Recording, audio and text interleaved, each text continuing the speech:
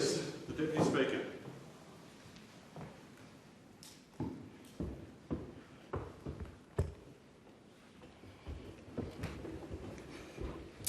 Are there any constituency statements by honourable members? The member for Fowler.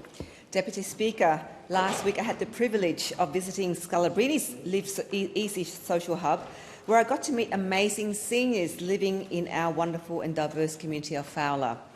Scalabrini is a not-for-profit organisation that initiated this seniors program, bringing together older people from Filipino, Spanish and Italian backgrounds to connect and stay active, like 95-year-old Rosina Trabia. It's a simple thing, but it reminded me just how important staying connected is for keeping people healthy and happy, and they're looking to expand this initiative further to other cultural groups. I also had the pleasure of joining our Timorese community to commemorate 50 years since the first Timorese refugees found safety here in Australia, in my community of Fowler. We began with a moving mass at Our Lady of Mount Carmel in Mount Pritchard, and then gathered at the Timor Chinese Association of New South Wales for a lively celebration. It was a special moment for me too to reconnect with Aju Pereira, now Minister of State for East Timor, whom I first met and interviewed decades ago during his country's fight for independence. The resilience and generosity of the Timorese people have enriched Fowler and southwest Sydney for half a century, and their contribution continues to inspire us. This week I also had the privilege of welcoming nearly 800 new citizens at ceremonies across Fairfield, Liverpool and Cumberland councils. For many of us, including myself, that citizenship certificate is more than just a piece of document. It's a symbol of belonging, opportunity and a fresh start in the Australian story. Whether it's helping seniors find connection, celebrating the milestones of our multicultural communities or welcoming new Australians, these moments remind us all of what makes Fowler and, of course, Australia so special, so inclusive and so multicultural. To every individual, family, community, group working to lift one another up, I say thank you. Together we are stronger. Thank you, Deputy Speaker. The member for Cunningham. Thank you, Deputy Speaker. I was proud to join with tens of thousands of people to march for humanity across the Sydney Harbour Bridge recently. This sent a very powerful message across the world that enough is enough. The war needs to stop. The starvation and killing of children needs to stop. There must be a ceasefire and the hostages must be released. The Prime Minister recently announced that Australia will recognise the State of Palestine at the 80th session of the United Nations General Assembly in September. The President of Omar Mosque in Gwynville, in my electorate, Hussein Salem, has been an invaluable source of advice and counsel to me for many years, and particularly over the last 2 years as the situation in Gaza has escalated. After the Prime Minister's announcement and the response from Israel's Prime Minister, Huss said, "We are proud of the strong and courageous stance of the Prime Minister. The only solution is a two-state solution. We need to end the hunger and the blockade of aid and health care. We are shocked and disappointed at the stance of the Israeli Prime Minister. Since 1947, Australia has supported Israel's existence and a two-state solution. A two-state solution is the only pathway to a secure and prosperous future that respects the aspirations of Israelis and Palestinians alike. There is much work to do in building the Palestinian state. Australia will work with partners on a credible peace plan that establishes governance and security arrangements for Palestine and ensures the security of Israel. The world is seizing the opportunity of major new commitments from the Palestinian Authority, including governance reform, termination of prisoner payments, schooling reform, demilitarisation, general elections and its recognition of Israel's right to exist. We've been upfront about the challenges for recognising a Palestinian state, like the release of hostages and no role for Hamas. We also call on Israel to engage because we know a two-state solution is essential for the region's long-term security. Our government has worked hard to collaborate with many other like-minded countries around the world, building historic global momentum to break the cycle of violence in the Middle East. Difficult work that I believe has been underestimated and dismissed by some for their own political gain. We have joined with a growing number of countries to call for a ceasefire, condemn the taking of hostages on October 7 and criticise Israel's inhumane killing of civilians in Gaza and the handling of aid distribution in the Strip. We condemn the drip-feeding of aid and the killing of civilians, including children, seeking to meet their most basic needs of water and food. And we call on Israel to allow a full and immediate resumption of aid to Gaza, in line with the binding orders of the International Court of Justice. I give my absolute assurance that I will continue to be a strong advocate for peace. Enough is enough. Thank you. Out of bed and off we go. It's time to see how sugarcane grows. Deputy Speaker, it's an absolute delight to inform the House today of an educational children's book, No Drama, Cane Farmer, written by a constituent of mine and Mackay local Nikki Townley. This book shines a spotlight on the vital industry of our country, sugarcane farming. Nikki, a passionate early childhood teacher and mother to 4 very busy kids, married cane farmer Charlie and lives in the middle of a cane paddock. In fact, it was during her maternity leave with her 4th child that Nikki somehow found the time and energy to put pen to paper and create this wonderful story. A story that is now being shared with children and families across our community and soon the nation. What makes No Drama, Cane Farmer so special is how it blends family farming life with professional expertise to help educate young children, both rural and city, about the process involved in cane farming. Through her storytelling, Nikki takes readers on a journey from planting the sugarcane to harvesting, processing and transforming it into the sweet sugar that we eat. She highlights the hard work and commitment of our farmers and the sophisticated process that brings sugar from our paddocks to the rest of the world. It is a beautiful example how a children's storybook can entertain and can also inspire and inform. From living on a cattle property to becoming a cane farmer, Nikki told me how she believed it is important for children to understand where food comes from. I could not agree more. And let's not forget about the stunning illustrations that bring this story to life. Focusing on Nikki's family, the pictures were created by a talented artist, Victoria Mickey of Ukraine, of all places. Each page illustration captures the colours, movement and life of the cane paddocks, the machinery and the characters, all from photos Nikki supplied to Victoria. Nikki has taken her everyday experiences and turned them into something that will inform and delight children for years to come. Whether you're a kid growing up on the farm or one who has never even seen a cane harvester in action, this story is one for you to enjoy. Thanks, Nikki, for sharing your story and for showing us that there really is no drama when you've got a heart as big as our farmers have and a strong connection to the land. No Drama, Cane Farmer is a must-read for everybody. Do yourself a favour, buy a copy, read it now and get one for your kids and your grandkids. Member for Deakin. Deputy Speaker, like many in my community, I was thrilled when the Treasurer announced the Economic Reform Roundtable. Tackling the big issues on resilience, productivity and budget sustainability, it's important to our country's future, and these decisions will impact communities right around the country, including in my very own community in Deakin. That's why, ahead of the Economic Reform Roundtable last week, I brought together a group of business and union leaders, care economy organisations and education providers from around Deakin to talk about economic challenges and solutions for our community. Thanks to my friend, the Assistant Treasurer, for coming along and chairing our discussion. We have people from construction, manufacturing, healthcare, childcare, aged care, commercial property and peak union and business bodies around the table. And while you're never going to get agreement on everything, we found some great common ground on the need to make sure our young people have a better understanding of all the options in front of them. Of course, university remains the pathway to a number of interesting and rewarding careers. And, of course, our government's very first piece of legislation after the election was an act to help students with a 20% reduction in their HECS debts. But university is not the only path available. By going through TAFE, you open the door to a number of rewarding careers as well. Free TAFE courses are supporting hundreds of thousands of Australians to get the skills and knowledge they need for a great career.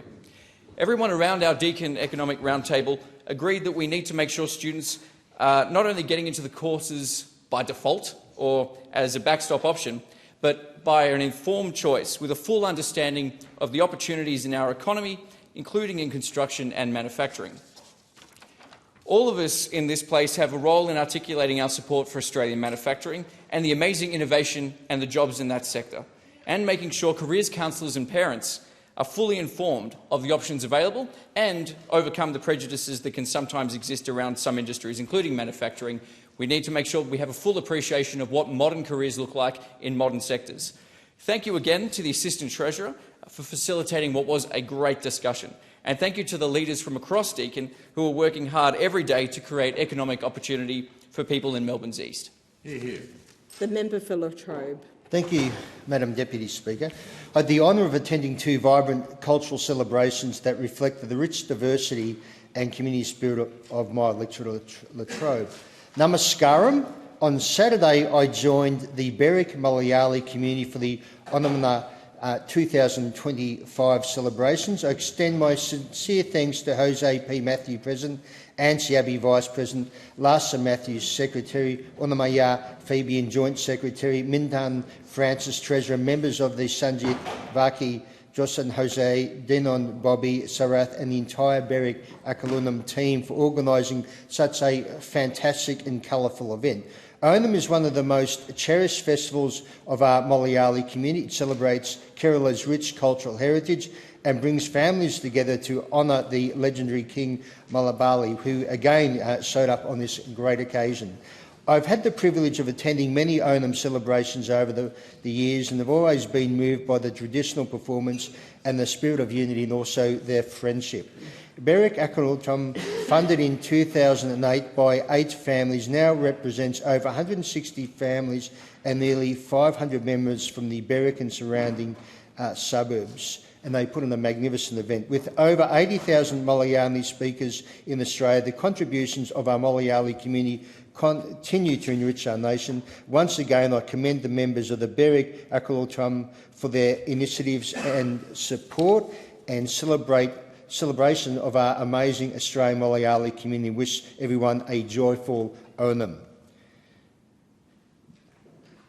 Deputy Speaker, I also had the great privilege of attending the Kardinia Gujarati Association, and namaste to all of them, and where they celebrated the Jamasi Tami and the Ganesh Yusuf celebrations in Pakenham. I thank Bridgel, who's a great friend, and the trustee and all the committee members for putting on such a magnificent event.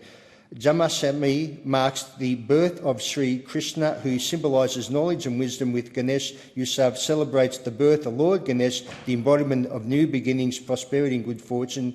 Both festivals hold great significance for our wonderful Australian Hindu community. Extend my heartfelt wishes to all those celebrating. What made this event truly special was the leadership of the CGAI Junior Committee, children aged between 10 and 16 years, who took charge of organising this wonderful event. And again, I commend the Kardinia Gujarati Cultural Association, such a vibrant community in my electorate Latrobe.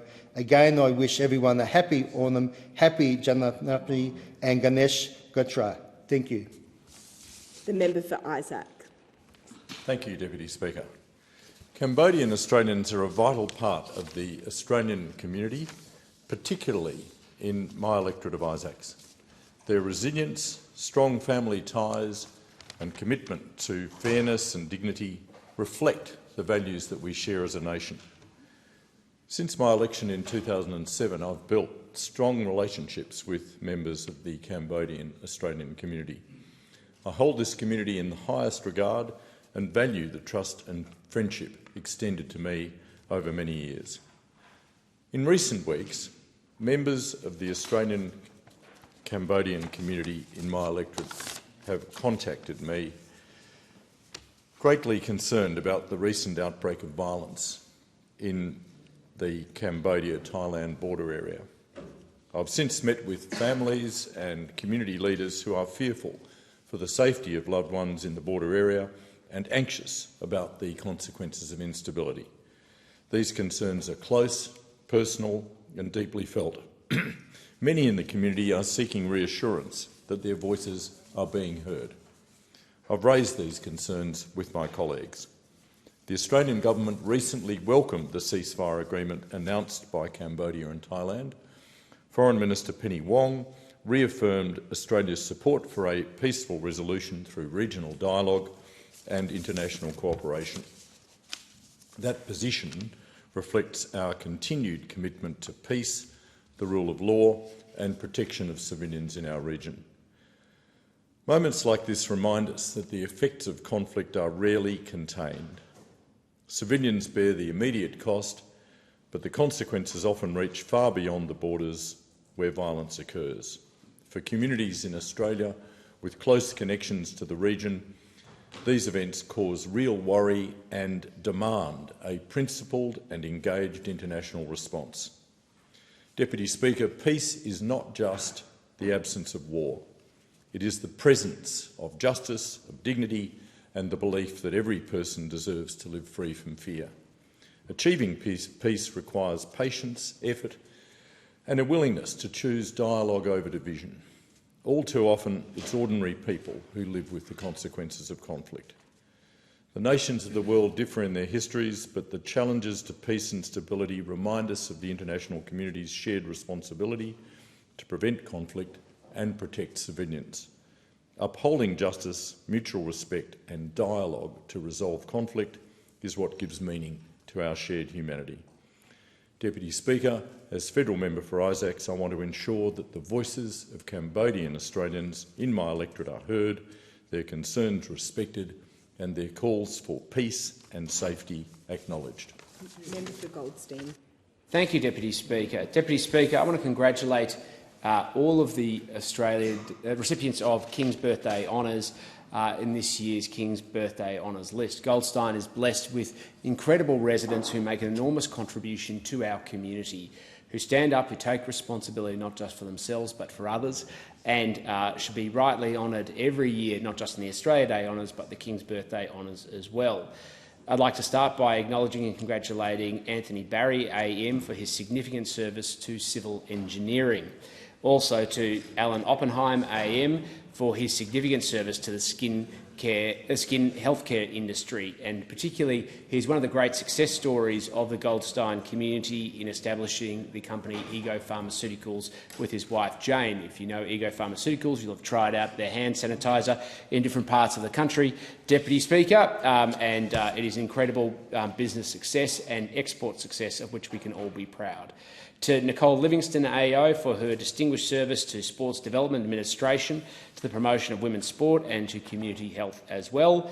To Professor Jodie McVernon AO for distinguished service to medical research in the field of epidemiology and infection prevention, to tertiary education and to public health. To Mrs Jennifer Hubbard OAM for service to multicultural affairs through a range of community organisations, and of course to the Jewish community in particular, and of course her legacy as a former State Labor Member of Parliament. To Mr Derek Jones OAM for service to the community of Beaumaris, and in particular to his work to things like graffiti removal and for cleaning up our streets, and also my love to his wife Elizabeth. To Mr Simon Marks OAM for his service to youth, to Ms Anne Shipp OAM for service to nursing, and to the late Ms Simone Stevenson OAM for service to industrial relations, particularly to asbestos eradication, which of course is an enormously important contribution to public life and to make sure that Australians live safe and healthy lives in the workplace, something that I'm sure everybody on both sides of this chamber would support, and I'm glad to see members opposite nodding along. And of course to my good friend Timothy Wildash OAM for his service to the cash management industry. Another great success story of a local resident who has established a business that has gone on to significant success by providing pathways. If you've ever been to a pub or to a service station and a bank has fallen short by not providing the services or ATM facilities that they might once have, and you see a next payment ATM, that might be Timothy Wildash's ATM, Timothy Wildash OAM ATM right there, as well as a number of other non-cash payment platforms which are available through different formats at things like festivals. So congratulations to all of them. You do us enormously proud in the Goldstein community. Thank you for your service. Member for Ford. Deputy Speaker, I said that when I got elected that housing would be my #1 priority. Housing is the issue that is brought up with me consistently when I'm door knocking or making phone calls or speaking to people at community events. When we talk about the cost of living, what people pay for rent or the mortgage is at the heart of it, because you pay your rent or your mortgage first. The house is the last thing to go when you're struggling to pay your bills. And that's why I think it's great to see that housing is at the front and centre of the Albanese Labor government's agenda. And it's fantastic to hear today that we're bringing forward our commitment to help first home buyers buy a house with just a 5% deposit, starting this October and not next year as originally planned. Every Australian deserves the chance to own a home, and we know that it's been getting harder and harder for first home buyers. Have a look at that age group between 25 and 35. Those figures show that in the 90s home ownership was somewhere around 60%, and now it's heading down to 40%. But let's not focus on how we got here. Just know that over the last 30 years there has been a failure of federal LNP governments to invest in public housing, because it was part of the post-war miracle of Australia that state, federal, Labor, Liberal governments across the country invested in public housing, not out of the goodness of our hearts, but because we knew that if we could keep the cost of living down, keep the cost of rents down, we could take the pressure off wages, that helped business, and we could keep living standards high. In fact, one of the reasons that we attracted a car industry to Australia was because of public housing. Look at where the car plants were. They used to have public housing built around them. In fact, it was part of the charter of the housing trusts around the country to facilitate in the economic development of the state. I've long believed that providing affordable housing is the biggest impact that a government can have on the economy. And now we're playing catch-up. We're going to turn it around, and we're going to do it by working with states and councils and industries to get homes on the ground faster. We're going to do it through schemes like Help to Buy, where the government will share equity with the individuals in a house. We're going to do it through the biggest housing program of over 3 decades, the Housing Australia Future Fund. And we're going to do it by building 1.2 million homes, hundreds of thousands of which will be earmarked for first home buyers. We're going to do it by freezing the construction code, cutting red tape and getting builders back on site faster. And we're going to do it with things like the 5% deposit for first home buyers, which will start in October. We're making it so that all first home buyers can access it. No income caps, no limits on places, and we're lifting the property price cap too, so that people can actually find a place that suits their family and their future. This policy cuts through. It shaves years off the time it takes to save for a deposit, and it saves people tens of thousands of dollars in mortgage insurance. Labor is acting to make housing more accessible and equitable. Member for O'Connell. Thank you very much, Acting Deputy Speaker. And I rise today to highlight this government's appalling record on delivering on their promises. The delays in transitioning to the new model of seniors' home care packages has been a disgrace, and this government should be ashamed to be kicking the can down the road by 6 months, causing considerable uncertainty and distress to some of the oldest, most isolated and most vulnerable constituents in my electorate. Sadly, I'm not exaggerating when I say people will die waiting for the assessment, approval and delivery of their life-changing, life-sustaining packages.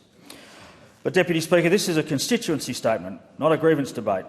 So I actually rise today to commend the hard-working team behind the staying-in-place model of care for seniors. Conceived in 2018 in the small O'Connor town of Pingelly, 150 kilometres south-east from Perth, staying in place has been driven by former WA Liberal Cabinet Minister, the Honourable Helen Morton, and Pingelly local Lee Steele, and of the Pingelly Community Resource Centre. Their dream was to support Pingelly seniors with services delivered by locally sourced care workforce. As the Somerset Alliance, they secured federal funding under the previous coalition government for a pilot program to find ways of reducing loneliness and improving connectedness between geographically isolated older people in regional and remote communities.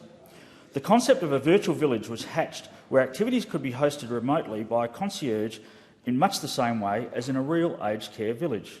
To date, this virtual village has brought together over 270 participants, separated by the tyranny of distance, lack of transport or inability to travel, and instead connected them by modern-day technology.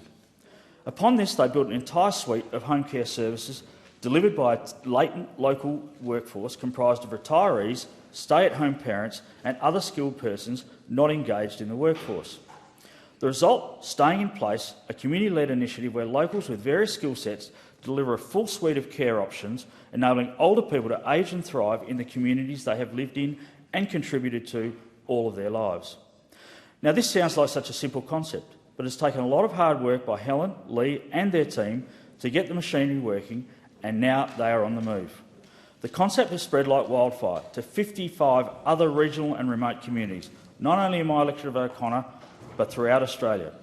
So I conclude by saying how proud I am to have been involved in this initiative. And I welcome Lee and Helen to Canberra, where they will be giving evidence to the Senate inquiry into aged care service delivery by the Standing Committee on Community Affairs. But I'm not alone in my praise. The Department of Social Services, who funded the Staying in Place as a pilot, praised its cost-effectiveness and positive health outcomes. And as Helen herself agrees, people who leave their communities often don't thrive. Staying in place gives them a chance to age with dignity in the place they know best. Member for Chifley. Thank you, Deputy Speaker. I'd like to recognise the phenomenal work of Sally Wynne, who helped set up Doonside's Eagles Wraps.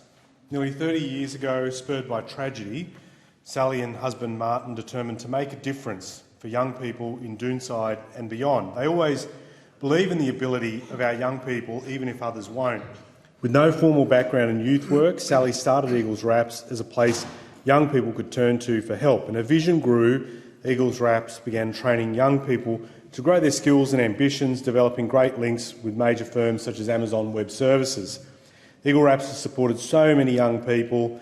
I love attending their graduation ceremony, seeing the pride in the faces of the graduates' parents. It's said Sally's retired, yet retiring is never a word I'd associate with Sally, and I'd like the House to know Sally Wynne has been instrumental in changing lives, delivering hope to young people in Doonside. This is going to be hard to talk about, Deputy Speaker, because this person meant a great deal to me personally and to our community, the late Uncle Greg Sims, community leader, activist, storyteller and cultural educator. Born in 1949, he fashioned deep, tight, enduring ties to Western Sydney through ancestral links to the Gundungurra of the Blue Mountains and the Gadigal of Darug Nation. Quiet, humble, modest, often with a cheeky glint in his eyes, but never to be mistaken, he was a force of nature, always directing that force to help others, always busy, always working. Every event in every corner of our region, Uncle Greg would be there, and then he'd be there for others in their time of need, especially for young people who'd given up hope that anyone would be there to help them. Never bitter, never angry, full of faith in his fellow person. He strove for reconciliation, a regular face at the Mount Druitt and District's Reconciliation Walk, often reminding us, quote, "Piano sounds best when the black and white keys play together." You didn't just know Uncle Greg, you loved him. You love what he stood for. You love how much he gave of himself. His farewell service at St Andrew's Catholic Church in Malabar witnessed an incredible turnout, literally standing room only, people spilling out of the doors, leaning in to hear what they could. It seems fitting, Deputy Speaker, when recalling Uncle Greg, to end with one of his signature phrases, one that always left an imprint on the minds of those who heard it. When you take your next step, remember the ones that took the steps before you. Rest in peace, you tremendous warm soul, Uncle Greg Sims. Thank you. There being no further constituency statements by honourable members, the next item of the business will be called on. Private members' business, notice number 1, Environment Protection, member for Moncrief. I move a motion related to environment protection in the terms in which it appears on the notice paper. Is there a seconder? I second the motion and reserve my right to speak later. The question is that the motion be agreed to. Well, this government's record on the environment is similar, well, to that of, let's say, West Coast this season. It's pretty damn poor. And just last week, the South Australian algal bloom was labelled one of the worst recorded harmful algal blooms in the world. And Dr. Donald Anderson, an international scientist and director of the US National Office for Harmful Algal Blooms, expressed concern that this bloom has become so large that it may no longer be logistically possible to neutralise it. And it's now one of the worst harmful algal blooms in the world, covering 4,500 square kilometres of South Australian coastline. It's twice the size of the ACT, and it can now be seen from space. And it's devastating. But one that could have been avoided if the state and federal Labor governments took some action, just some action, when they were first warned. Some action earlier than the 150 days that it took their Prime Minister to go down to South Australians when they needed him the most.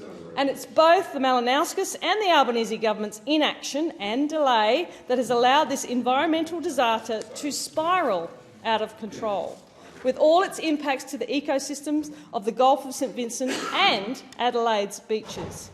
Australian scientists warned the government over 18 months ago of the impending disaster, but were ignored, and funding to monitor this disaster was also denied. And 5 months ago, Australian scientists again raised their concerns with this government. Crickets, tin ears.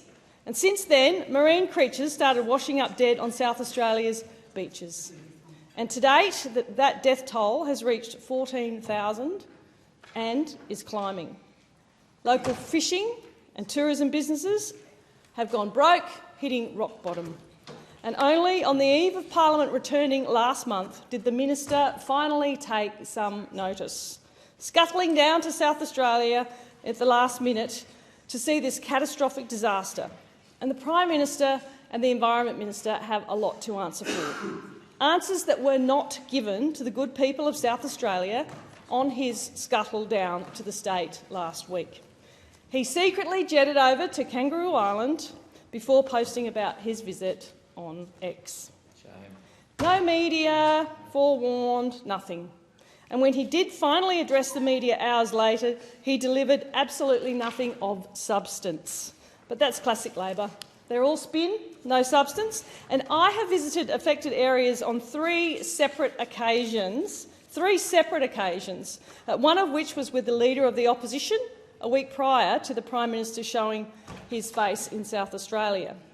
Now, let's be frank about this harmful algal bloom.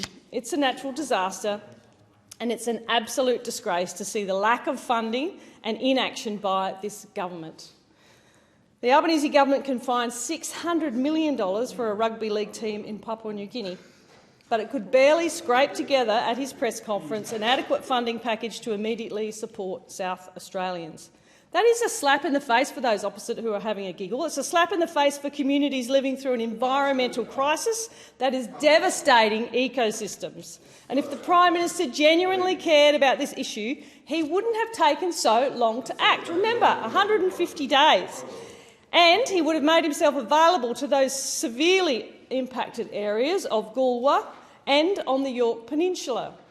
Labor continues to fail in delivering anything of substance when it comes to the environment. There's simply no accountability, and it's simply not good enough. It is too little, too late for those coastal communities, families, businesses and fishers, and thousands of dead marine creatures affected by this harmful algal bloom. The scientists, don't forget, 18 months ago have been asking. 18 months. Those opposite will come in here and they'll try and spruik their environmental credentials, but they have failed. They didn't turn up, and when they did, it was too little, it was too late, and their credentials are absolutely all washed up. Shame on you, Prime Minister. Shame on you, Murray Watt, the Environment Minister, Senator Watt, for not being there for South Australians when they absolutely needed you to turn up and show leadership on this disaster of their ecosystems, this disaster for their families and small businesses, this disaster for the tourism businesses as well on the Yorke Peninsula. And let's not forget that the Gulf of Spencer is just around the corner, Prime Minister, so look out for South Australians.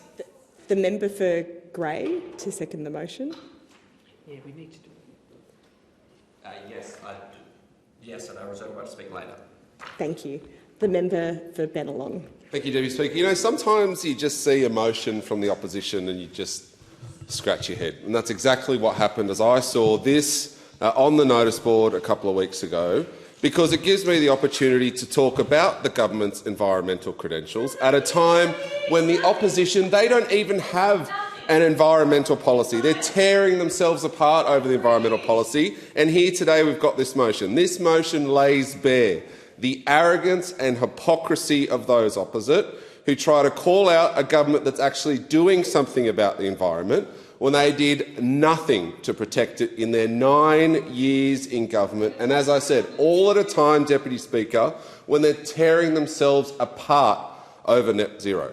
Let's be very clear. Australians rejected the Liberals and Nationals' environmental vandalism at the ballot box, not once but twice, because they saw a decade of climate denial, division and delay.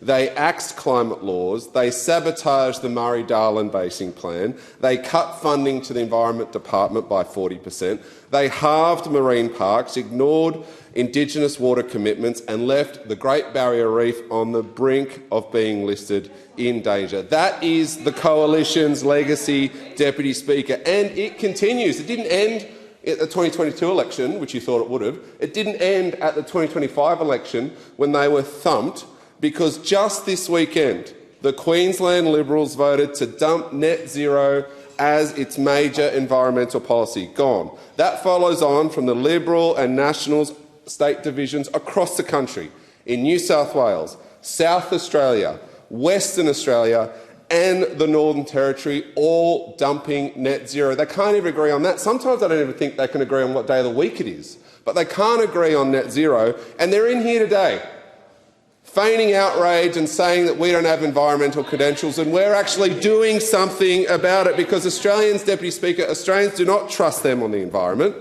and that's why they've been rejected at the last 2 elections. Since coming to office, our government has overturned nearly a decade of denial and delay and put Australia back on track when it comes to taking action on climate change. And the results are clear, Deputy Speaker. We've legislated stronger emissions reduction target, a 43% cut by 2030 and net zero by 2050. We put those targets into law, so no future government can walk them back. And we're on track to achieving that target. I'll take on that interjection. We're on track to reach that target because we've unlocked billions in renewable investment. In the year to March 2025, emissions fell by 6.5 million tonnes, putting Australia 28% below its 2005 levels. Preliminary data for the financial year ending June 2025 shows an even bigger reduction in emissions, 10.6 million tonnes. That's 29% below 2005 levels, with more than 40% electricity in our grid coming from renewable energy, further driving down emissions and helping our environment. That's not spin, Deputy Speaker. That's not fake outrage. That's actually delivery. It's happening because of the safeguard mechanism which we reformed, which forces our biggest polluters to cut emissions by nearly 5% every year. It's happening because we've added over 18 gigawatts of new solar and wind since 2022. And it's happening because of popular policies like our cheaper home battery subsidy, with over 33,000 batteries installed in a matter of weeks, Deputy Speaker, adding more storage so that people can use the solar on their household to reduce emissions as well. We've protected an extra 95 million hectares of bush and ocean. We've doubled funding to national parks like Kakadu and Uluru, and we've invested more than $600 million in protected threatened species. We've supported Indigenous rangers with a record $1.3 billion program, doubling their numbers to care for country. And we're not stopping there. Australians are telling us, and people in my electorate are telling me, they want us to keep lifting our ambition. In fact, recent polling shows that 44% of voters support stronger 2035 emissions reductions targets of between 65% and 75%. I'll be one of those MPs pushing our government to go further on the environment and not take lessons and lectures from those opposite who did nothing in their near 10 years in power. Thank you. I'll remind members from both sides that members deserve to be heard in silence. The member for Grey. Deputy Speaker, I rise today to support the Shadow Minister for the Environment, the member for Moncrieff, Angie Bell, in an urgent call for the Environment Minister to attend this chamber and explain the Albanese government's catastrophic failure in environmental management. And to speak of fake outrage, how about someone show up and actually come to Electorate of Grey, where the epicentre of the algal bloom is? Now, the simple truth is this. The government's environmental credentials are not just in question, they are, as Ms Bell rightly said, completely washed up. Let's begin with what's unfolding right now in South Australia. For over 18 months, eminent scientists were warning of the growing risk of the toxic algal bloom. They sought meetings, they sought engagement, they sought leadership. What they received from the government was silence. No meetings, no action, no leadership. Now, the consequences of that neglect are being felt across South Australia, but nowhere more severely than in my electorate of Grey. The epicentre of the bloom lies in the Gulf of St Vincent and is now spreading into the Spencer Gulf, home to Port Lincoln, the seafood capital of Australia and the base of the Southern Hemisphere's largest fishing fleet. More than 14,000 marine animals have died. International experts have described the outbreak as one of the world's worst algal blooms. Our fishing and tourism ministries are on their knees, and families who have made their living from the sea for generations are now watching hopelessly as their catch disappears before their eyes. And what was Minister Watt's response? A last-minute dash to South Australia on the eve of Parliament sitting, a photo opportunity, dressed up as leadership. Just days earlier, he dismissed the crisis as merely a state issue, sending only a departmental official to witness the devastation. Then, last week, we saw the same pattern repeated by our Prime Minister.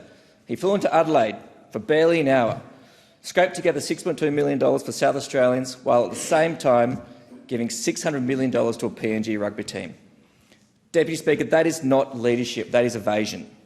And Deputy Speaker, I want to be clear. This disaster is not just about algae, it's about accountability. It is about a government that ignored scientists, ignored fishers, ignored local communities, and ignored its own responsibility to act. The human impact is heartbreaking. I've spoken to fishers who have not caught enough fish to make pay for 3 or 4 months. They tell me they feel physically sick, not just because of the financial strain, but because every day they go out into the sea and are confronted by the sight of dead or dying fish. Garfish, squid, dolphin, shark, ray. For some species, it is as though they are disappeared entirely from the Gulf. Small family businesses in the marine-scale fishery are facing financial ruin. The social and emotional toll is profound. This crisis is not just about ecosystems, it's about people. It's about livelihoods. It's about communities up and down the South Australian coastline who rely on the ocean not just for food but for their future. The government support to date has been too little, too late. Access to assistance programs have been riddled with restrictive criteria, leaving many fishers unable to qualify. The federal government has refused to declare this disaster a national emergency or natural disaster, which would unlock the scale of funding and resources truly required. Deputy Speaker, this is not an isolated issue. From recycling reform to Indigenous cultural heritage protection, the environmental protection laws to biodiversity conservation, this government has failed to deliver on every major environmental promise it has made to the Australian people. We've seen slogans, we've heard speeches, but when it comes to substance, nothing. This is why the Coalition has fought for a Senate inquiry into the algal bloom. The inquiry has bipartisan support, and it will investigate not just environmental devastation, but also the government's inadequate response. But accountability must also come here, to this chamber. The Environmental Minister must explain why the government ignored scientists for 18 months. He must explain why it took the death of thousands of marine animals and the collapse of local industries to force any action. He must explain why communities like mine in the electorate of Grey have been abandoned to fend for themselves. Deputy Speaker, Australians deserve better than delay, denial and disaster. They deserve a government that values science, that listens to communities and that protects both our environment and the livelihoods that depend upon it. The Albanese government promised leadership on the environment. Instead, it has delivered crisis after crisis. It's a record of one of broken promises. That is why I support this motion. I call on the Minister for the Environment and Water to come before this House and account for the government's failures. Our communities deserve answers. Our fishers deserve support. Our environment deserves better stewardship than this government has provided. Member for Deakin. Thank you, Deputy Speaker. I rise to speak against this motion moved by the member for Moncrieff. which appears really to be a stew of vague topic references smothered in boilerplate hyperbole and canned indignation. It is quite incredible for this to come from the party that's just looked to ditch net zero and hasn't for 18 years had any kind of cohesive environmental policy which they've managed to coalesce around for more than 2 minutes. The recent algal bloom in South Australia is a devastating environmental event. There's no denying that. It's having a massive impact on the South Australian marine environment, businesses and the local community.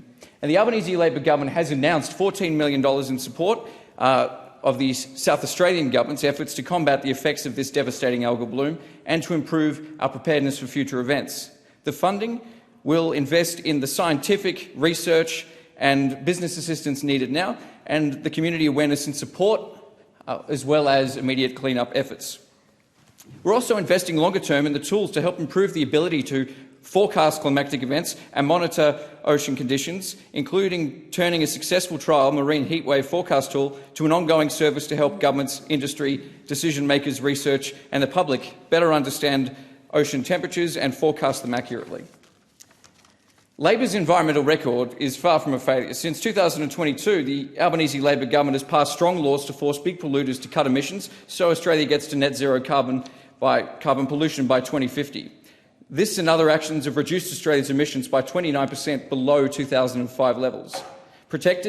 We've also protected an extra 95 million hectares of ocean and bush, which includes planned additions, an area almost the size of Germany, Italy and Norway combined. We've invested $1.3 billion to support the successful Indigenous Rangers program, including doubling the number of Indigenous rangers who help manage the feral animals and weeds killing our native species. We've invested over $600 million to better protect our threatened plants and animals and tackle the feral animals and weeds devastating our native species. We've increased recycling capacity by more than 1.5 million tonnes a year, stopping tyres, glass, paper, soft and difficult to recycle plastics going to landfill. We've established the world's first nature repair market, making it easier to invest in nature reduction. We've lifted our country's emissions targets by half, from 26% to 43% by 2030, and net zero emissions by 2050, and enshrined those targets into the law of the land, sending a message to renewable energy investors around the world that Australia has changed and is open for renewable investment. A stark contrast to what we've seen from the Coalition, which seems to engage in self-destruction every time the word environment or science seems to come up.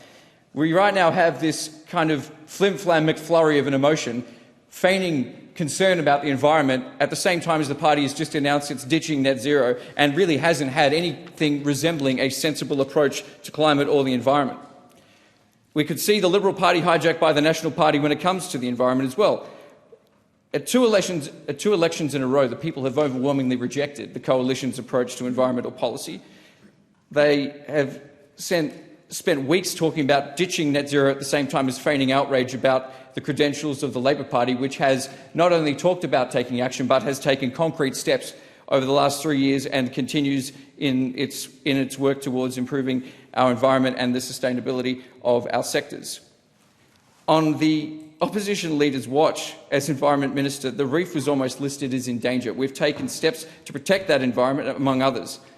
Now, if we listen to the Coalition and took their path, we wouldn't exactly call that science-based.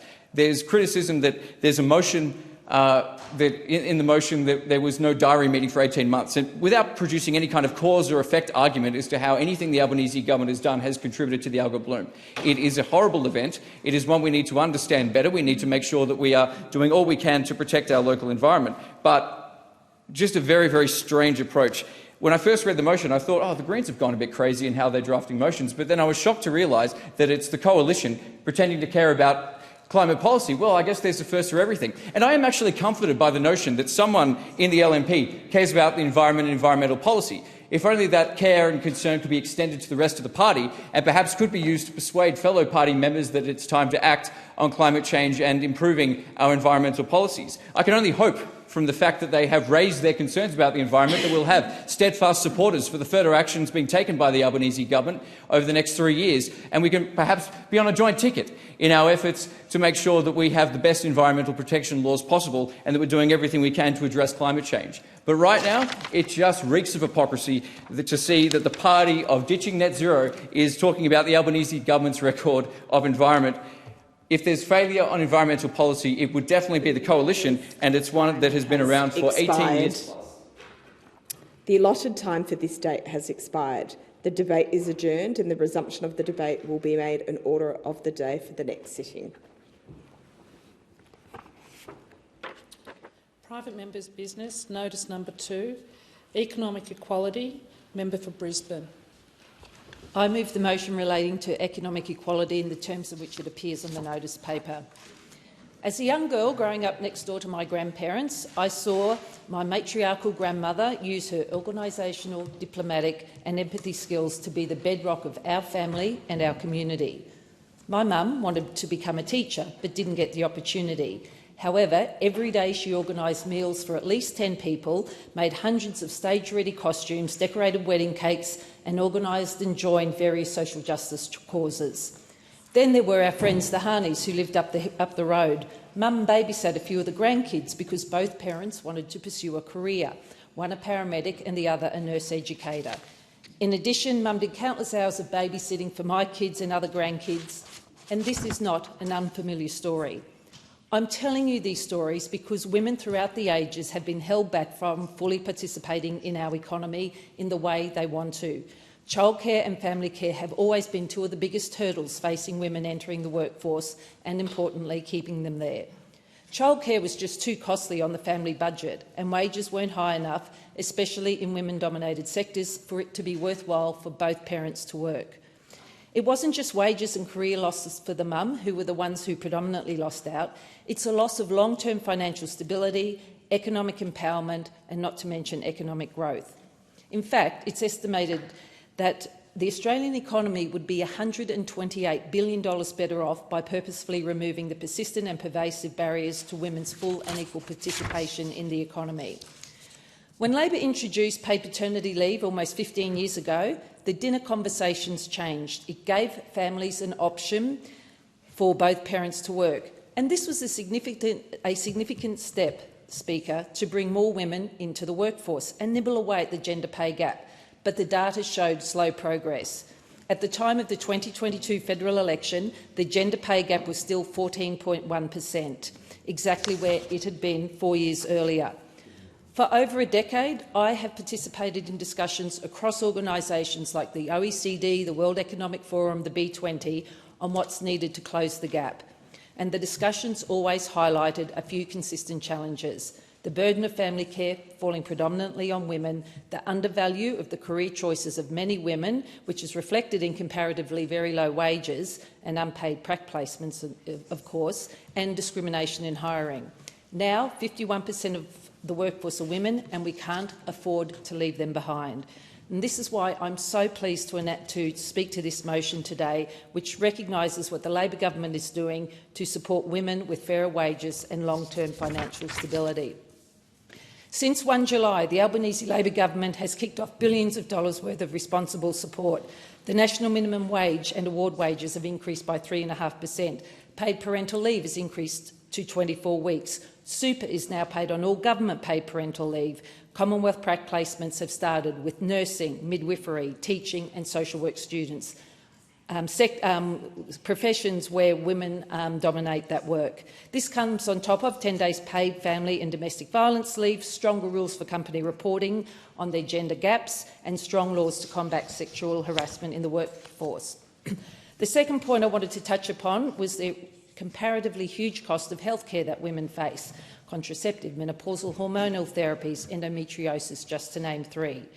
When I was door-knocking during the campaign, I spoke to a few ladies who told me a very similar story. They were scared and embarrassed to go out because of the physical and emotional symptoms that they experienced because of menopause. And this is why I stand here today to support Labor's actions on implementing a promise to deliver $790 million towards women's health. From 1 March, some of the most commonly used contraceptive pills were listed on the PBS. Contraceptive devices became cheaper. From 1 July, a new Medicare rebate for menopause health assessments was introduced. After more than 20 years, 3 new menopausal hormonal therapies were listed on the PBS. From 1 July, 2 new Medicare benefit schedule items were introduced for gynecological consultations of 45 minutes or longer. helping those facing complex conditions such as endometriosis and pelvic pain. And there'll be more endometriosis and pelvic pain clinics treating more conditions thanks to the Labor Albanese government.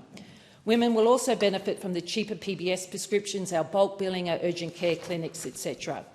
So I'm really proud of the steps this government has taken to enable more women to work, but still a lot more remains to do to close that gender gap, and I look forward to working with the government to continue to do this and make Australia fairer for women across our country. Is there a seconder for the motion? I'd like to second the motion and reserve my rights. The question is that a motion be agreed to. Thank you, Madam Deputy Speaker. I welcome the opportunity to speak on this motion this morning. As the Shadow Minister for Women, I am committed, as we all are in the Coalition, to ensure we're delivering economic equality for women. But just as importantly, we must deliver on the essential services and to tackle the issues that are hurting so many women, children and indeed all Australian families. Instead of driving economic growth and bettering our lives, the Albanese Labor government's out-of-control spending spree is actually failing Australians. And with nearly 51% of the population being women, you can consider their efforts an epic fail. We have and continue to experience the sharpest fall in living standards in the developed world. Living standards in Australia have declined more than 6% under Labor. Interest rates have gone up 12 times, with families still being punished with an extra mortgage repayments of up to $1,800 a month. And let's face it, the cost of everything is up. Electricity bills are up 32%, gas bills are up 30%, rents are up 20%, food is up 14%, health costs are up 15%, and don't get me started on only needing to use your Medicare card, not your credit card. When families are skipping meals to keep the lights on and heating on, it's clear this government has got its priorities all wrong. Australians' housing crisis is in freefall.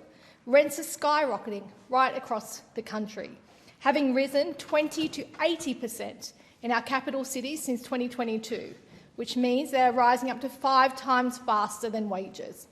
More and more Australians are accepting that owning their own home may never be a reality while prices remain so high and supply continues to dwindle. Homelessness is a reality for too many. Earlier this month was Homelessness Week, an important week dedicated to highlighting the homelessness crisis here in Australia. Homelessness Australia said of the people assisted by specialist services, 6 in 10 are women, 1 in 3 are single parents, nearly 10% were women aged over 55, and nearly 40% of clients had experienced family and domestic violence. Family and domestic violence continues to be one of the biggest challenges in our communities. 1 in 4 women have experienced violence by an intimate partner. That's around 2.3 million women in this country. Your sister, your relative, your friend, your neighbour. The same number have experienced emotional abuse, and 1 in 5 have experienced sexual violence. These issues matter. They are important, and we must do more to stop it now, not later. When it comes to the gender pay gap, as the member for Brisbane has highlighted, we are seeing an improvement. Last week, the Minister for Women, Senator Gallagher, said in a media release, Australia's gender pay gap is at the lowest ever level since records began, at 11.5%. I appreciate that this allows a media release to be issued. However, according to the ABS, it reached 11.5% last August before rising again to 11.9% in February. Despite this seemingly low number, the government's own Workplace for Gender Equality Agency reports this data quite differently because it includes overtime, superannuation and other payments that are received. Their reporting states the gender pay gap is still much higher at 21.8%. These two data sets far from align, though both show an improvement over the last decade. When this data was first reported in 2015, the gap sat at 28.6%. Year on year, this percentage has fallen by around 1 percentage point. That is, until the Albanese Labor government was elected. In 2022, the Workplace for Gender Equality Agency reported the gap at 22.8%. In the 3.5 years since they came to office, this has shifted just 0.4%, an average reduction of 0.1% each year. As important as each of these issues are, what's more important is that we do not apply a technicolor lens to data and evidence to paint the situation as something more palatable. If it's broke, let's fix it, but we must not sugarcoat it. Thank you. I thank the member. The question is that the motion be agreed to, and I call the member for Barton. Thank you, Deputy Speaker. When women thrive, Australia thrives, and that has always been Labor's vision. And under this Albanese Labor government, we are making historic investments to deliver real economic equality for Australian women. For too long, women have been left behind in our economy, that being underpaid, undervalued and unsupported. But change is happening, and it's happening because this Labor Albanese government believes that every woman deserves safety, security, opportunity and a fair share in our nation's prosperity. Over 8,000 community and personal service workers call Barton home. We know that a large share of these workers are women. They are nurses in our hospitals, caring for our elderly relatives in aged care homes, supporting at-risk youth as social workers and teaching our kids in early childcare. We rely on them to keep our community safe, healthy and educated, and there are over 8,000 households rely on them to keep food on the table. One of the first things I did as the member for Barton was visit some of these workers in training at Cogra TAFE, alongside with Minister Giles. We visited 3 classes, a majority of which were filled with women, and who were all taught by women. They had already begun their placements at St George Hospital and were eager to join local health services full-time. One young student, Quinn, told me how excited they were to start work so they could give back to the community that they had already given so much to them. These are the people benefiting from our work in this House. Generous, kind, tough and diligent women in Barton. It is far overdue that we celebrate, protect and support their work. Now, Deputy Speaker, we are absolutely rewriting the story of care in this country. We're expanding paid parental leave to 6 months by 2026, paying super on that leave from July this year and investing $1 billion to build more childcare centres. These changes mean families will be almost $12,000 better off than they were before Labor's reforms. We are also delivering on long overdue pay rises in aged care and early childhood education, which are industries overwhelmingly dominated by women, and we extended the parenting payment until a child turns 14, supporting single mums to stay afloat.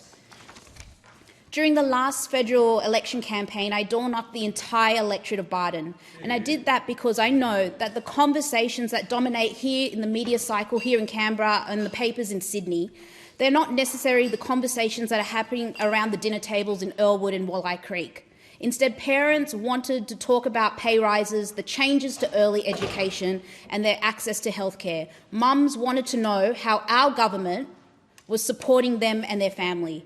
Students wanted to know that their work would be rewarded once they finished their studies. Deputy Speaker, the results speak for themselves. Under Labor, the gender pay gap is at record lows of just 11.9%. Women are earning $217 more per week than in May 2022. Women's workforce participation at record highs of 63.4%, with more than 600,000 new jobs for women created since Labor came to office. We've made gender equality an object of the Fair Work Act, required large employers to report their gender pay gaps, and we're funding the Fair Work Commission to fix undervaluation in women-dominated industries. We're not stopping there. We're investing in women's futures through fee-free TAFE, through practical placement payments for teaching, nursing, midwifery and social work students, through cutting and reforming HECS and help debt, which disproportionately impacts women, who holds almost 60% of student debt. Deputy Speaker, women's health is in front and centre too. This government invested $792 million in women's health, opened 22 dedicated endometriosis clinics, expanded care for menopause and tripled the bulk billing incentives. You know why, Deputy Speaker? Because women's health should never be treated as an afterthought. So to all of those people I spoke to at their doorsteps, this is the work that is supporting you and helping you get ahead, and this is only the beginning. We are breaking barriers in leadership here in Australia. Now we have a gender-equal parliament for the first time in history, with Labor women driving their achievements. We also have a gender-equal cabinet with 12 of 23 ministers being women. This is not symbolic, it is structural change. Deputy Speaker, let me be very clear. Economic equality for women is not a side issue. It's not an afterthought. It is core nation-building work. I thank the member. The question is that the motion be agreed to. I call the member for Mallee. Thank you, Deputy Speaker. This Labor motion about a better future for Australian women, but let me tell you about one woman from Donald in my electorate of Mallee, Wendy. Her future is not looking better under this government. For over 3 years now, the Prime Minister has repeated the mantra, nobody held back, nobody left behind. But Wendy has been utterly left behind by the combination of state and federal Labor governments in regional Victoria. Wendy is a 75-year-old pensioner who lives in Donald, 277 kilometres from Melbourne. Wendy contracted the superbug Stenotrophomonas multifilia during spinal surgery at the Royal Melbourne Hospital in March 2024. In Wendy's own words, and I quote, "After attending rehab where my surgery site split open, I was rushed back to the Royal Melbourne Hospital and subsequently had 3 washouts and drains inserted by the plastic surgery team. A number of other patients in my ward also suffered a similar fate, although the spine is unique in that the metal wear cannot be removed until fusion occurs. This bug attaches to and hides on metal and other surgical items." And she goes on, "Is aerobic, anaerobic, forming a covering, and when opportunity arises it may jump out, attach to the atrium valve of the heart and eat it until it turns to mush, or may move to other organs causing death.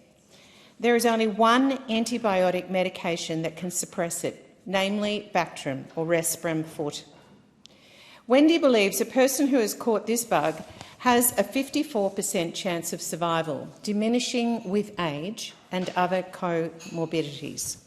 Wendy goes on, "My condition has been managed by an infectious disease consultant from Switzerland, as well as the orthopaedic team, but this causes some grief as there is little opportunity to use public transport in Donald." Now, if anyone doesn't know where Donald is, I invite you to look up a map. No taxi and a better resourced ambulance is at least 45 minutes away. Wendy goes on to explain that her medical consultant has encouraged her to move closer to the Royal Melbourne Hospital in case the bug causes a life-threatening infection. So with regret, she told me last week in a mobile office at Donald she has sold her home and is moving to Melbourne. Remembering the Prime Minister's slogan, let's call that part of her story the nobody held back part, it gets worse, Deputy Speaker. Wendy has also been left behind. Again in Wendy's own words, and I quote, "Recently I suffered a heart condition, which meant being taken by ambulance to Bendigo Hospital. It took 45 minutes wait time for the ambulance to arrive and a 2-hour bumpy journey to Bendigo Hospital and a further wait to see a doctor. Such are the issues with living remotely, suffering from a potential life-threatening condition. There was no GP doctor working that evening."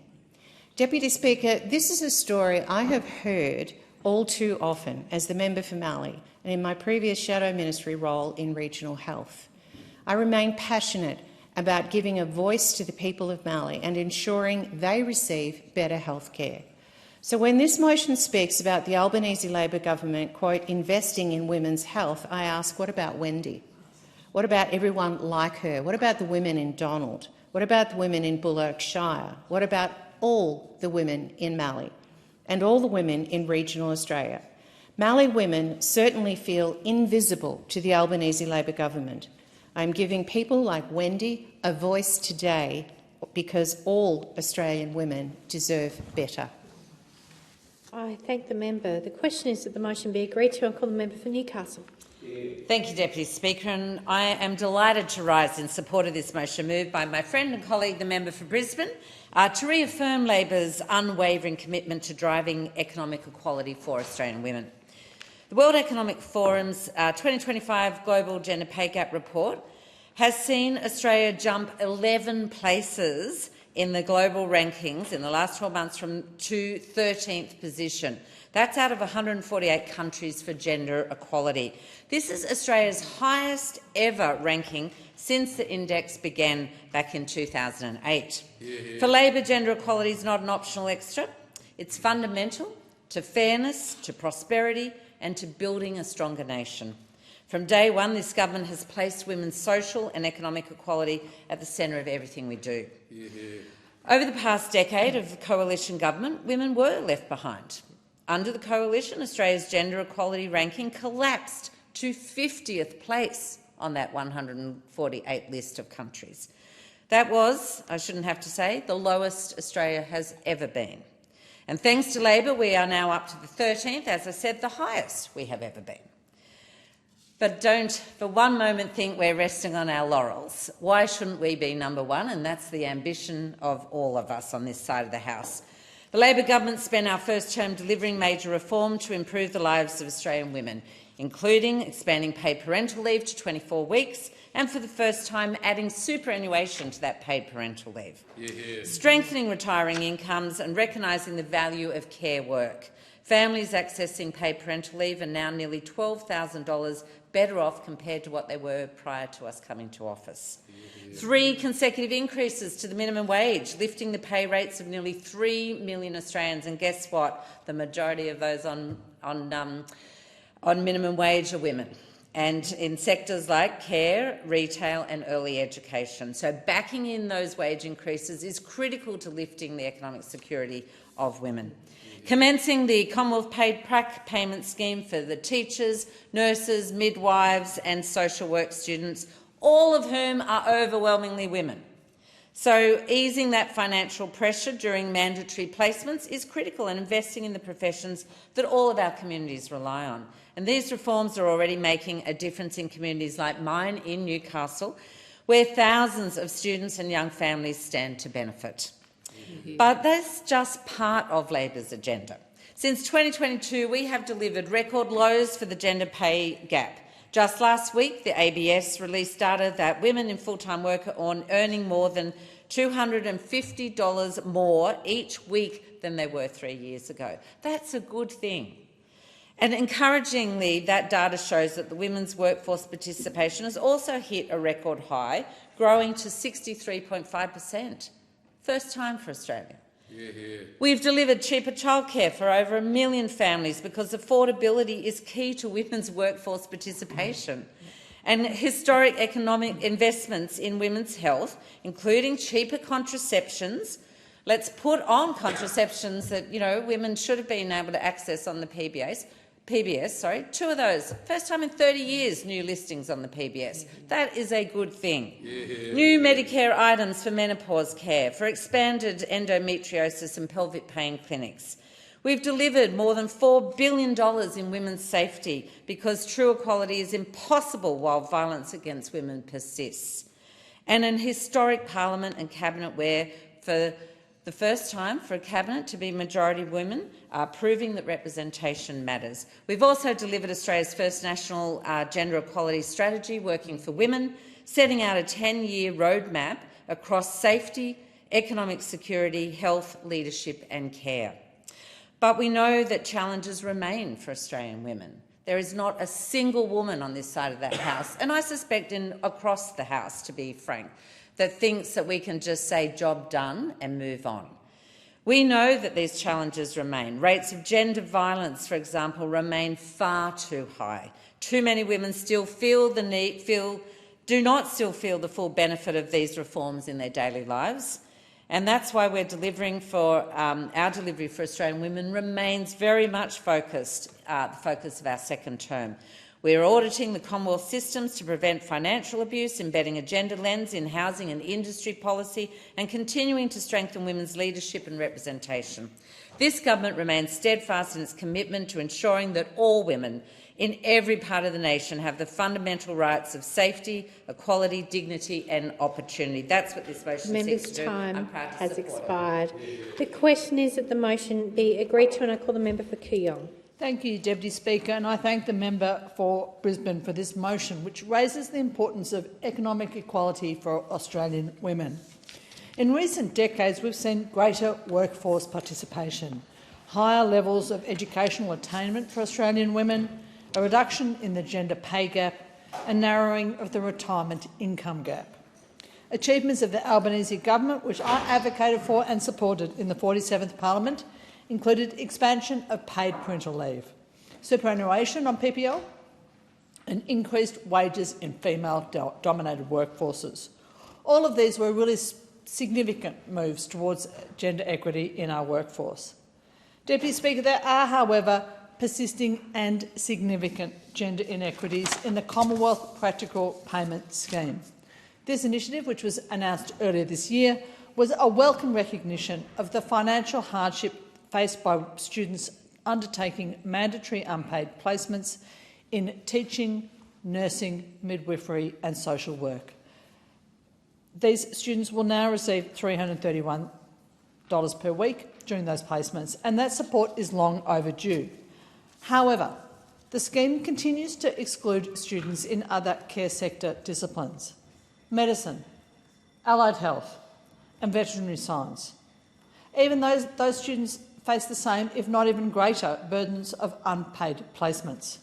Those students also have to complete hundreds, sometimes thousands of hours of practical training, often in rural or remote locations, often at the expense of their paid work at home.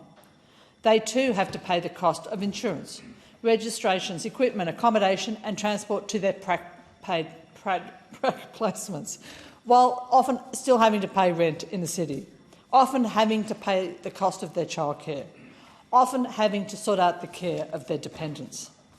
This exclusion is not an oversight by the Albanese government. It was deliberate, and it perpetuates structural inequities in our workforce.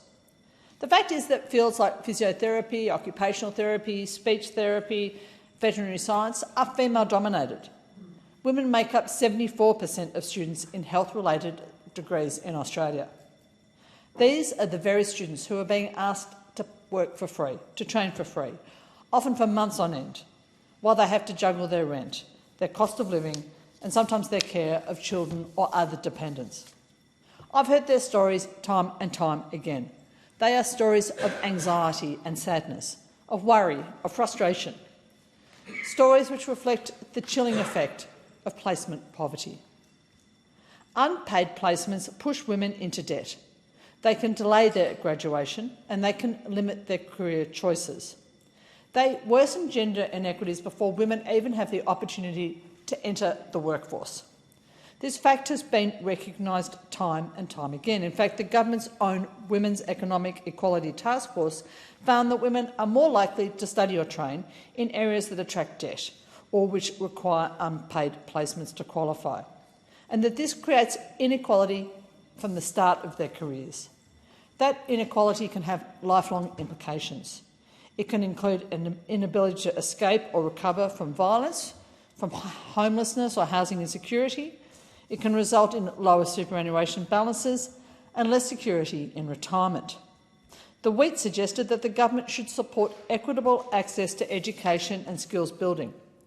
It suggested that the government should remove those disincentives and inequities that perpetuate occupational gender segregation and sustained pay and wealth gaps. The current settings for paid prac placements do not do that. Deputy Speaker, it's not just a matter of fairness for women, this is a matter of national interest. Australia faces critical shortages in its healthcare and veterinary services. We need more graduates in these fields, not fewer. But we continue to ask students to pay for the privilege of being effectively exploited, and while we do that, we will drive them away from their studies or we will slow their progression. We will lose talented individuals who can't afford to work for free, and so they'll have to defer their studies, go part-time or fail to complete. This is a short-sighted, tragic, false economy. So I call on the government to expand the Commonwealth Prac Placement Scheme to include all care sector students, regardless of their discipline. Let us recognise the value of students' work and the cost of their training, and let's build a system that supports every student who chooses to care for others. I thank the member. The question is that the motion be agreed, and I call the member for Banks. Thank you, Deputy Speaker. I rise to support the member for Brisbane's motion. Deputy Speaker, the Labor government is absolutely committed to driving economic equality for women. A few weeks ago, I had the pleasure of welcoming the Prime Minister and the Minister for Social Services to the suburb of East Hills in my great electorate of Banks, where we announced that not only would paid parental leave be extended to 24 weeks as of 1 July this year, but also that from next year paid parental leave would be extended further to 26 weeks to ensure that Australian families can access a full 6 months of paid parental leave.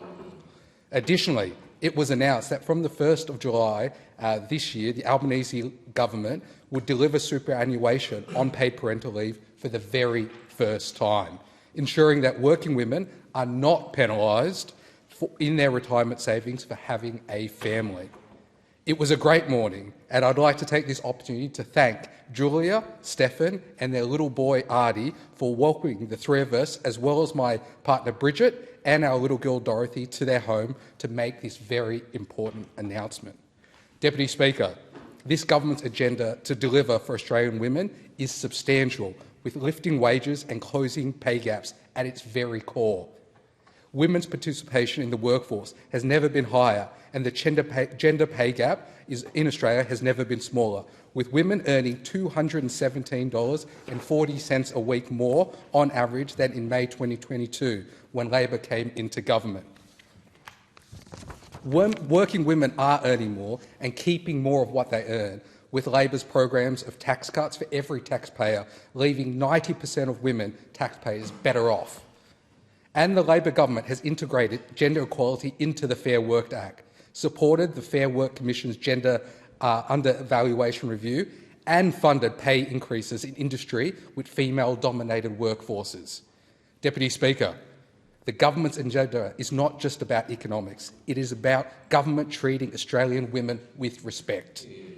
It's investing in keeping Australian women safe with $4 billion to combat gender-based violence through prevention initiatives, improving consent education and making justice more accessible for victim survivors, and putting $1 billion towards crisis and transitional accommodation for women and children fleeing domestic violence. It's about valuing the work women do. This government funded pay increases for sectors that do some of the hardest work in our communities, yet most undervalued in our economy, including in aged care and early childhood education, to ensure that recognition is just not in its rhetoric, but is actually in the pay packets of people and women across this country. It's about taking women's health seriously with a $792 million package of investments, 22 endometriosis clinics opened, with a further 11 to come, and expanding their scope to provide menopause care. New PBS listings to provide more choice and cheaper medicines, and adjusting the Medicare benefits schedule to include extended consultation times and increased rebates for specialist care, in addition to the government's record of investing in Medicare to restore bulk billing in our communities and opening more urgent care clinics. And it's about making Australian women, assuring Australian women are represented with the seats within this House, across decision-making tables, with historic representation in this parliament, with 49.5% across both houses, and a gender-equal cabinet, both driven by many fantastic Labor women. Deputy Speaker, the government is delivering on its commitment to relieve the cost of living pressures and its impact on Australian women. Since 1 July this year, award wages increased by 3.5%, benefiting up to 2.9 million Australians on low wages, including many women and young people who are more likely to be reliant on such wages. Legislation passed to cut student debt by 20%, benefiting millions of Australians, but particularly women who hold the majority of student loans, and the commencement of Commonwealth-paid prac payment for students of nursing, midwifery, teaching and social work. Deputy Speaker, this continues the long tradition of Labor delivering for women's economic equality, and I look forward to spending my time in this great House working with fantastic Labor women of the Federal Caucus to continue to deliver on economic reforms and demonstrating to Australian women that their government will treat them with respect and recognise that their issues matter. I thank the member. The question is that the motion be agreed to, and I call the member for Curtin. Thank you, Deputy Speaker. Economic equality for Australian women is a matter close to my heart. In many ways, I've been extremely fortunate. I had a good education, I have a supportive husband, and I was able to work part-time for 16 years while my kids were young. I'm also lucky enough to have two parents who are still healthy. But even with a relatively fortunate parenting and career journey, I'm aware of the subtle differences in expectations and the structures that drive significantly different economic outcomes for women. When I had my first child, it made sense for me to take time off because I earned slightly less than my husband, who was a few years further into his career than me. I took 18 months off after each of my 3 children, which put me 4.5 years behind my husband in terms of superannuation contributions. And we endeavoured to share the parenting joys and burden, but like so many other mums, I ended up carrying much of the mental load. I was the one who thought ahead to the school holidays, organised the costumes, the play dates and extracurricular activities and constantly cleaned up after them. There's also the discretionary caring, supporting other family members or friends when they need it. We just expect women to take on these tasks and it has an impact. The reality is, despite decades of progress, women in Australia continue to face systemic barriers that limit their economic security, independence and opportunity. Now, this government has taken some steps towards addressing economic inequality. Expanding paid parental leave to 24 weeks and paying superannuation on it is a step in the right direction. So is increasing wages in feminised professions. But there's more to be done.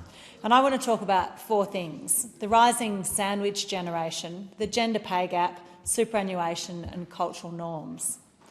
I recently met with constituent Josephine Muir, who is part of the 1.5 million strong sandwich generation, which is largely made up of mothers, daughters and professionals who are simultaneously raising children and caring for ageing parents.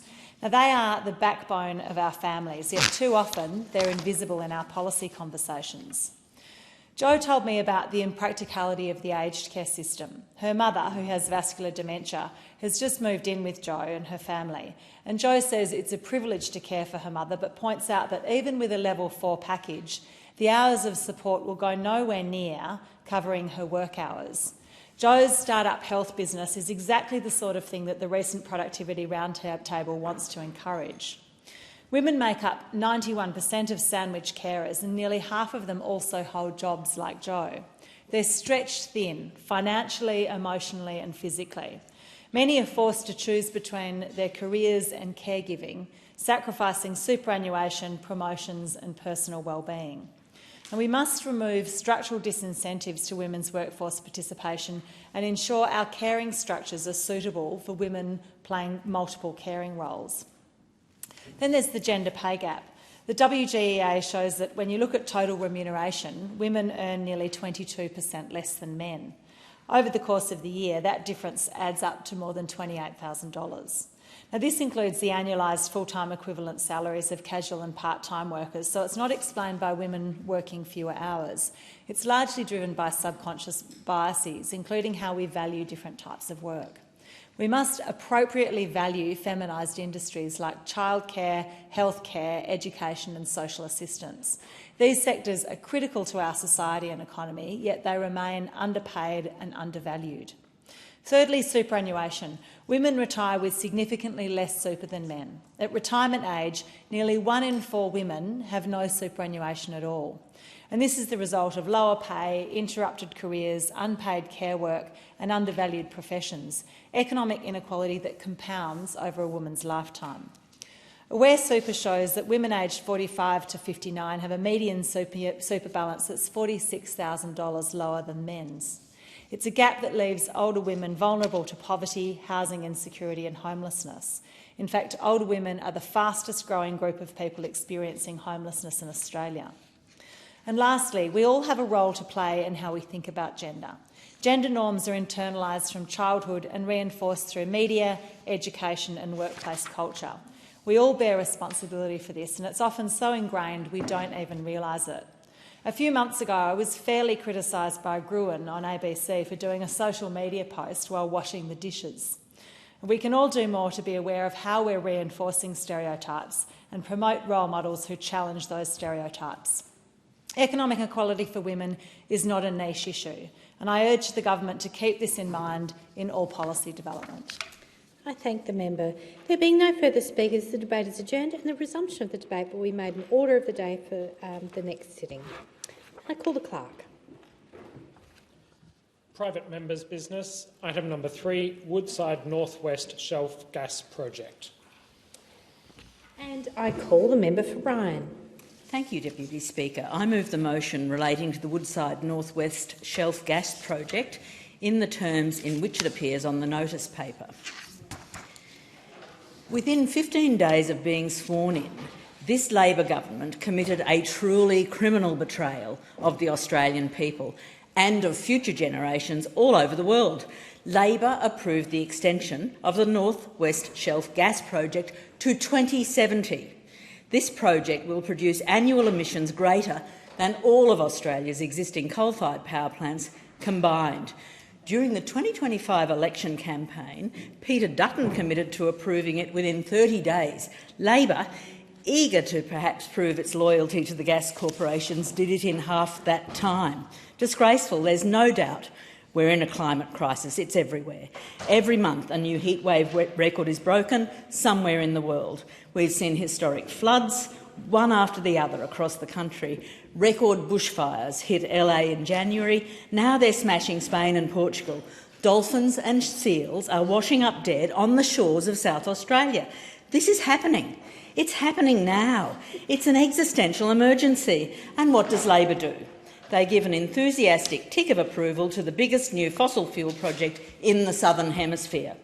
Beyond cynicism, beyond hypocrisy for the Labor Party to talk up their credentials on renewables, to talk about emissions reductions targets, only to turn around and approve this monstrosity. Much of this gas is going to be given away largely for free. Next to no tax will be paid on this. It'll create very few jobs. Most of the gas will be for export, and we have enough gas for domestic use already. It's no coincidence that Woodside is the major donor to both parties. Over the last decade, it donated over $1 million to the Labor Party. Politicians should have to wear logos of the corporations they take donations from, just like rally drivers. Imagine Labor and the coalition politicians walking into Parliament sporting the logos of Woodside, Chevron, Westpac, Tabcorp. The jerseys might be different colours, but the logos would be the same. It is truly flabbergasting that over the last decade, Labor and the LNP have taken over $200 million in donations from corporations. But let's not kid ourselves, it's just the donations. The rot goes much, much deeper than that. It's the network of lobbyists. It's the cash for access meetings, the revolving door between politics and big business. It is a system of corporate influence that corrodes our democracy and means that the interests of multinational corporations are just about always put ahead of those of everyday people. Why? Why? Other than millions in donations and sophisticated lobbying efforts, would Woodside have been approved to extend its completely destructive North West Shelf Gas Project to 2070? Or Chevron be able to force taxpayers to pay $500 million for the clean-up of its oil wells on Barrow Island? This is despite Chevron not paying a cent in corporate taxes for years. This is incredible. It's time to end this corporate stranglehold over our democracy. And there's perhaps no greater example of the corporate influence on politics than corporate tax avoidance. There's no sector more adept at tax avoidance than Australia's gas industry. And on that note, Origin Energy. What's wrong with you? You're actually paying tax. In the last 10 years, $125 billion worth of gas has been shipped out of Gladstone, but 9 of the 10 companies involved in exporting that gas paid no tax. These companies reported $330 billion in total revenue to the ATO. So what's happened, Origin? Why are you the only company involved in gas exports that has paid a cent of company tax? Fire your accountants. These multinational gas companies are making a killing exporting our gas and everyday Australian consumers and businesses are paying for it with rising gas bills. Often they don't even have to buy the gas off us in the first place. They just dig it up, sell it overseas and then hide the profits in a tax haven. Meanwhile, the Minister for Environment's first act after the election was to fly to Western Australia and clear the way for Woodside's North West Shelf gas extension. That's another $215 billion worth of resources given away for free to a massive gas corporation. These giant corporations are ripping us off. They're wrecking our climate, they're making our future less and less livable, and they've got both of the major parties happily dancing to their tune. I thank the member. Is the motion seconded? Deputy Speaker, I second the member for Ryan's meritorious motion and reserve my right to speak. I thank the member. The question is that the motion be agreed to, and I call the member for Moore. Deputy Speaker, I rise to oppose the motion put forward by the member for Ryan. In my electorate of Moore, we are lucky to be home of some of West Australia's most remarkable natural environments, from Yellowgonga National Park to the coastal dunes protected by groups like the Friends of Sorrento Beach and Marmion Foreshore and the Friends of Trigg Bushland. Local volunteers like Mike Norman and Jan McFarlane know better than most that protecting the environment takes hard work, collaboration and delivery, not slogans and stunts. The member for Ryan's party often talks about ambition, but ambition alone won't cut emissions or create jobs. Ambition without delivery leaves us with headlines, not outcomes. This government is focused on action because Australians expect us to get on with the job. Labor came to office with a mandate to act decisively on climate change, seize the economic opportunities of clean energy, and lower power bills for households and businesses. That's exactly what we are doing, because Australians voted for progress, not paralysis. We have legislated a 43% emissions reduction target by 2030, the most ambitious target ever endorsed by the Australian Parliament. We've also set a pathway to net zero by 2050, backed by science and grounded in evidence, because Australians cannot afford another lost decade of climate inaction. Through our safeguard mechanism reforms, we've made sure Australia's biggest polluters actually reduce their emissions rather than shifting the problem elsewhere. For the first time, we have a system that makes emissions reduction a condition of doing business in this country. And we're making the investments needed to make this transition work. We're rolling out billions in renewable energy, storage and transmission projects through initiatives like Rewiring the Nation. This isn't just good environmental policy, it's sound economic management. Every dollar invested in clean energy today helps secure lower power prices for tomorrow. It builds resilience in our grid, creates thousands of secure, well-paid jobs, and positions Australia as a leader in the industries of the future. We're not responding to climate change. We're not just responding to climate change. We're using the moment to reshape our economy for decades to come. We're also backing Australian manufacturing through the National Reconstruction Fund because we want solar panels, batteries and green steel made right here by Australian workers. The clean energy revolution should mean more jobs in our suburbs, stronger industries in our regions and a fairer, more sustainable economy for everyone. Now, Speaker, I turn to the Greens. They often describe themselves as the party of the environment. But when the chance came to deliver real change, they failed at the one job they hold to claim above all others. In 2009, when Labor introduced the economy-wide carbon pricing mechanism, the single most effective tool to drive down emissions, but instead of working with us to lock in lasting reform, the Greens teamed up with the Liberals to block it. That decision cost Australia over a decade of meaningful climate action, a decade where emissions kept rising, power prices went up and we lost our competitive edge in clean technology. We're playing catch-up now because the Greens put purity over progress. And even today, we still hear lectures from those opposite about ambition, but ambition is easy. Delivery is harder. While the Greens talk, this government gets on with the business of reducing emissions, building renewable industries and creating jobs for Australians. Labor is, and always has been, the true party of the environment. It was a Labor government that created Landcare, established the Clean Energy Finance Corporation and put solar rooftops across the country. It was a Labor government that protected the Great Barrier Reef, legislated to save the Murray-Darling Basin and drove the last major expansion of Australia's renewable energy sector. When Australians look back at every major environmental achievement, they see a Labor government behind it. This government is continuing that legacy. We are driving a renewable energy boom, helping households electrify their homes and cutting emissions while growing secure jobs in clean industries. We are leading the country through the most significant economic transformation since the Industrial Revolution, and we are doing it responsibly.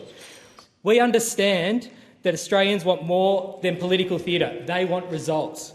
While others argue we legislate. Has expired. I thank the member. The question is that the motion be agreed to. I call the member for Riverina. Speaking of political theatre, and I appreciate what the member for Moore has said, but the Labor and the Greens still would have swapped preferences the last election. Still would have swapped preferences. So the member for Moore, the member for Ryan, both would have enjoyed and benefited from each other's preferences in their respective seats. This motion, brought in by the leader of the Greens in the House of Representatives, the member for Ryan, and she is the leader because she is the only one left. It's a bit like Last of the Mohicans. And I do respect the member for Ryan.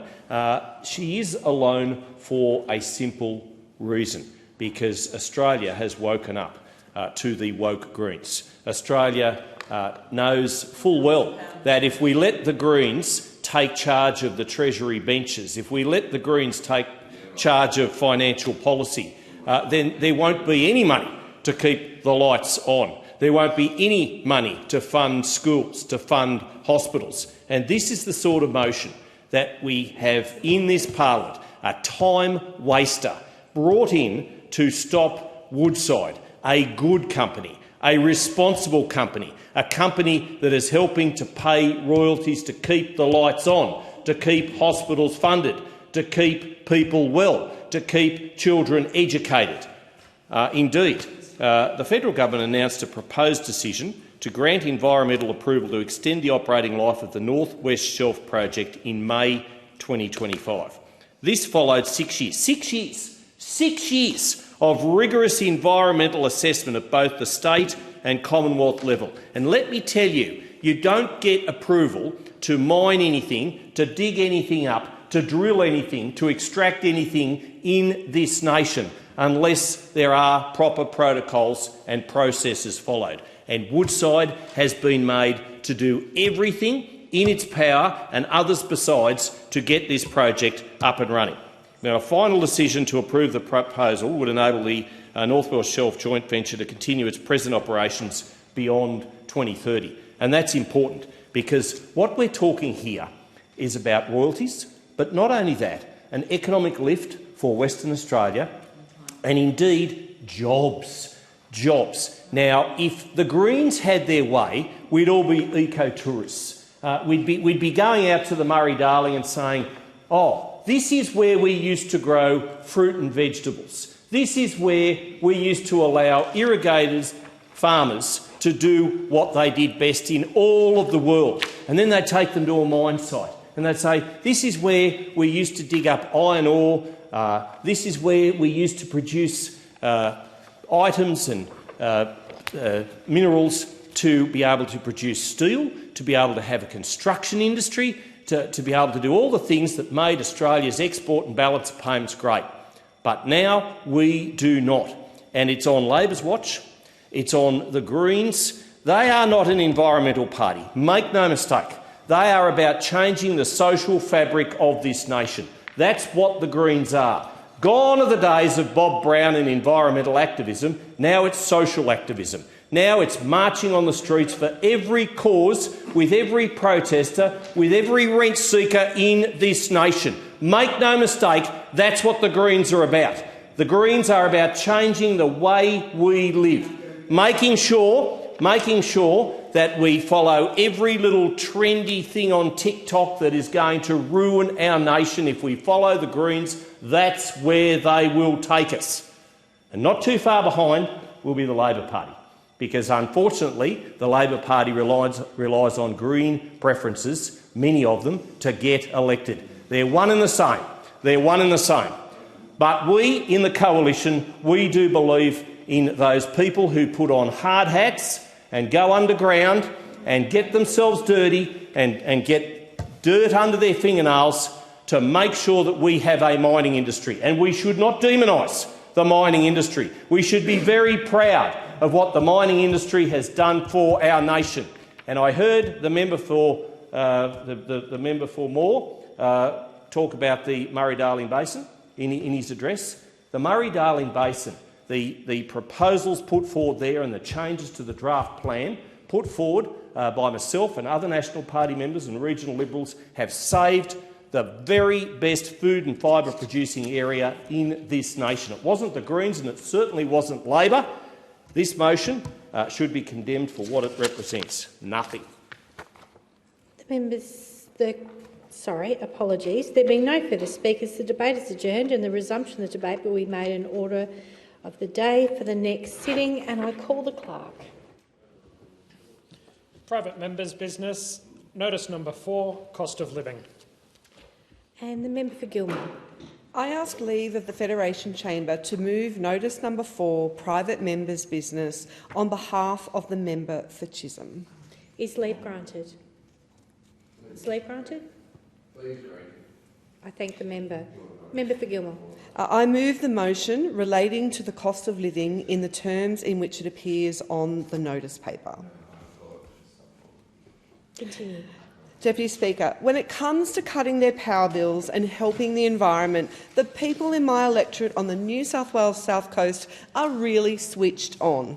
People like Michael at Dolphin Point, who I visited on Friday with the Minister for Climate Change and Energy.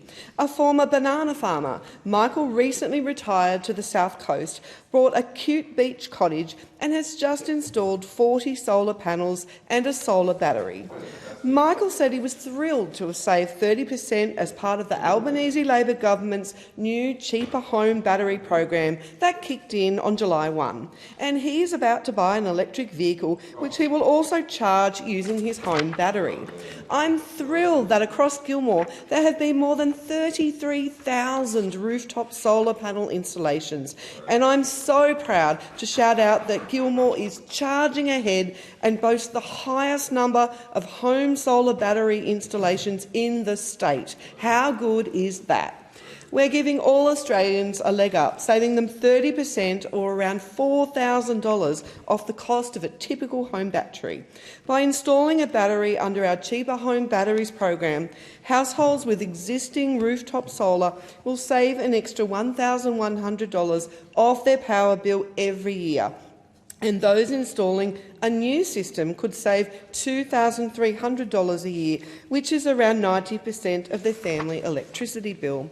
Switched-on Australians, like the people in Gilmore, are taking control of their own power bills while reducing their reliance on the grid.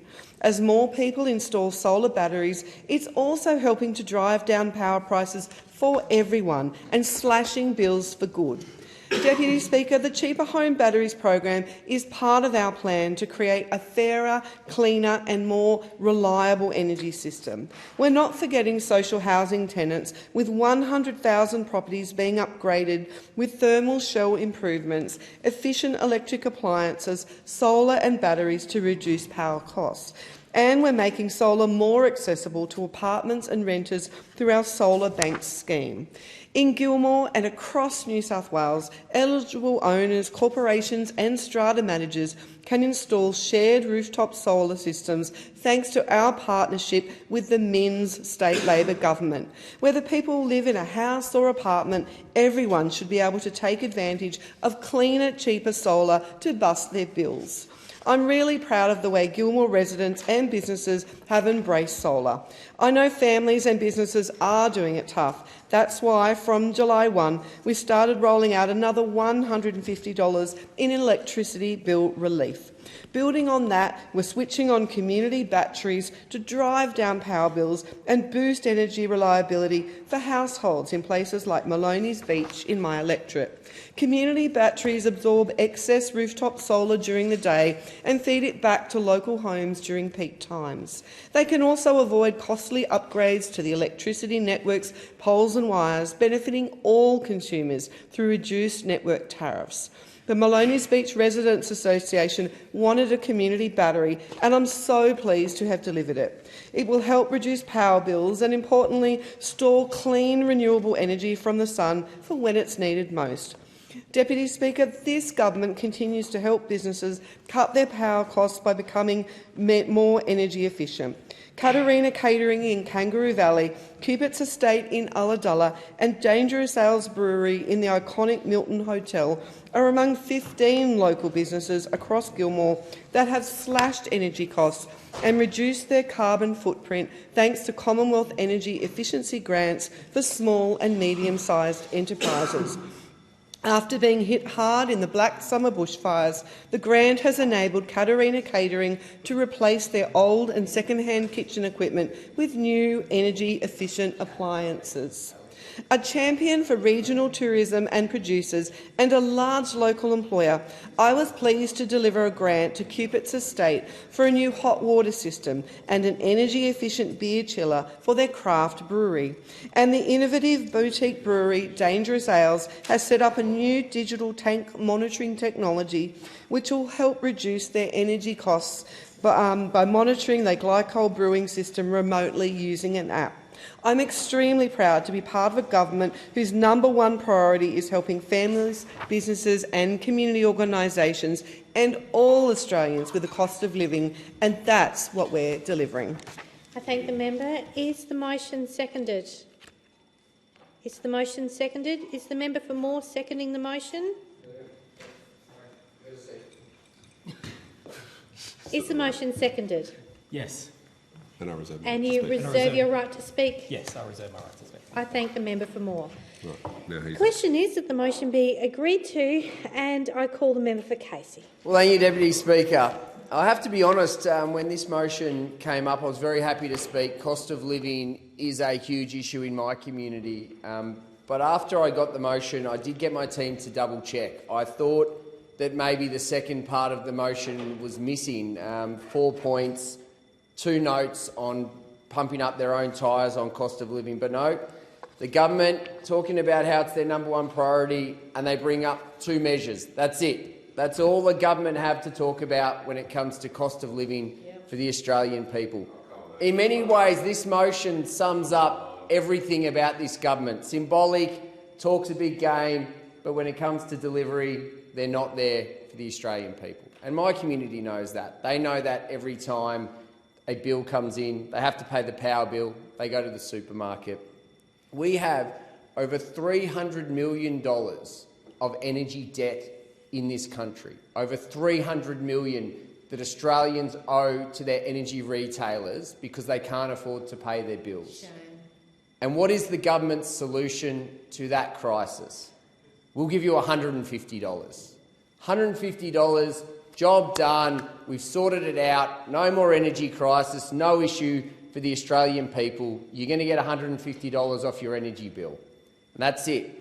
It's the #1 measure that they've got, handing back taxpayer money without actually dealing with the source of the issue.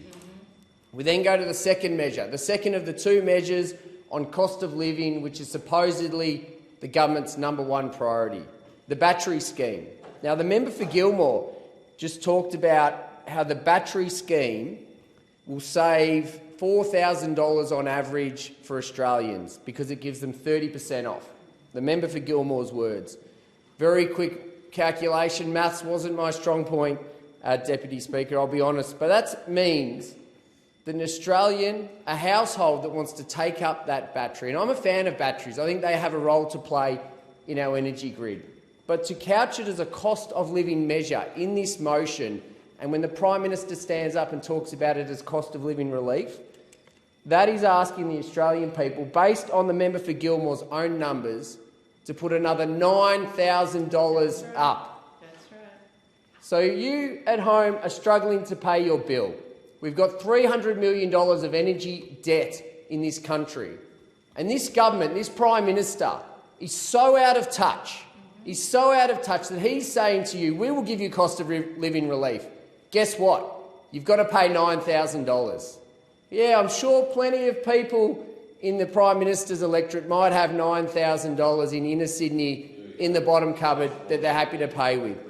But to say with a straight face and move a motion that you're asking the Australian people to put $9,000 on the table to get $4,000 back as a cost of living relief measure. How out of touch is this Prime Minister, this Treasurer and this government? And it's clear that they have no agenda when it comes to the cost of living or actually dealing with any of the economic challenges we face. And we saw that at the Productivity Roundtable last week. We have seen the division that has developed between the Prime Minister and the Treasurer. It's clear that they are not on the same page. One day it's a Productivity Roundtable, the next day it's economic reform, then we're back to productivity. At the start, everything's on the table. The next day, the Prime Minister rules out any tax changes until the next term. They're going to take it to the election. The only problem with that is the next day, the Treasurer comes out and starts talking about wanting to tax EVs. Contradiction after contradiction. The Treasurer was out on the weekend talking about, oh, this will inform our tax policy and our tax changes for the next 3 budgets. Hang on, didn't his leader, the Prime Minister, just say that they weren't going to change taxes? This is all about the leadership ambitions of the Treasurer and the Prime Minister defending his legacy and trying to serve as long as he can. And the sad part, Deputy Speaker, the sad part about this internal focus from this out-of-touch government is it is the Australian people that are paying the price.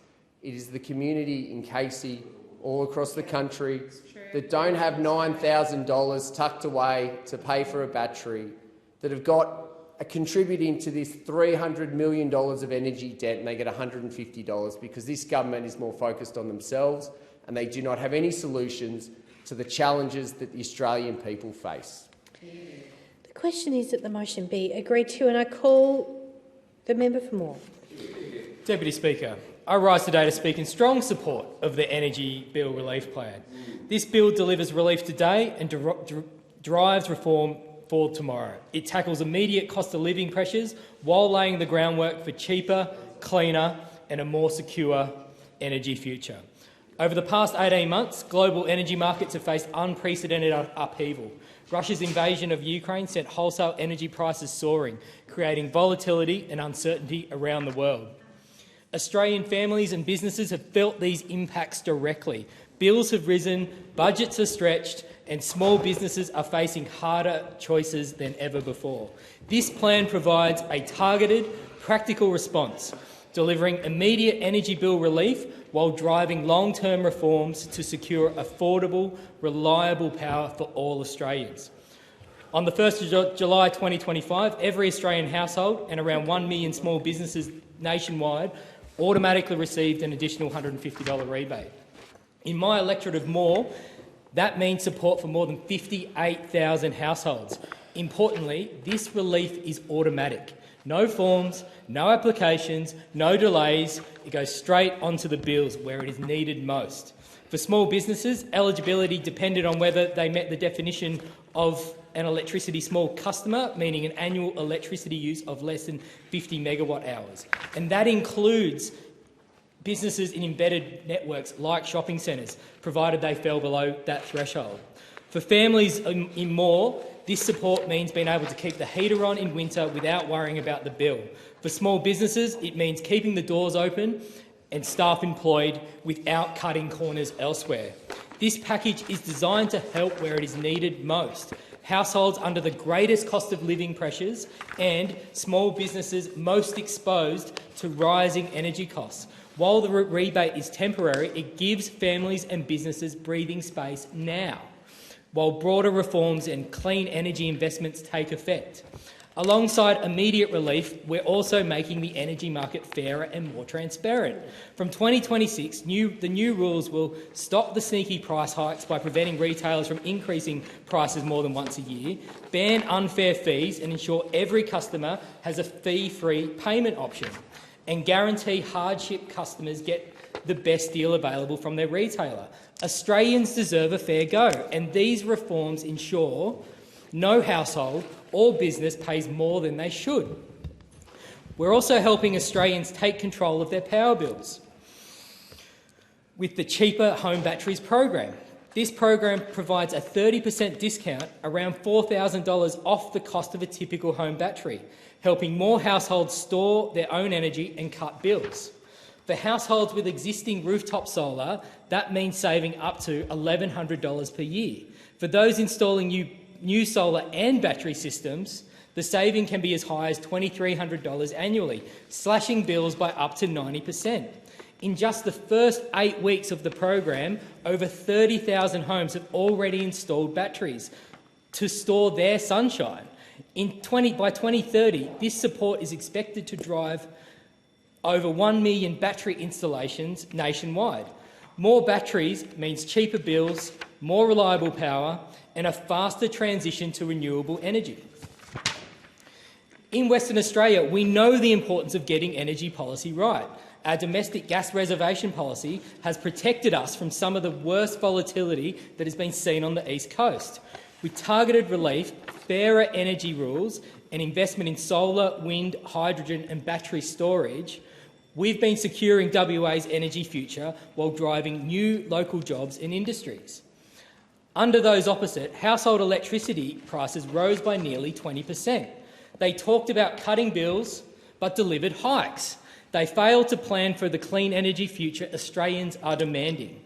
In contrast, this government is acting decisively, delivering relief today, driving reform tomorrow and building a real plan for cheaper, cleaner and more secure energy. For the people of Moore, this plan means lower energy bills now, fairer energy markets and a clear pathway to cheaper, cleaner power in the years ahead. It's about ensuring families and small businesses don't just get by today but thrive tomorrow. I commend the bill to the House. And I thank the member for Moore. The question before the Federation Chamber is that the motion be agreed to, and I give the call to the member for Mallee. Thank you, Deputy Speaker. What bliss it is to be lectured by those opposite and the mover from metropolitan Melbourne about the Albanese government's energy utopia. In the glow of the Allan Labor government's shining achievements, like the multi-billion-dollar cost blowouts on the suburban rail loop and eye-watering amounts of debt, regional Victorians are living in darkness and oppression. They are invisible to the member for Chisholm and her Labor colleagues. Worse still, regional Victorians are the targets of a radical ideology and energy experiment untried and unproven on the scale the Albanese Labor government are driving, and every Australian is paying for it on their power bills. I notice the motion doesn't quote the line parroted by the Energy Minister that renewables are the cheapest form of energy. No, because now it's the bubblegum phrase, the better future Australians voted for. I can tell the member for Chisholm and those opposite that in Mallee and across regional Australia, farmers and their communities are wearing the pain of the radical and reckless rollout of renewables. The proportion of regional Victorians who support a renewable energy transition has plummeted from 66% to just 44% now. Regional Victorians are out of sight and out of mind, and the Labor government has zero care factor. Mallee residents are in the firing line for the Allan government's legislation, which will fine farmers $12,000 or $48,000 if they're a corporation for refusing Transmission Company Victoria access to build the new VNI West transmission line. I hate to break it to the member for Chisholm, but it's not a dreamy energy utopia Labor are building. It is a net zero dystopia. Already, the Allan government's transmission plans will take up at least 8% of Victoria's land mass, in part because they are having trouble building offshore wind. Who knows how much prime agricultural land that 8% of land mass actually represents? I continue to highlight that in 2022, the Victorian government proposed that up to 70% of the state's prime agricultural land would be used for energy projects if offshore wind was not achieved. What a statement. They took that document down from their website and refused to speak about it now. Just like this motion is not speaking about renewables being the cheapest form of energy. But I kept the evidence and remind regional Victorians every chance I get, up to 70% of prime agricultural land is in the Allan Labor government's sight for energy projects. And what about the remaining 30%? With multiple mineral sands proposals in my electorate, you have to wonder how many farmers will remain unaffected.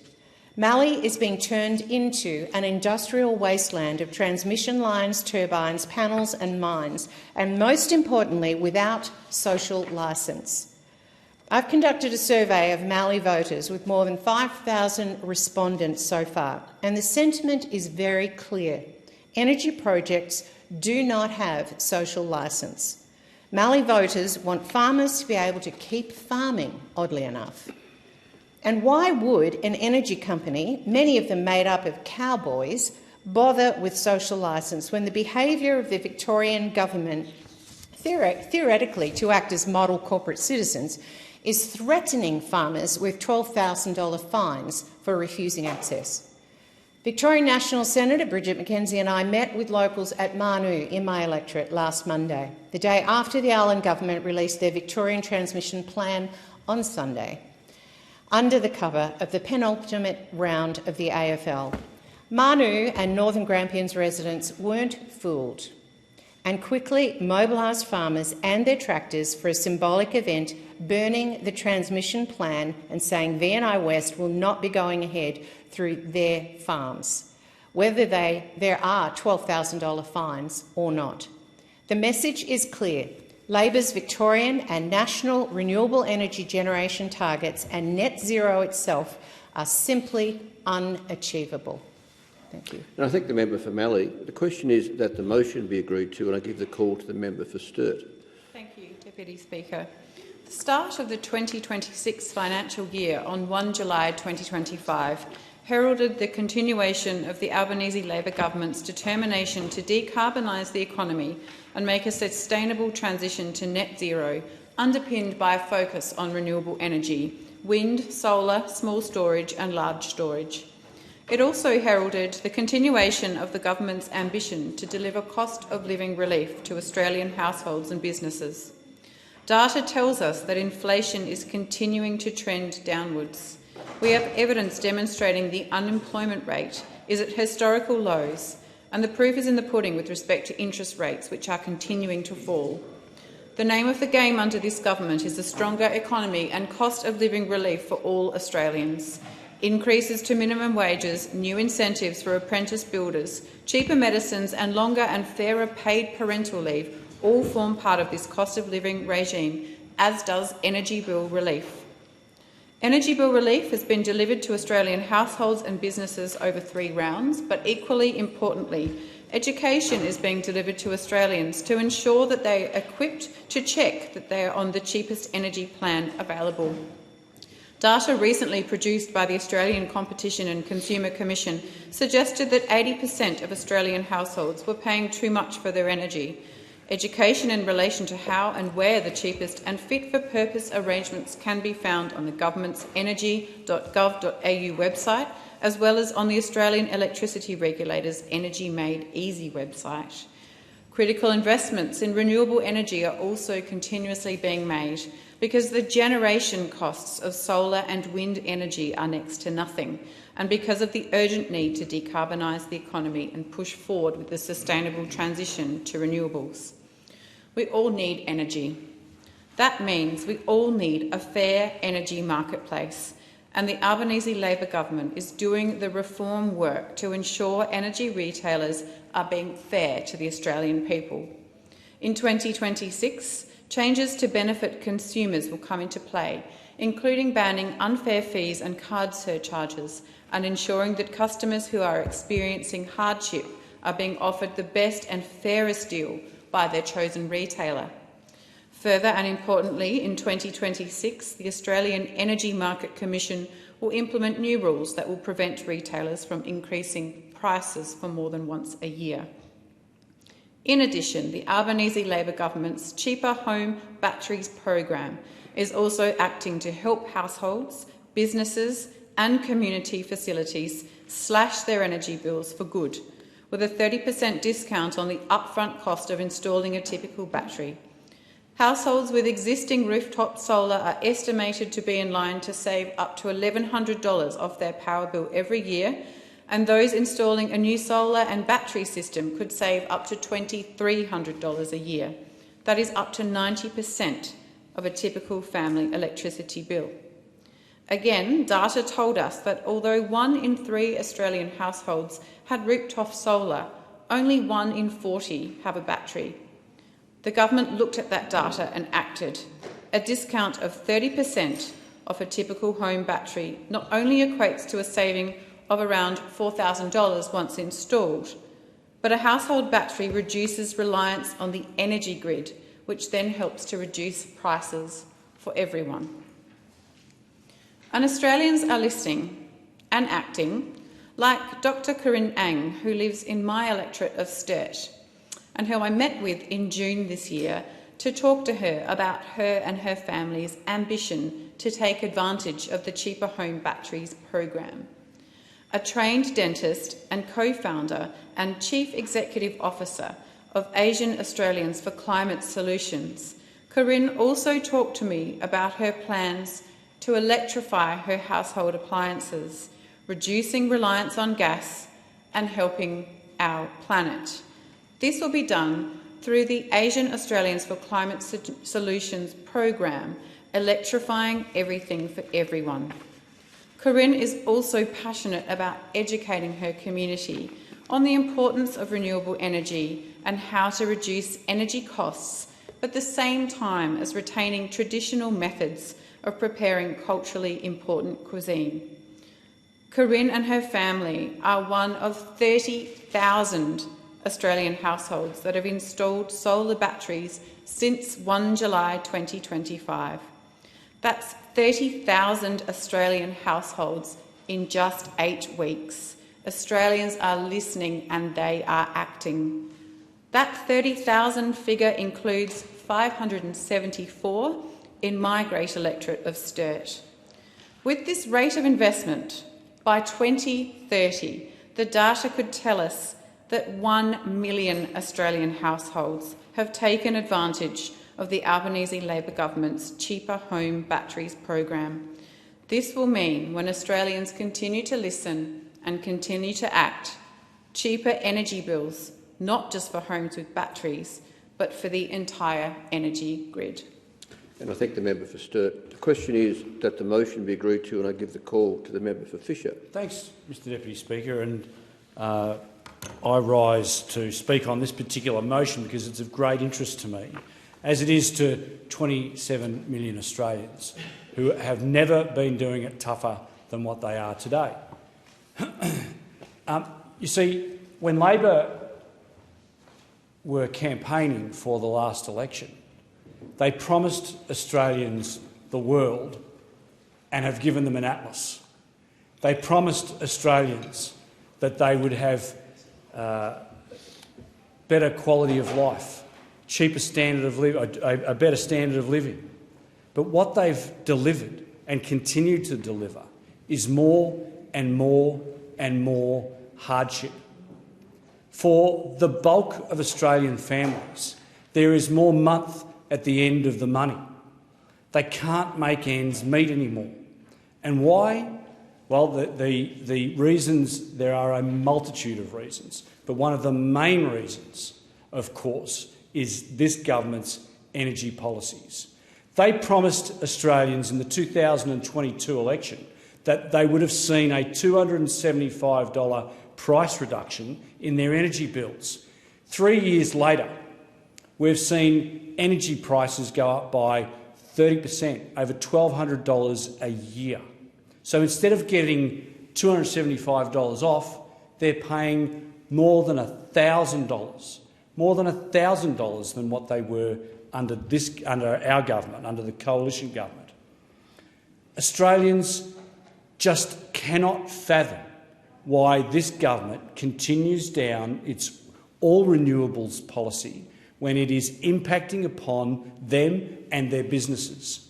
So many Australian businesses have gone broke. A record number of businesses have gone broke under Labor's watch.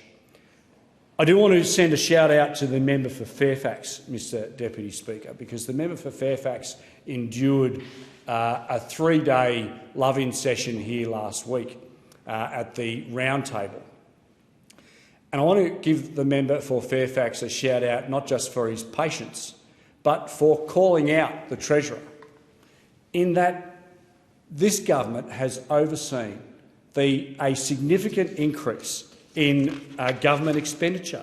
We've gone from 24% of GDP in government expenditure to 27% just in this last term of government. This government is addicted to spending. And now it poses these questions at this round table about how it can somehow provide a better quality of life, a better standard of living for Australians. Well, I've got a tip for them. Stop spending.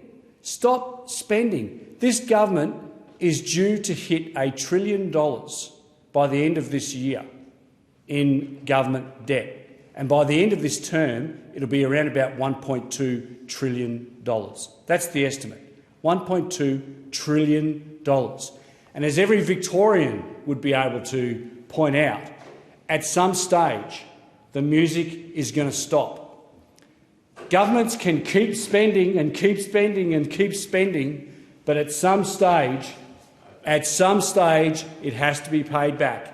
At some stage, the music will stop.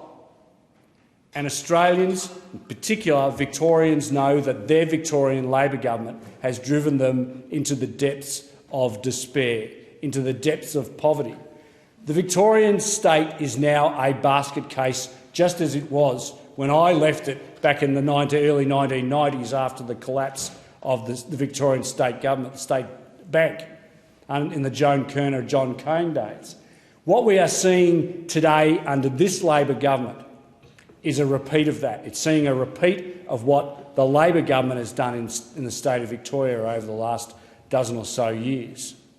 We do not want to see that replicated across the country, but that is part of the reason why Australian standard of living is dropping so markedly. That is why Australians can't afford to pay their fuel bills, their energy bills. It's why they can't afford to put food on the table anymore. Australians are being called upon to make a decision as to whether they want to heat their homes or whether they want to eat. That is a decision that Australians should not be having to make in 2025, but they are because of this economically lazy federal Labor government. And I thank the member for Fisher. The question is that the motion be agreed to, and I give the call to the member for Adelaide. Thank you, Deputy Speaker. And Deputy Speaker, there's no doubt that cost of living is one of the greatest challenges of any government, but especially for this government. We are focused on ensuring that we do everything we can to ensure that the Australian working people have an ease when it comes to cost of living. There's many things that we're doing. For example, the minimum wage has increased since we've been in government, after seeing it stagnant for many, many years. Interest rates have come down. Productivity is going upwards. So these are things that will put measures in place that help with the cost of living. Deputy Speaker, of course, energy is one of the big issues in terms of costs for the average Australian person. And when you look at the energy bills, it is tough, it is hard. You see the increases, etc. But, Deputy Speaker, I've got to say that we've also spent the last 12 years stagnant, not doing a single thing about energy costs. And I say that because when you look at the issue of where we are today, the amount of renewables that are taking place, but also if you look at the amount of investment that's taking place in renewables. And what I mean by that is the more investment we have in renewables, the more energy that can be produced, which means there's more competition out there, which brings prices down. What we had for the last 12 years with the coalition in government was a government that had no energy policy, no renewable policy. So therefore, if you were an investor wanting to invest in renewable energies, why would you when there's total uncertainty? Total uncertainty. I wouldn't if I was an investor. I wouldn't invest in it. What the investors needed in renewables was certainty, and they now have it, and we're seeing it. We're seeing it. We're seeing more players in the market. We're seeing more renewables taking place, and we're seeing that investment, which will bring the cost of energy for average households down, taking place. Certainly, it won't happen overnight or within 12 months because we've wasted nearly 20 years on this topic. Deputy Speaker, for example, from the 1st of July this year, we've been rolling out billions of dollars worth of responsible support in this area. And this includes, as I said, the increased minimum wages, to longer paid parental leave, to the energy bill relief, new incentives for apprentices, builders, etc. But this government, we've taken strong action to provide energy bill relief to Australian households and businesses. And as I said, while those opposite have opposed those measures at every point of the way. For example, the government's Cheaper Home Batteries program will help bring down the cost of a typical battery, discounted by around 30%. Now, the Cheaper Home Batteries program is part of this plan to create a fairer, cleaner, more reliable energy system, but also to ensure that Australian households have cheaper energy, with an additional $150 in direct bill relief for every household, and businesses also commencing. This will save households with existing rooftop solar up to $1,100 off their power bill every year, and those installing a new solar and battery system can save up to $2,300 per year, Deputy Speaker, up to 90% of a typical family electricity bill. 1 in 3 Australians have a rooftop solar, but only 1 in 40 have a battery. And I'm very pleased to say, Deputy Speaker, as a proud South Australian and the member for Adelaide, I'm delighted to see that 5 of the top 10 electorates for take-up of the Cheaper Home Batteries programs are in South Australia. And Adelaide, my federal seat, is number 7 in the nation, with 495 installations as of the 18th of August, just a couple of days ago. So I'm very pleased. I was very pleased to welcome the Minister in my electorate last week, Minister Bowen, to discuss the new program earlier this month. And we heard firsthand from residents what an enormous difference this scheme will make in their quest to electrify more of their household items and motor vehicles, etc. In South Australia, we've got a wonderful group called the Electrify Adelaide, who attended the forum and answered questions from attendees about how to navigate the journey of energy independence. And I'd like to take the opportunity to thank Matt Martin and Jasper Lee, the team from Electrify Adelaide, for their passion and enthusiasm. Deputy Speaker, as I said, this will save households with existing rooftop solar up to $1,100 off their power bills every year. Has expired. And I thank the member for Adelaide. The question is that the motion be agreed to. And I give the call to the member for Riverina. Just a very friendly warning to the member for Adelaide. I'd be very careful having the member for McMahon in your electorate. Your high vote will go down, in fact, if you have him visit too many times.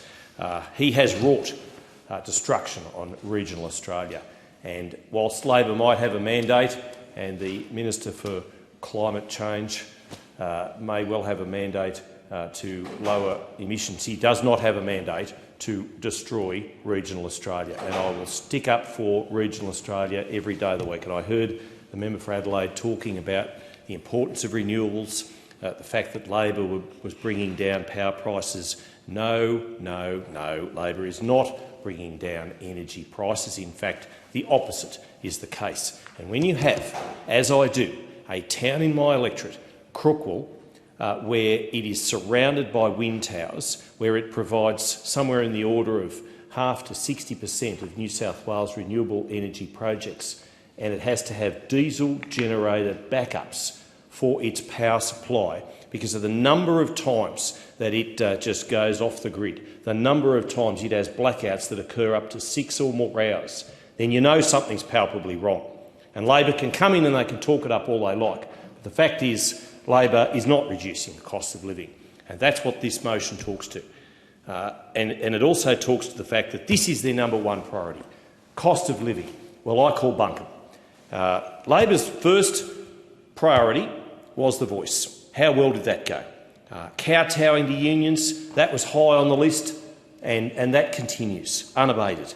The implementation of an unrealised capital gains tax, something that they never spoke about before the election, but something that is going to cruel our farmers, my farmers, when they have their land connected with their superannuation. And it doesn't take too much to have $3 million in your superannuation account when your land is connected to it. And they are going to get a tax bill on land, on property, farmland that they haven't even sold. I mean, call that fair. How is that going to reduce their cost of living? And then we go to all the other things that Labor is just obsessed about at the moment. Palestinian statehood. How about Labor does actually concentrate on real and meaningful cost of living policies?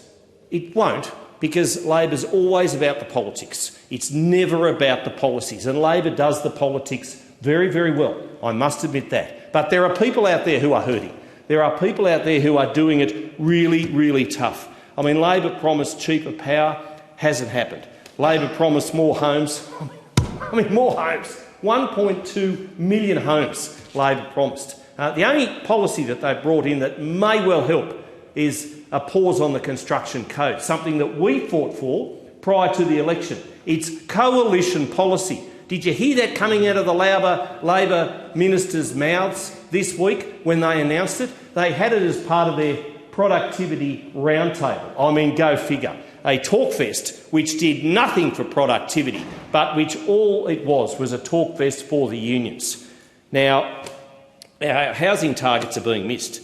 Our out-of-pocket costs are just skyrocketing, and there are people living in their cars. There are older Australians who've worked so hard to build this nation to what it is today, who cannot afford to turn the heater on in winter or the air conditioner on in summer because of the energy costs, the bills that they are being forced to pay. And that's on Labor's watch. And then I heard the member for Adelaide talk about the interest rates. Oh, they're coming down, he says. Yes, they're coming down off 12 increases. And there are young Australians out there who just... The great Australian dream of owning their own home is a pipe dream. Some of them will never own their own home because of Labor's policies. And this is so cruel. It is so unfair. And you've got parents out there working 2 and 3 jobs. You've got kids being looked after in childcare centres, and anybody who watched the 60 Minutes episode last night knows how what a crock that system is at the moment. There should be a Royal Commission into childcare, and I'll say that right here and right now. There should be, and not just on the back of that, but on the back of what's happening in the childcare system. It is a system which is broken. Free visits to the doctor and lower taxes. I mean, the Prime Minister's going there with his green Medicare card. I mean, again, it's just a crock. It's not right. It's not true. Labor might say it is, and they can say all they like, but they know deep down in their own hearts that the cost of living crisis is the result of their policies. And I thank the member for Riverina. The time allotted for this debate has expired. The debate is adjourned, and the resumption of the debate will be made in order of the day for the next sitting, and I call the clerk. Private members' business. Notice number 5, John Owen Stone AO. And I give the call to the member for Barara. Thank you, Deputy Speaker. I move the motion relating to John Owen Stone AO in the terms in which it appears on the notice paper, and I acknowledge the contributions that will be made by the members for Wide Bay, Bean and Riverina. John Stone was an Australian original, the sort of person our country is fortunate to produce from time to time. Born in the wheat belt of Western Australia, John was educated at Perth Modern School alongside Bob Hawke, and then at the University of Western Australia, where he beat Hawke to become the president of the SRC. John became the 1951 Rhodes Scholar for Western Australia and represented his state in hockey. He took out a PPE at Oxford and married his fellow Western Australian student Nancy Hardwick the following day. They were to be married for 70 years. An economist, John joined the Commonwealth Treasury in 1954 and rose through the ranks, serving periods in London and Washington DC before returning to Canberra. He became Secretary of the Treasury in 1979, a position he held until his resignation in 1984. John's tenure as Secretary of the Treasury also left a lasting mark. He was at the centre of debates about economic policy when, as now, Australia was grappling with inflation, productivity and the direction of financial markets. His voice helped shape the public conversation about economic reform for nearly 70 years. From there, John entered political life, serving as a National Party Senator for Queensland between 1987 and 1990, and as the leader of the National Party in the Senate for the duration of his service. He was also Shadow Finance Minister from 1987 to 1989. After Parliament, John became a much sought-after company director. Now, I'm too young to remember John's career in the public service or the Parliament, but I remember first seeing him on television in the early 90s on a program called The Last Shout, hosted by Barry Cassidy, where John would do battle with some noted leftists, usually Ann Summers, Ros Kelly or Malcolm McGregor.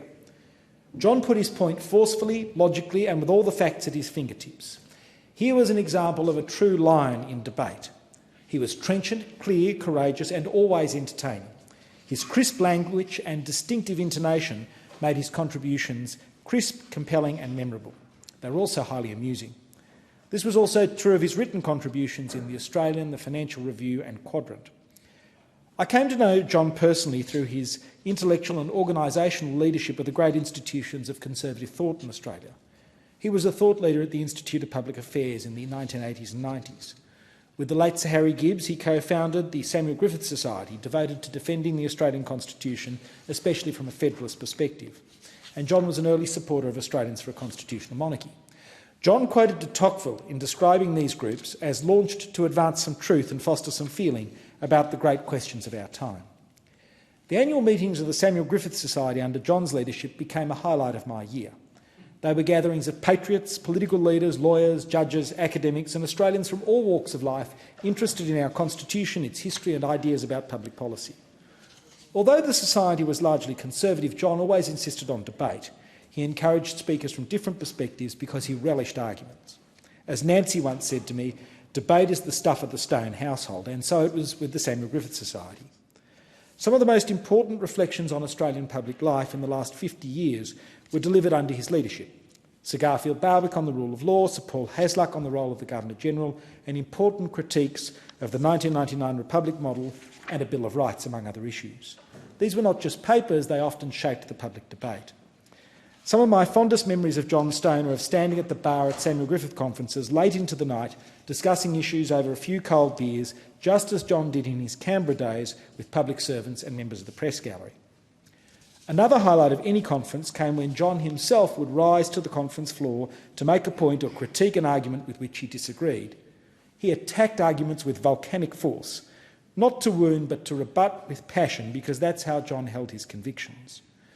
As one of his children said at his funeral, John didn't care if he hurt feelings, he cared about the integrity of the argument. Nancy held convictions strongly too, but she would temper some of John's rougher edges. Some thought John could be harsh. I never found him so, quite the opposite. John and Nancy were extraordinarily generous to me. I was honoured when John asked me to succeed him as the conference convener of the Samuel Griffith Society, and before I entered Parliament, when I wanted to understand the federal budget, it was John who sat me down over several weeks and explained to me the way the budget was put together, why debt was a problem and where to find the key information I was looking for. This was invaluable to someone without an economics background. Joanna and I were privileged to enjoy John's and Nancy's hospitality with sparkling lunches and superb conversation. The fact that he and Nancy raised 5 remarkable children is further testament to the lives they built together. As it so happens, earlier today, the children gathered to scatter John and Nancy Stone's ashes at Wildcatcham in the wheat belt of Western Australia, where both John and Nancy grew up. John Stone was a remarkable Australian. May his memory be a blessing. I thank the member for Berowra. Is the motion seconded? Thank you. And you reserve your right to speak?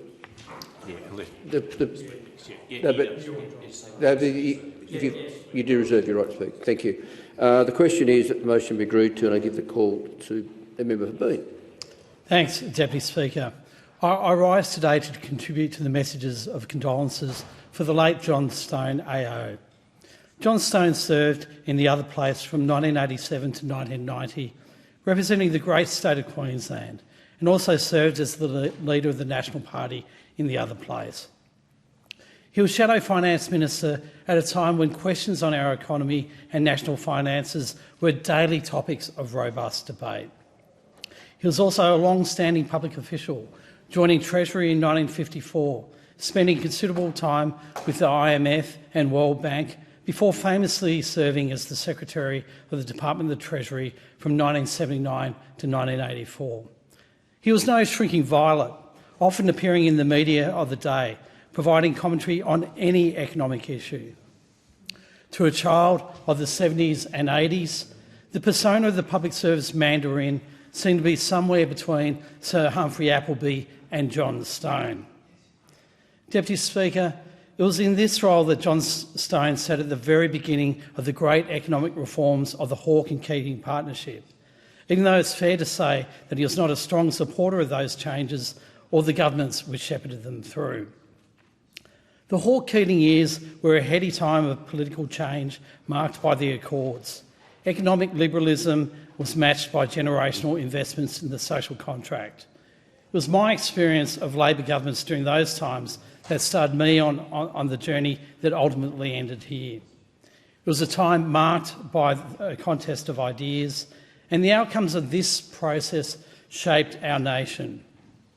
John Stone was an active participant in that contest. He had firm, sincerely held views and put these views forward forcefully in the public discourse, and even more so after resigning as Secretary of the Treasury 6 days out from the 1984 budget. He was an economic rationalist during the time of the emergence of the third wave of social democratic and progressive politics. He was a sceptic on aspects of immigration when modern Australian multiculturalism began to come into form. He was a foundation member of the H.R. Nichols Society and then later the Samuel Griffiths Society. Don Dunstan famously described his ascendancy in Treasury in the mid-70s as being the Stone Age. Deputy Speaker, his contributions to debate in the other place were always robustly informed by his personal philosophy and his extensive education and experience in public policy. His debates with the late Peter Walsh as Finance Minister were frequent features of the business of the Senate during that period. John Stone was very much a product of his time and his extensive education. His contributions to important debates on public policy helped shape outcomes in important ways during an incredibly important time of national reform and change. He resigned from the Senate on 1 March 1990 to run for the seat of Fairfax, but failed to win the seat at the elections later that month. His career as a parliamentarian might have been over, but he continued to make a significant contribution to public life. As Deputy Speaker, it's not an exaggeration to say that I did not share John Stone's worldview or philosophy, quite the opposite, but it says something deeply profound about the fundamental decency of our democracy and the need for debate that I can stand here and respectfully reflect on the life and contributions of someone with whom I had deep disagreements. This sort of contribution is impossible in many other places around the world, but it's a normal and expected part of public discourse in our national parliament. I believe this is a good sign of the health of our democracy, a democracy that John Stone actively contributed to, not just during his time in Parliament, but before and after Parliament. But above all, Deputy Speaker, John Stone was a dedicated servant of his country, and he leaves behind a family which can, with justification, feel pride at his service and achievements over many decades. And to his family, I convey my deepest sympathies and condolences for their loss. Vale, John Stone. And I thank the member for being. The question is that the motion be agreed to, and I give the call to the member for Wide Bay. Thanks, Deputy Speaker, and it's an honour to rise and speak to this motion put forward by the member for Berowra, and I acknowledge the fine contributions before me. Deputy Speaker, in July this year, Australia lost a great statesman with the passing of John Owen Stone, OAM. Born in regional Western Australia in 1929, John was the oldest son of a farmer and a schoolteacher, and his early life on the farm during the Great Depression taught him the value of hard work and the importance of good education. John's early schooling was in a small one-teacher school and then via correspondence, but his intelligence and drive to succeed did not go unnoticed. At the age of 12, his life changed when he earned one of 50 scholarships that enabled him to attend any state Western Australian high school of his choice. This was just the first of John's many outstanding academic and career achievements. John moved to Perth with his mother and brother and went to the Perth Modern School, where he was a member of the school's first 11 cricket team, captained the hockey team, and was a member of the state representative hockey team that won the 1948 and 49 national championships. Although he loved history and languages, John chose to study science and mathematics, achieving high marks and 7 distinctions, the maximum number possible in his Leaving Certificate examination.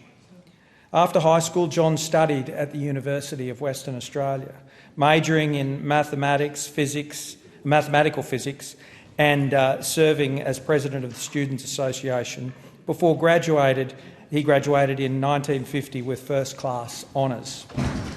John continued to excel, winning one of Western Australia's select exhibition prizes, the Physics Mathematics Exhibition, and became the 1951 Rhodes Scholar for Western Australia.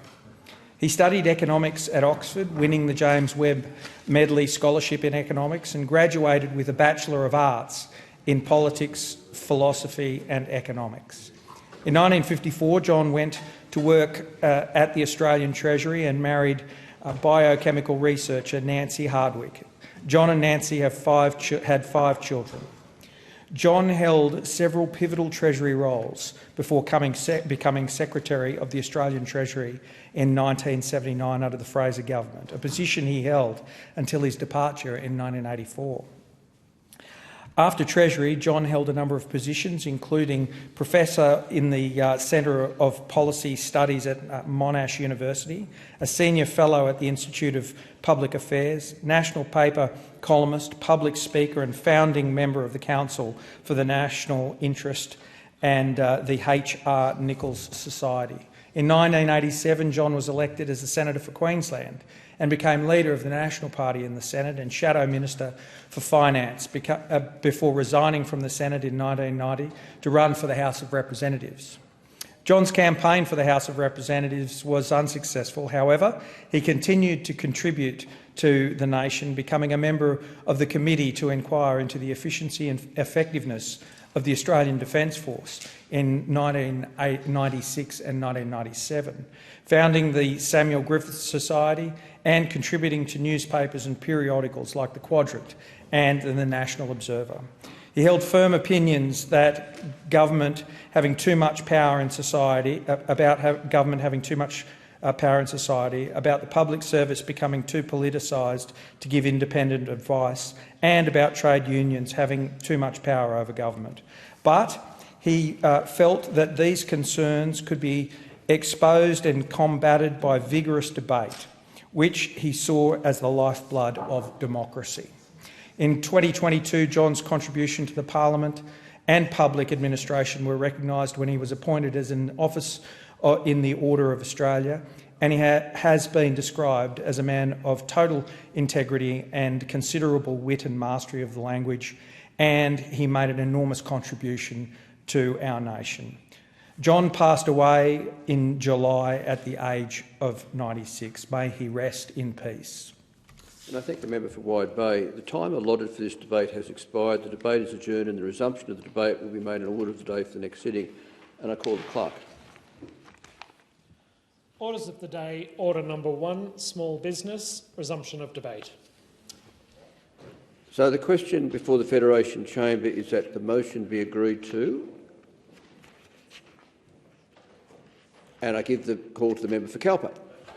Thank you, Deputy Speaker. Caught me unawares there for a second. Deputy Speaker, I rise to speak on this motion about small business, and ironically I stood here almost to the day a year ago and I made a few predictions of what was to come for small business. And it gives me no pleasure because I know people out there are hurting. Business people, small and medium business people are hurting. So it gives me no pleasure to once again stand here with those very predictions which have now come to pass. And if you'll indulge me, Deputy Speaker, I'll quote myself. The Labor Green Teal government is now the worst government on record for Australian businesses, having surpassed the 10,757 businesses collapsing under the government of 2011-12. Well, that record's been broken again, Deputy Speaker.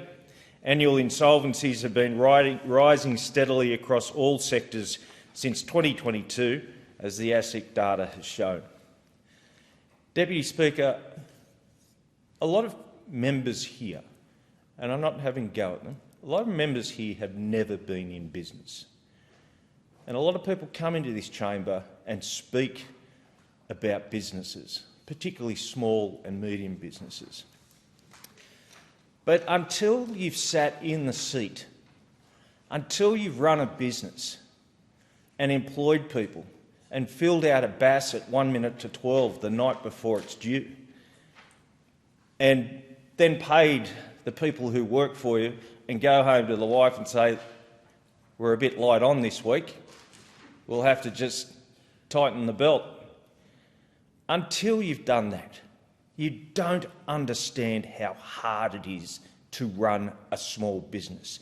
Now, whether that's a farm, whether that, in my case, was 3 law practices, and you're dealing with the everyday issues of running a small business, of your cash flow, but then government comes into your life, uninvited, with policies created by people who have no understanding of how it affects those little people.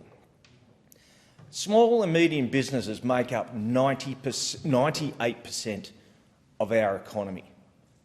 And the people in the regions, the rural people, the regional people, quite often do the hard, heavy lifting for those in the cities. So when you see policies on power, on energy, that are brought into this place, sometimes by bureaucrats with no understanding, sometimes by well-intentioned members of parliament. But when you see, and I'll give you an example of the Dorrigo Hotel, which just celebrated its 100 years only last week, and I went up and I spoke to Peter Ferros, and the hotel's been in the Ferros family since they built it, 100 years. Peter's now 82. In the last 18 months, his electricity bill has gone up $40,000. $40,000 for a tiny little town at the top of the Great Dividing Range looking down over the sea. Where do they find that money? Where does Peter Ferros have to go? What does he have to cut to find that money? I tell you what he has to cut. He has to cut a staff member. And this is replicated all around Australia, whether it's in hospitality, whether it's in retail. What we need is good government intervention, not bad government intervention, policy that works. We just saw a roundtable which I predicted that the booklet was printed before we had the roundtable, and nothing will come out of it. It would have been a talk fest. Well, I say to this government and those people who are making the policies that are hurting our businesses and forcing them to close down, get out of the way or listen to the people on the ground. Listen to what they want. Listen to what they need. Otherwise, in 12 months' time, next August in 2025, 26, I'll be standing here saying the same thing. And I think the member for Caulfield. The question is that the motion be agreed to, and I give the call to the member for Cunningham. Thank you, Deputy Speaker. I am really pleased to stand up today and talk about our amazing small business community and the ways that our government is supporting them. Small business is the absolute backbone of our community. Nationally, they employ nearly 40% of our workforce. That is simply huge. In regional areas like the Illawarra, small businesses are also working hard to give back, supporting those who are less fortunate and lending a helping hand where they can. They're putting their heart and soul into our community, giving back wherever they can. There's businesses like Alexander's Bakery Southside, family-owned by Carla and Kaveh. They sell delicious burek, pastry and coffee in Corrimal and in Wollongong. And at the end of each day, their staff box up all of the unsold food from the day and donate them to St Vincent de Paul's Coniston Homeless Hub. Perfectly good, delicious food that might otherwise be destined for landfill, instead given back to those who are less fortunate. That is just awesome. Another incredible local venture backed by small businesses wanting to give back, the Battle of the Businesses. I had such a fun night at this great community event last year, put together by local business owners Adrian and Carly from Tiny Tin Skip Bins, Orlane from Wollongong Crane Trucks and Amy and James from Greshy's Boxing and Fitness. This fun fight night raising money for the amazing Illawarra Community Foundation. These guys really do care about our community and the efforts that they have gone to. Raising funds, growing business networks and supporting local people is truly commendable. The Illawarra Community Foundation is, of course, the wonderful charity organisation at the heart of the I98 FM Convoy, led by the awesome Marty Haynes. Convoy is a magnificent demonstration of the difference businesses can make, with so many participating every single year in the lead truck and motorbike auctions, as just two examples. Since 2005, Convoy has raised more than $27.6 million, thanks to the support of local businesses and our amazing community who back it. Yet another example of small businesses giving back, the Yours and Ours Festival, a highly popular local music festival by the sea. They run a local bush regeneration program. Yours and Ours have been committed to environmental outcomes since they were established, and it was really great to see them receive recognition last year with one of Wollongong City Council's Rise and Shine Awards. Their annual bush regeneration initiative helps to clean up our environment while encouraging young people to get involved with the lure of free music concert tickets. An innovative and impressive way of giving back and teaching love and respect for our environment, while also supporting artists and bringing tourism and joy to our coastline. Well done to Adam, Ballon and Ben for their incredible efforts. And Deputy Speaker, these are only a few examples. I could go on and on about the amazing things that our local small businesses are doing in the Illawarra. The Albanese Labor government is doing what we can to back small businesses. Our National Small Business Strategy is the first of its kind to bring governments across Australia together to support our small businesses. Its aim is to help make it easier for small businesses to operate, to innovate and to thrive. Local businesses tell me all the time that they want all levels of government to work together more effectively to provide a seamless and cohesive government environment. That's what our National Small Business Strategy is all about. Our Future Made in Australia policy, or as I like to call it, a Future Made in the Illawarra, is also one of the best ways that we can support local small businesses to grow and to thrive. We are helping small and medium businesses to compete for and win more government contracts. We are updating the Commonwealth procurement rules to significantly increase local businesses' participation and improving AusTender to help identify Australian businesses on government panels easier. We've also got our instant asset write-off, our energy efficiency grants, improvement to payment time reports, the Small Business Debt Helpline, the National Productivity Fund. The list goes on. Deputy Speaker, the last one I want to touch on is really special to me, the Industry Growth Program. I have seen the difference that this $400 million fund can make, powering local startups and small businesses to grow, to diversify and to reach new markets. I proudly supported local company Gravitas with $1.5 million under this program to build new warehouses at their Coniston facility, marking the arrival of another high-tech industry in Wollongong and cementing us on the world stage. Cunningham. The question is that the motion be agreed to, and I give the call to the member for Dawson. Thank you, Deputy Speaker. And I thank the member for Goldstein for raising this critically important topic. Deputy Speaker, in my electorate of Dawson, small businesses have been doing it tough under the current Labor government. Businesses are not starting up, they are closing down. Travelling across my electorate, talking to my constituents, small business owners tell me they are at a loss to understand why this Labor government has forgotten them. Many are struggling against the tide of rising costs. Many with big dreams no longer can see a way of making their living and their passion. They are overwhelmed by confusing regulation, complex industrial laws and a tax system that does nothing to encourage a new venture. Australians with entrepreneurial spirit are instead choosing the safety of being employed by others. Dawson is buoyed by having a rich resource service industry. We have a lot of motivated innovators with smarts to start up, run and grow a new venture.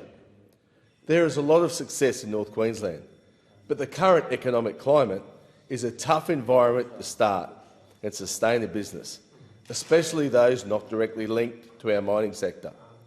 Deputy Speaker, the fact is that retailers, cafes, restaurants and other small business operators that are trying to make a buck are struggling.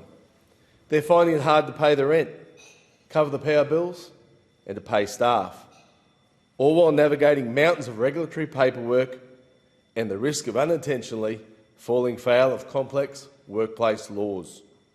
If they're lucky, and the long hours they work might translate into something left over at the end of the week. But if there's nothing to incentivise these efforts and there's only hurdles in the way, why would anyone want to run a business?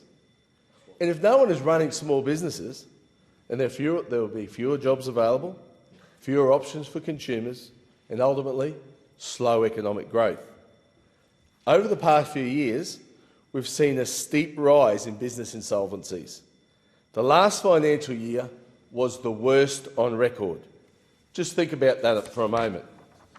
Deputy Speaker, if the population is growing, and it is, at a rapid rate of knots, and there are few businesses offering goods and services, what does that look like for an Australian future? And particularly for the future of regional communities like my electorate of Dawson. What does it mean for our national economic prosperity? So I ask, why has this Labor government turned its back on small business? And why doesn't this government place greater emphasis on stimulating small business opportunities? Would it be that the Labor government is only interested in big business that they can unionise? Nice little cash cow there. Or people are working for the government. The fact is, Labor simply doesn't care about small business. Their leaders have never worked in small business and don't understand small business. Both the Prime Minister and the Treasurer are career politicians. They have no idea what small business owners go through just to keep the doors open. Last week, they led a 3-day economic talkfest. Plenty of headlines, plenty of photo ops, but what was the result for small business? Nothing. Zero. Zilch. Nothing in it for small business. When the Treasurer announced the outcomes of the forum, not once was small business even mentioned. Not once.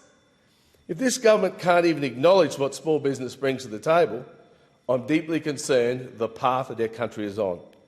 I absolutely stand with small business owners right across Australia. From farmers and fishermen, to the mum and dad freight companies transporting local goods, to small manufacturers striving to make Aussie-made products, to transport operators and many retailers in every corner of the country. I stand with you, and so do my colleagues on this side of the House, because we get it.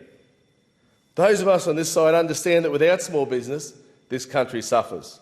Small business needs lower power prices, lower taxes, less government interference, and above all, they need a government that understands them and backs them.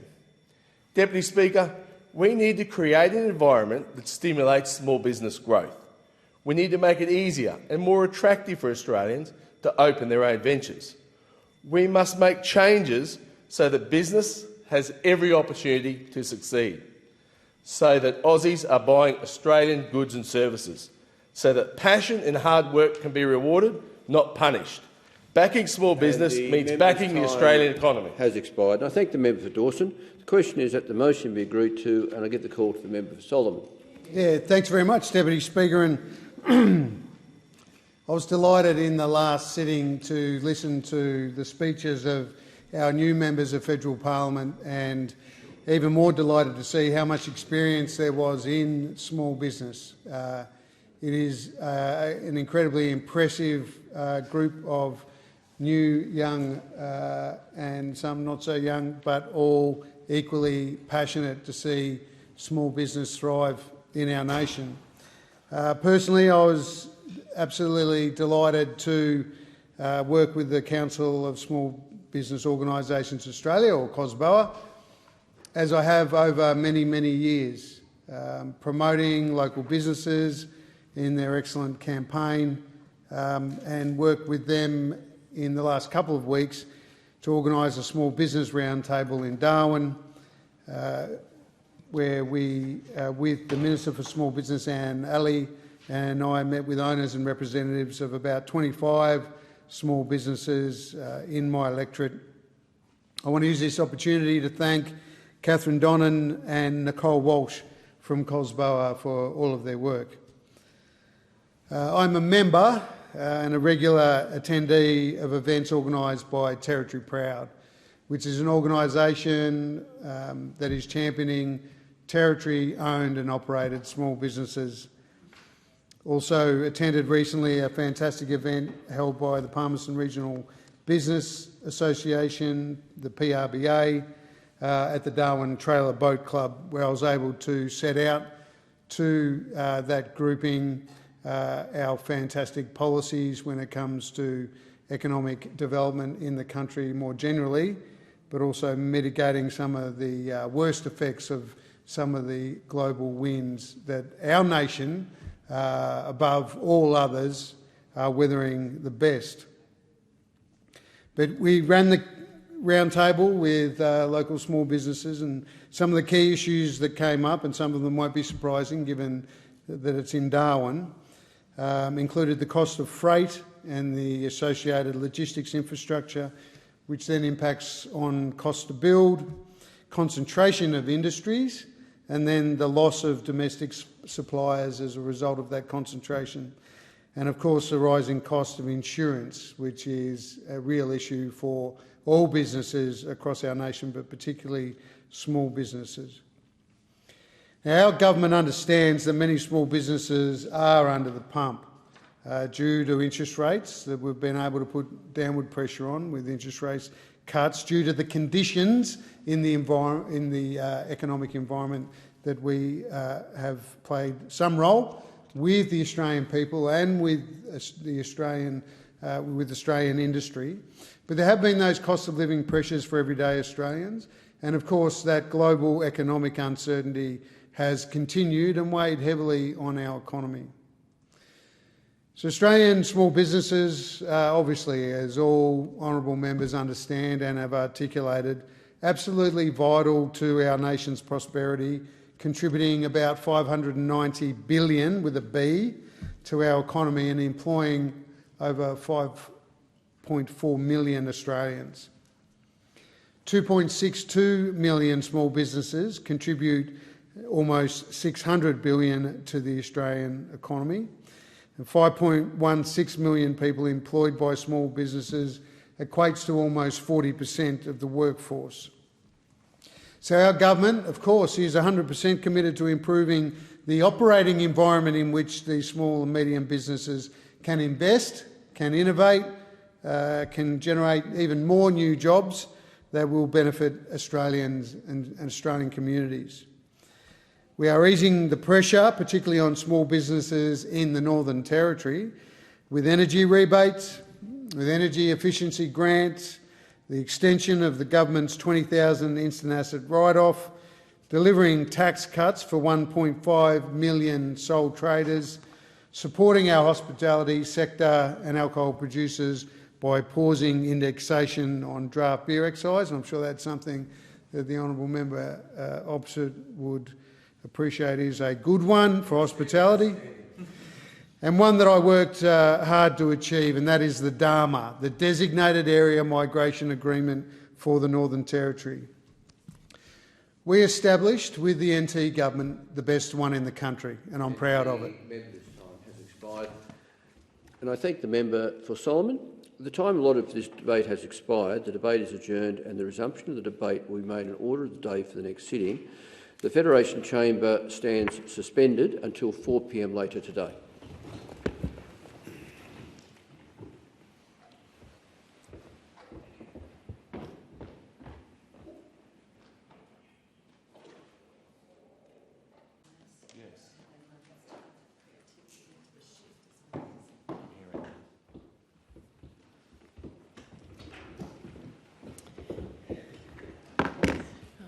Are there any statements by honourable members? The member for Indi. Thank you, Acting Deputy Speaker.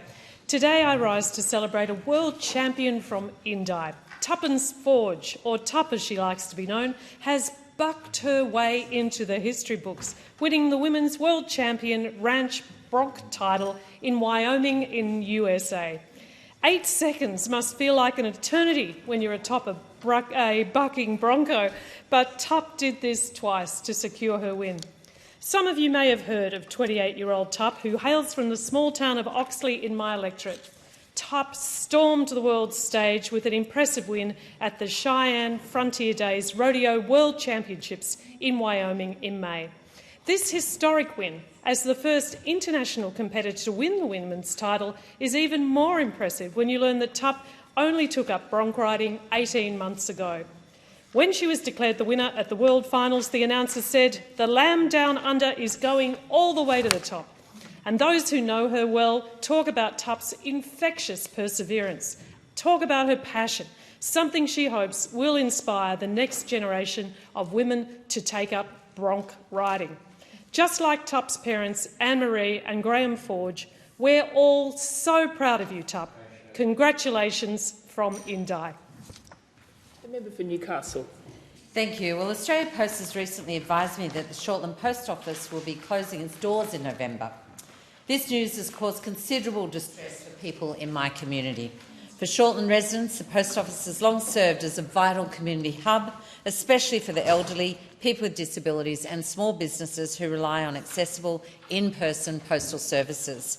Residents like Monica contacted my office and told me that the Post Office, which operates outside of regular business hours, has been a blessing to her over the years. Like many other Shortland residents, Ruth tells me that alternative outlets in Wallsend and Jesmond are not convenient due to their location within large, very busy shopping centres. And Pip, a single mum of 2 kids, says she feels sick thinking about having to go to these alternative locations. My community is already reeling from shock closures of post offices in Elmore Vale, Lambton and Glendale, not to mention the closure of Windale and Wangi post offices in my neighbouring electorates. The closure of yet another post office will only place additional strain on the already under pressure outlets at Wallsend and Jesmond. That's why I've written to the Minister asking that she work with Australia Post to reconsider this closure and increase services in the western suburbs of my electorate. On every occasion, I have been a strong advocate for fair and equitable access to essential postal services. And you can be sure that I will continue to fight for our local post offices. The member for Calare. Deputy Speaker, today I pay tribute to Nana's Touch Community Connections Lithgow, which is a whole-of-community network for anyone in the Lithgow area needing a helping hand or social connection. Since its foundation in 2013, it has become a compassionate support hub of kindness and hope.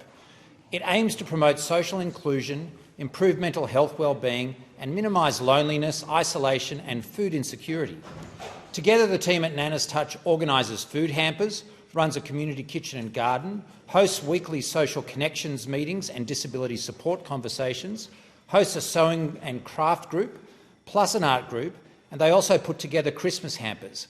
They arrange monthly walk and talks and are often the first point of call for people seeking guidance in accessing support services. They have an amazing team of volunteers carrying out their vision, supporting anyone within the community needing assistance in either one-on-one or group settings.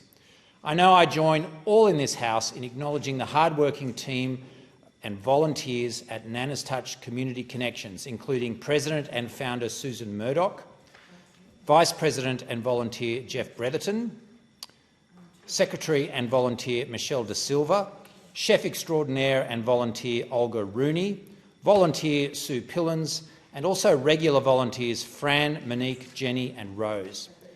Nana's Touch Community Connections Lithgow brings people together. It does wonderful work for those in need, and we sincerely thank all its volunteers and team members for making our region and country a better place. Thank you. The member for Whitlam. Thank you. I rise today to recognise the outstanding work carried out in my electorate by volunteers at the Historical Aircraft Restoration Society, which is known by the acronym HARS. HARS is a not-for-profit organisation that operates an aviation museum as well as the Australian Aviation Hall of Fame at Shellharbour Airport. The society was established in 1979 and its mission is to recover and, where possible, restore to flying condition aircraft or types of aircraft that have played a significant part in Australian aviation history, both in the civil and military arenas. I visited the museum in May and found it enthralling. I discovered that over 50 aircraft are currently on display, with about 20 of them still airworthy. HARS Aviation Museum has won a number of international awards, and its global reputation was epitomised when John Travolta, a pilot and aviation buff since he was a boy, donated his vintage Boeing 707 painted in Qantas livery to the museum. Remarkably, the museum is open every day of the year except Christmas Day, and I once again say this is done entirely by volunteers. I congratulate and applaud the hundreds of volunteer engineers, pilots and aviation enthusiasts at HARS Aviation Museum who conduct their work with great professionalism and pride. They do this not just to pursue their passion, but to preserve and celebrate Australia's extraordinary aviation history for both current and future generations. The member for Fowler. Deputy Speaker, I attended the Vietnam Veterans Day last week at Canley Heights RSL. Also known as Long Tan Day, this important occasion solemnly reminds us of the courage, sacrifice and resilience of Australian servicemen and women who served in the Vietnam War. It marks the Battle of Long Tan, where our soldiers showed extraordinary bravery in the face of immense adversity. But Long Tan Day is more than just remembering a battle. It is a time to recognise the ongoing contributions and challenges faced by Vietnam veterans and their families who have given so much for our nation.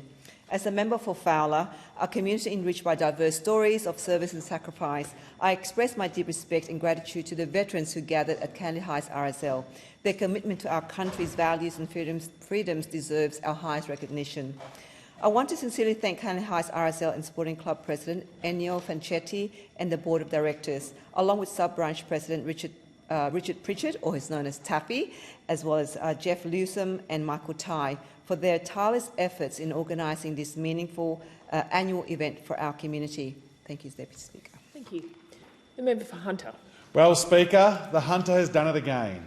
I'm thrilled to announce to the House that the incredible Brokerwood Winery in the Hunter Valley has been named 2026 Halliday Winery of the Year. The Halliday tasting team assessed an incredible 8,000 wines from 945 Australian wineries, and only one could be awarded this prestigious title, Deputy Speaker. And it's absolutely no shock that title has gone to one of our incredible Hunter wineries. They also placed third for the best overall winery experience after nearly 10,000 votes were cast nationwide. This is the third year in a row they have landed a spot in the top 10 winery experiences in Australia, and once again they are the only New South Wales winery to make that list. Brokerwood has long been one of the Hunter's most iconic wine destinations, known for its famous Graveyard Shiraz, its stunning cellar door and its commitment to showcasing the very best of our region. These awards are further recognition that the Hunter is not only just competing on the national stage, we are leading it. So if you need any more proof that the Hunter has the best wines in the country, then there you go, Deputy Speaker. Congratulations to Jeff, Stu and the incredible team at Brokenwood. Keep up the great work. I can't wait there to go and have a nice glass with you all again and probably a pizza at the lovely bar there. Cheers. Thank you. Member for Grey.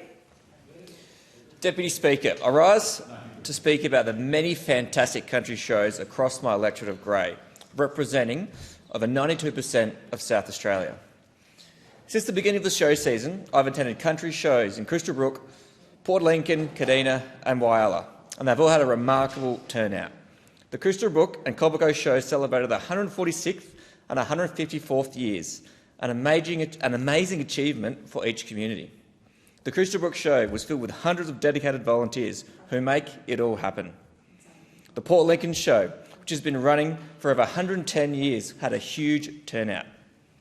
The Cobraco show has grown in attendance from around 800 to 6,000 people over the past few years, which is an incredible accomplishment for that community, for my community. The 54th Whyalla show, South Australia's biggest show outside of metropolitan Adelaide, hit a record number of attendees with over 12,000 people on the Saturday. It's a true testament to the strength and community and popularity of our country shows. Amid the perfect weather and high community spirit, the Port Lincoln show had an excellent talk about the harmful algal bloom. These events are the lifeblood of thriving communities and absolutely essential for holding us together during these tough times. I want to congratulate presidents on their efforts. Country shows simply would not happen without the hundreds of dedicated volunteers putting in their work to ensure their success. The member for Griffith. Speaker. This past weekend, I had the honour of celebrating an extraordinary milestone in our community, the 100th birthday of Sister Angela Mary Doyle AO. Sister Angela Mary has dedicated her life to caring for others after her arrival from Ireland in 1947.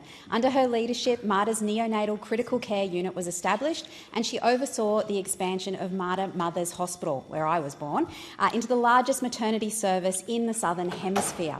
In the 1980s, Sister Angela Mary stood up with courage, conviction and love for gay and bisexual men during the HIV/AIDS crisis.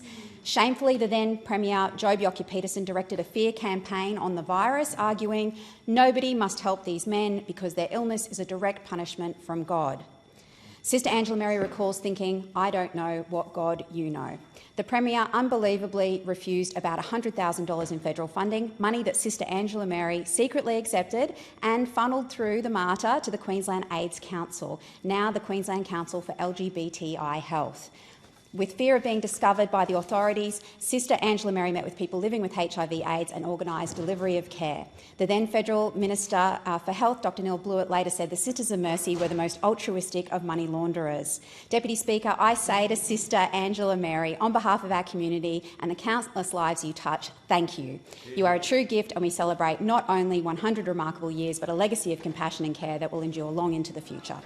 Thank you. The member for Lyne. Deputy Speaker, I'm not sure what the New South Wales Premier is playing at, but primary producers in my electorate are the ones paying the price. We learned just last Wednesday during budget estimates in the New South Wales Legislative Council that less than a quarter of primary producers have been approved for Cat D primary producer disaster recovery payments. That is, out of 1,036 applications, 783 farmers are still waiting for assistance. I could stand here and lambast the New South Wales government for its abject failure to do its job, but what does that achieve to the farmers that are hurting, that have been let down by bureaucracy? The pain they feel is acute. They're angry, and rightly so. I ask governments to get this right, to be at their best, because the impact is acute, not benign. In the same budget estimates, the Premier thought it was smart politics to pass the buck on why the system is failing farmers. He said that the remittance from the Commonwealth Government is too slow, that we need better assistance and more integrated approvals from the Commonwealth. Is he saying that farmers are not getting the relief because the Albanese government isn't paying its bills? Is he suggesting that individual farmer assessments require the approval of the Commonwealth? Methinks the Premier was simply trying to deflect from the failure of his government to do what he promised to do for farmers on the Mid-North Coast, some in person. I've written today to the Minister for Emergency Management seeking clarification of the Premier's comments. The member for Barton. Thank you, Deputy Speaker. Housing is the biggest issue in Barton and across the country. Labor has a vision to ensure that we address this issue head-on and deliver, especially for our young people finding it hard to get their foot in the door. There is a multi-levered approach to address housing, and Labor's announcement to fast-track the 5% deposit is huge. This was to be introduced in January next year, but it is being fast-tracked to October this year because first home buyers need help right now. There are young people all over Barton carefully saving for a deposit. And I remember when I first moved out of home, I rented a tiny unit in South Hurstville, and I was working full-time, also studying, carefully putting my savings aside each week. My partner, now my husband, also doing the same, and we did not have the help of our parents. But because I was a practicing solicitor, our bank lowered the requirement deposit from 20% to 10% and waived the mortgage insurance. Without this, we simply would not have been able to purchase our first home and begin our lives together. So whilst the Coalition would like to act like this policy is far-flung, fanciful idea to benefit the rich, as they were saying this morning, in fact, a very similar policy helped me and my husband enter the market. I was lucky at that time to have our deposit lowered because I was a solicitor and purchasing in a hard environment to save, and now it is harder. Member's time is up. The member for Flinders. Today I was thrilled to join my colleagues across the parliamentary spectrum to launch the National Youth Parliament for 2026. Anyone who follows my social media channels in my electorate knows there is no more enthusiastic supporter of civics education than me. The program we launched today at midday will bring 150 high school students, one from every electorate to Canberra, for 5 days to step into our shoes, learning how bills are drafted, debated and passed into law. The need for such a program is clear. In the most recent National Assessment Program report on civics and citizenship, only 43% of Year 6 students were found to be at or above the proficient standard, and more concerningly, only 28% of Year 10 students met the proficient standard. I've been running what I like to call democracy class in schools right across my electorate for years, and I've seen firsthand the untapped passion for civics in our classrooms. Questions from grade 5 and grade 6 students are fascinating, full of curiosity and compassion and ideas for our nation's future. And last week I visited Drumana College and spoke to kids between Years 7 and 12, and I was blown away by their interest and most especially their passion for public policy and political life. To these students, and many others like them, I say expressions of interest are now open. If you're a young person who'll be 16 or 17 this time next year, this is your time. The member for Sturt. Thank you, Deputy Speaker. The McGill Sunrise Rotary Club, located in the east of Sturt, might have as its orthodoxy relaxation, inclusivity and informality. But when I recently attended a breakfast meeting at the club, I also saw the professionalism, supreme organisation and dedication of club members to not only their local community but to the global community. The club exists to serve others and to make the world a better place. Its vision is to take real action for lasting change in the community, and its values are people, community, compassion, openness, respect, commitment and fun. The McGill Sunrise Rotary Club supports a broad range of initiatives, including Operation Flinders, which is a program to support young South Australians to build optimism, belonging, hope, resilience and emotional well-being. It also supports the Eastern Adelaide Domestic Violence Service and the Hutt Street Centre, which works to reduce and support people experiencing homelessness. And at a global level, the club supports the Lehanzo Children's Village in Zimbabwe, which houses and educates children whose parents are unable to provide for them. Like so many clubs and community organisations, the McGill Sunrise Rotary Club relies on the generosity of volunteers like Pauline Hill and Lindsay Thomas, whose boundless energy and professionalism are always on display. The member for Wide Bay. Thanks, Deputy Speaker. The Rotary Youth Driver Awareness Program, RIDER, saves lives and changes lives. With Australia's road toll on the rise and 60% of fatal accidents occurring on rural and regional roads, we need all drivers to drive safely. Schools are the ideal starting place to give young people road safety skills and knowledge to make responsible decisions behind the wheel. And through the Rider program, Rotary clubs partner with local schools facilitators, including police and driver instructors, to deliver workshops that teach young people how to critically think about the decisions and actions they take when on the road. Just before the start of Queensland Road Safety Week, I caught up with some of the road safety champions involved in Rider, including Steve Webb, Linda Harris, Lloyd and Anne Madden, and I thank the local Rotary members, police, Rider volunteers and the facilitators and sponsors for all the work that they do in helping the young people to learn to drive safely. So far, there's been 10,000 students who have participated in the Rider program, but the most significant number remains unknown. That's the number of young lives saved who wouldn't be alive today if they hadn't completed the Rider course. Yeah. The member for Petrie. I want to take a moment to pay tribute to one of our great local manufacturers, Packer Leather. This is a company with a proud history spanning back to 1891, manufactured in Narangba and known around the world for producing some of the highest quality kangaroo leather on the market. Right now, they are under real pressure. They're rapidly losing contracts, not because the product isn't world-class, but because the Centre for Humane Economy's misinformation kangaroos are not shoes, is successfully convincing international brands to abandon kangaroo leather. The global sportswear giants have announced that they plan to phase out or immediately cease to use kangaroo leather in their footwear lines. But here's the truth. Kangaroo leather is one of the most sustainable in the world. It comes from a wild population, not factory farming, and prevents the waste of animal products. It's an industry that supports over 3,000 jobs, many of those in the regions.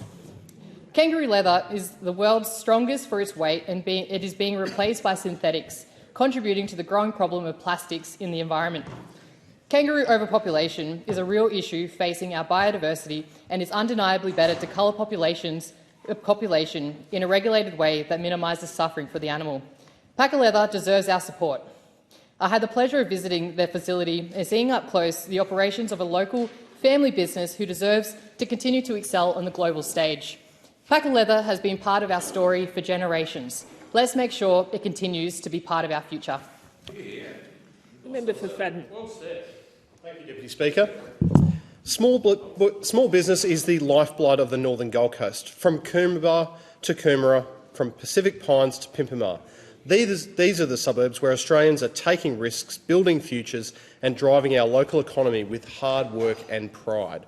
But under this Labor government, they've been forgotten. While the recent roundtable focused on big business, big unions and big government, our small business owners are burdened with rising costs, worker shortages and red tape that makes it harder to grow, harder to hire and, quite frankly, harder to stay afloat. Power bills are up, insurance is out of control, and this Labor's industrial relations changes have made life even more difficult for those trying to employ locally. Every extra cost, every form and every delay, it chips away at confidence and it adds to the pressure. Labor promised to back small business, but what have they delivered? No meaningful tax relief, no clear plan to address skills shortages, just more paperwork, more complexity and more spin. Our small businesses want government to get out of the way and let them succeed. They don't want handouts, they just want a fair go. It's time for a government that understands small business isn't just part of the economy, it is the economy. The small business owners in my electorate of Fadden at the northern end of the Gold Coast deserve better than neglect from this Labor government. The member for Bonner. Thank you, Deputy Speaker. I rise to acknowledge the important work of Share the Dignity, a remarkable Australian charity addressing an issue too often overlooked, period poverty. Founded in 2015 by Rochelle Courtney, a proud Queenslander, Share the Dignity has grown from a grassroots initiative to a powerful national movement supporting women, girls and those who menstruate across Australia. Rochelle's passion and determination are extraordinary. What began as a single collection drive has now evolved into widespread action, delivering essential period products to women fleeing domestic violence, living in homelessness or experiencing financial hardship. Their impact is tangible. Over the years, Share the Dignity has distributed millions of period products and installed hundreds of dignity vending machines, not just in crisis shelters and community hubs, but also in public schools, where too many students miss class or suffer in silence because they cannot afford basic sanitary items. Speaker, this month, August, is Dignity Drive Month, one of the charity's key national campaigns. During this time, collection points open right across the country to gather donated period products. I'm proud that my office, and I know many other MPs as well, are participating as a registered collection point.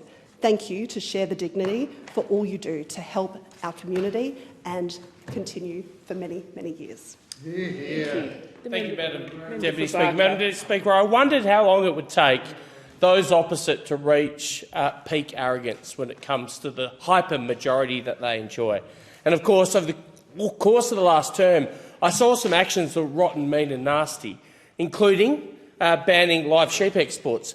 But 4 months in, I found probably the worst example, proof positive that hyper-majorities like this are going to lead to very bad government. What do I speak of? I speak of the decision to scrap funding that's been in place for 125 years for the Salvation Army's Sallyman program. Are you for real? Those opposite took us to a voice referendum, spent $500 million but can't find $1 million to support our veterans. Now, this program dates back to the Second Boer War.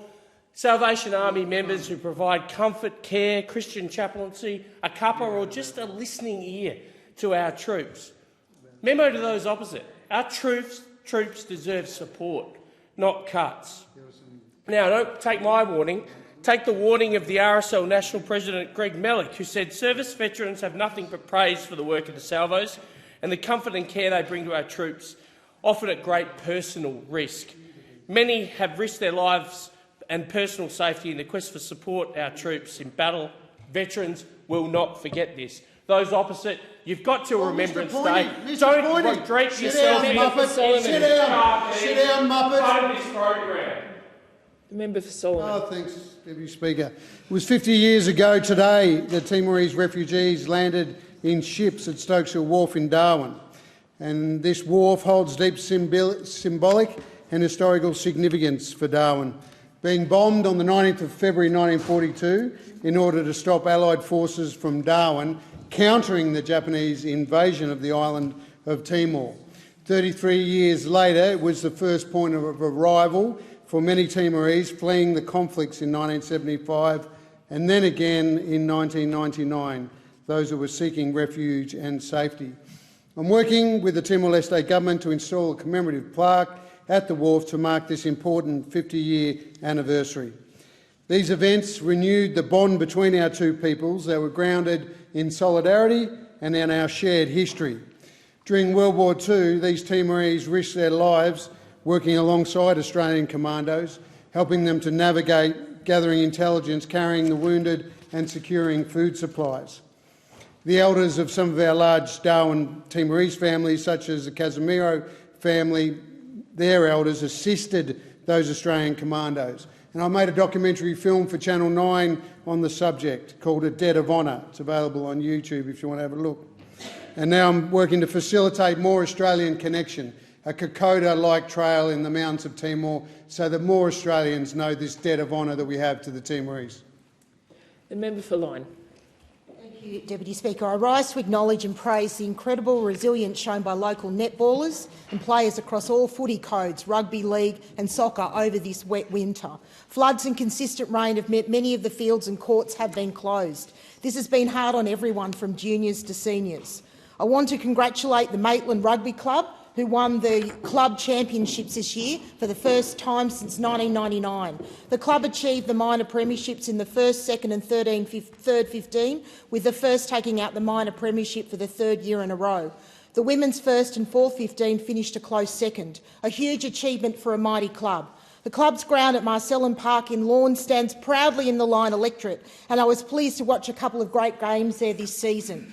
With cricket season soon upon us, I also want to congratulate the Northern Suburbs Cricket Club on their success in being chosen to host a 4-day cricket carnival for the Under-19 National Female Championships in December. The club plays at Lawn Park Oval, but like many sporting facilities across the Lyne electorate, it needs investment. I thank the Maitland City Council for its funding of $200,000 towards the cost of screens, but more is needed to complete the job. I implore the Albanese government to put aside politics and reinvest in programs like the Building Better Regions program and the Local Roads and Community Infrastructure program so that community sporting facilities like Lawn Park can get on with the work they need to support their players and their communities. Thank you. I give the member for Werriwa the call. Thanks, Deputy Speaker. In Australia, there's approximately 1.3 million people living with diagnosed diabetes. This represents about 5% of the population, according to the Australian Institute of Health and Welfare. I recently attended a cricket match organised by the Sabeel El-Mustafa Foundation in support of raising awareness around diabetes, particularly for those in South Asian communities. It's also to encourage people newly diagnosed to continue taking part in all parts of their life, especially sport. The match was organised to raise funds to support a diabetic hospital currently under construction in Pakistan. The rain didn't dampen the enthusiasm of organisers to still go on with the event. I was joined on the day by state colleagues Charisma Caliander, the member for Liverpool, and Nathan Haggerty, the member for Leppington. I enjoyed very much watching the member for Leppington being bowled out first ball, but he took to the pitch with a lot of confidence. I want to acknowledge all the organisers involved in putting the event together, in particular Dr Nala for the generous sponsorship. My community is better off having people in it who care enough to put themselves out to raise awareness, promote healthy lifestyles and support those affected by diabetes. Congratulations and thank you to all volunteers for organising the day, which seemed to be a really wonderful success. And a special shout out to the umpire who stood all day in the rain. The member for Bowman. Thank you, Deputy Speaker. Over the past 3 years, my community has witnessed Brisbane Airport flight paths increasingly shifted over the Redlands, an ongoing consultation on a range of proposals to continue this pattern. This is unacceptable and is something that I've been working with my Bayside community to oppose. Those who choose to live close to the city and the airport do so with an expectation of aircraft noise. By contrast, families move to the Redlands for its peaceful lifestyle, aware this means they are further away from the amenity of the city. It's a fair trade-off. Air Services of Australia have been reviewing flight paths for the past 3 years and have now released Phase 6 of Package 3 as part of their Noise Action Plan for Brisbane. Sadly, yet again, the new proposals have significant implications for Redlands City residents. While earlier stages made some progress in response to my community advocacy, the latest proposals would see aircraft noise pushed onto new areas of our community. Because of strong local voices, we've won commitments to higher altitudes and more overwater routes, yet this newest part of the Noise Action Plan only seeks to shift the problem to the Bay Islands in my electorate and over residents of Sheldon and Mount Cotton. The solution that I and hundreds of other locals are pushing for is an over-the-ocean flight path that will push southbound traffic east over North Stradbroke Island and cross the mainland at a higher altitude in an area of less built-up areas. Air Services Australia is calling their latest changes fair. It is not fair, it cannot be justified, and I'll continue to fight against it. The member for Moreton. Thank you, Deputy Speaker.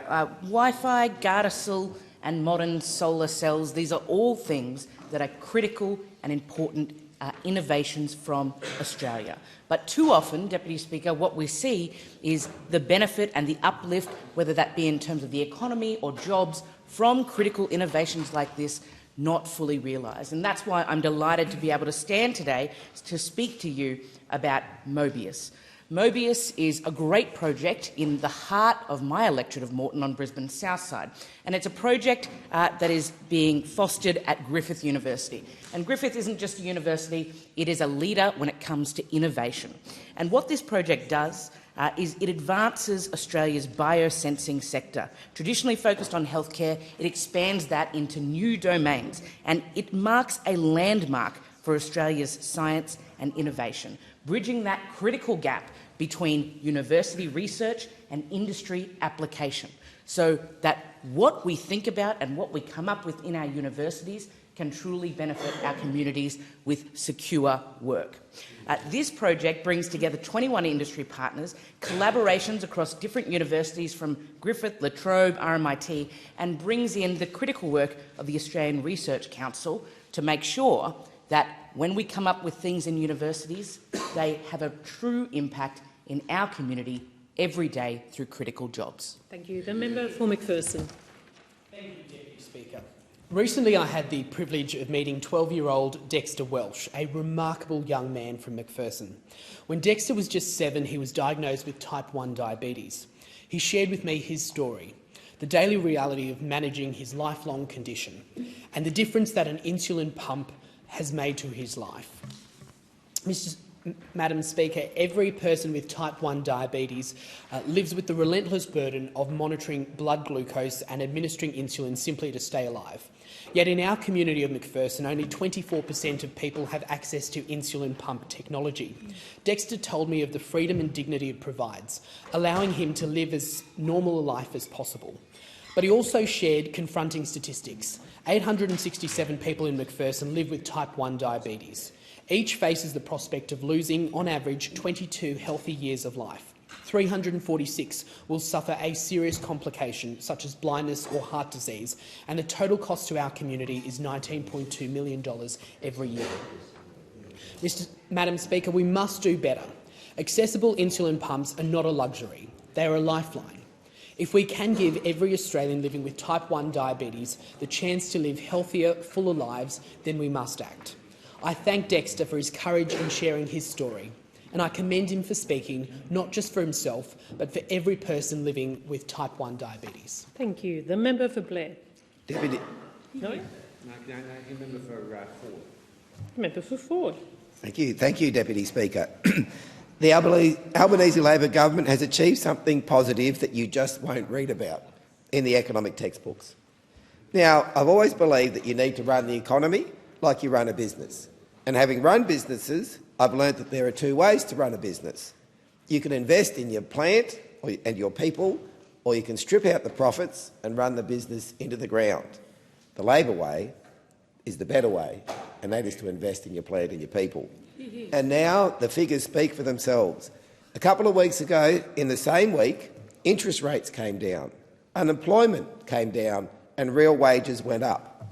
When I was studying economics in country high school in the 1990s, we were told that's not supposed to happen, but it did happen, and for two reasons.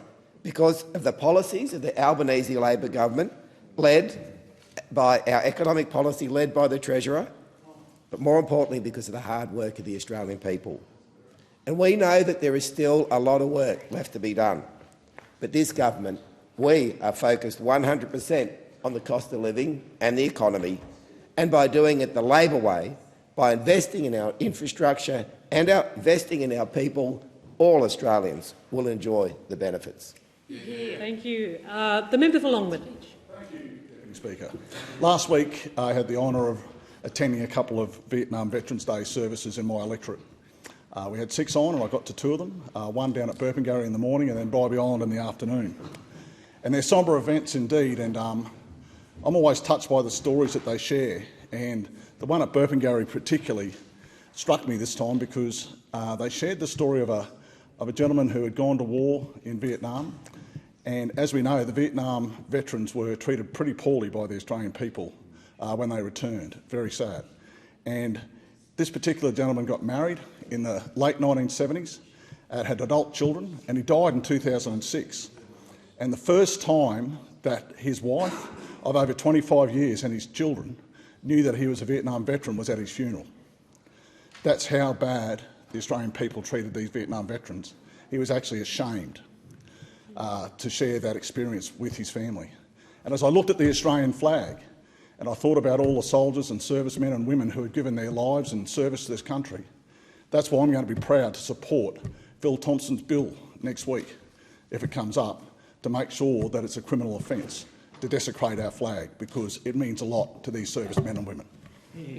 Member for Banks. Thank you, Deputy Speaker. I rise to recognise the achievements of some of the wonderful groups in my electorate of Banks. A few weeks ago, I was able to attend Lugano Football Club's presentation day for their junior teams at the Masonic Club at Mortdale. While the rainfall forced the event indoors, it certainly didn't dampen the spirits of so many of the players and their families in attendance. Thank you to the Lugano Football Club and their leaders Sue, Hagop and Atef for all their efforts in putting together a fantastic community event. Earlier this month, I had the pleasure of attending the celebrations of Narwee Public School and Penshurst Public School. Narwee celebrated 75 years of existence, while Penshurst Public celebrated its 100-year centenary. Both schools had fantastic histories, and the vibrancy of the communities they serve were on full display. Congratulations to both schools for notching up these significant milestones in the electorate of Banks. Finally, on August 1st, I attended the gala dinner for Charlotte's Wish. Charlotte's Wish was founded by Kelly and Matt O'Brien in the wake of the tragic loss of their 12-year-old daughter Charlotte, working to tackle bullying and prevent youth suicide in our communities. The gala was a tremendous success, with Charlotte's Wish raising substantial funds for Kids Helpline. To Kelly and Matt, thank you for all the work you are doing to support Australia's young people, honouring the legacy of Charlotte. Member for Forrest. Thanks, Deputy Speaker. And I rise today to proudly recognise the outstanding achievement of locally raised star Kyle Lee on claiming a bronze medal when representing Australia at the World Swimming Championships in July. Mr Lee, an exceptional endurance swimmer, competed in the men's 10-kilometre event in Singapore.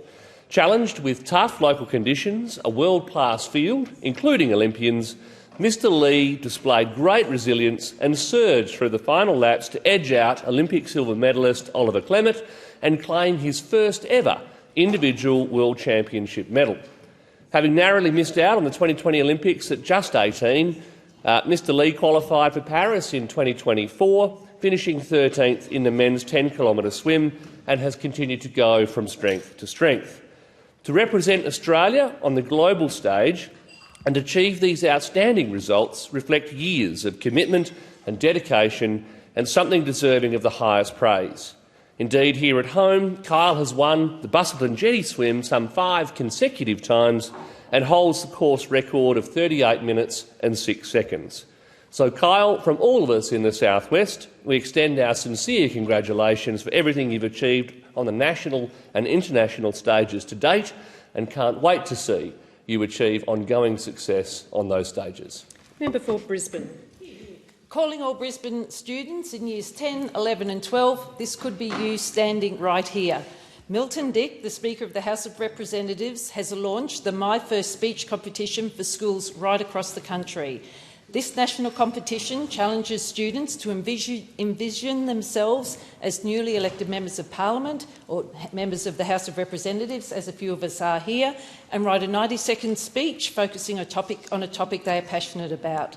The winning entrants from each group will be flown to Canberra to deliver their speeches in Parliament House and participate in an engaging program about the legislative process. The deadline for submissions for the competition is Monday the 15th of September, so if you think this could be you, pick up your pen and get writing.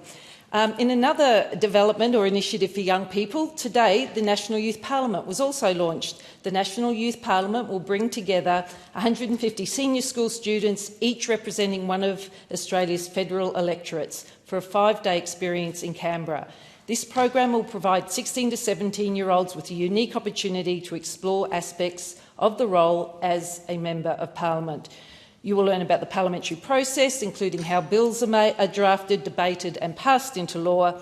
And if you're interested, do get in touch with my office or your own local electorate office. It's a fantastic opportunity, and I encourage any young person within those age cohorts to get involved. Thank you. Member for O'Connor. Thank you, Deputy Speaker. And I rise today to acknowledge the passing of a Goldfields legend whose name will be very familiar in this place. Graham Campbell, former member for Kalgoorlie, passed peacefully surrounded by his loved ones on the 16th of August, aged 86. Graham was a champion of the workers of the mining and pastoral region, and his loss will resonate across the greater Goldfields region. Graham's family emigrated from England and he grew up in South Australia. He went on to establish Kaibo Station, a remote pastoral property on the sparse Nullarbor Plain, with his brother Rod. There he met his French wife Michelle and started a family, eventually moving to Kalgoorlie to work in the mining industry. Graham joined the Labor Party in 1980 and was elected as the federal member for Kalgoorlie, then Australia's largest electorate. His pro-mining views saw him cross the floor in 1988, challenging then Treasurer Paul Keating's plan to remove company tax exemption for gold miners. He gained a reputation as a political maverick, winning a second term as an independent and serving his Goldfields community long beyond his tenure in Parliament. Graham joined the Liberal Party in later life and was a regular visitor to my Kalgoorlie office, joining my staff for coffee so often he actually had his own biscuit stash. Graham was one of a kind, and I'll forever treasure his friendship and sage words of advice and encouragement. My heartfelt condolences to Michelle, Ainsley, Leyland and family. Valet Graham Campbell. Thank you. Member for Blair. Thank you, Deputy Speaker. I rise to pay tribute to my friend and internationally renowned artist Merton Chambers, who passed away on the 27th of July 2025.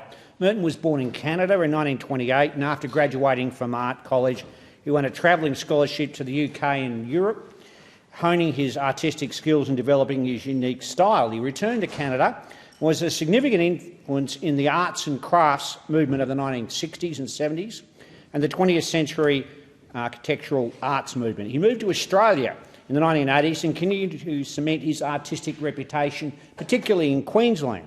After retiring, he moved to the Brisbane Valley in Blair, where he met and married his best friend and my friend, Beres Nelson, who was instrumental in founding the Condensary Art Gallery in Toogoolawah.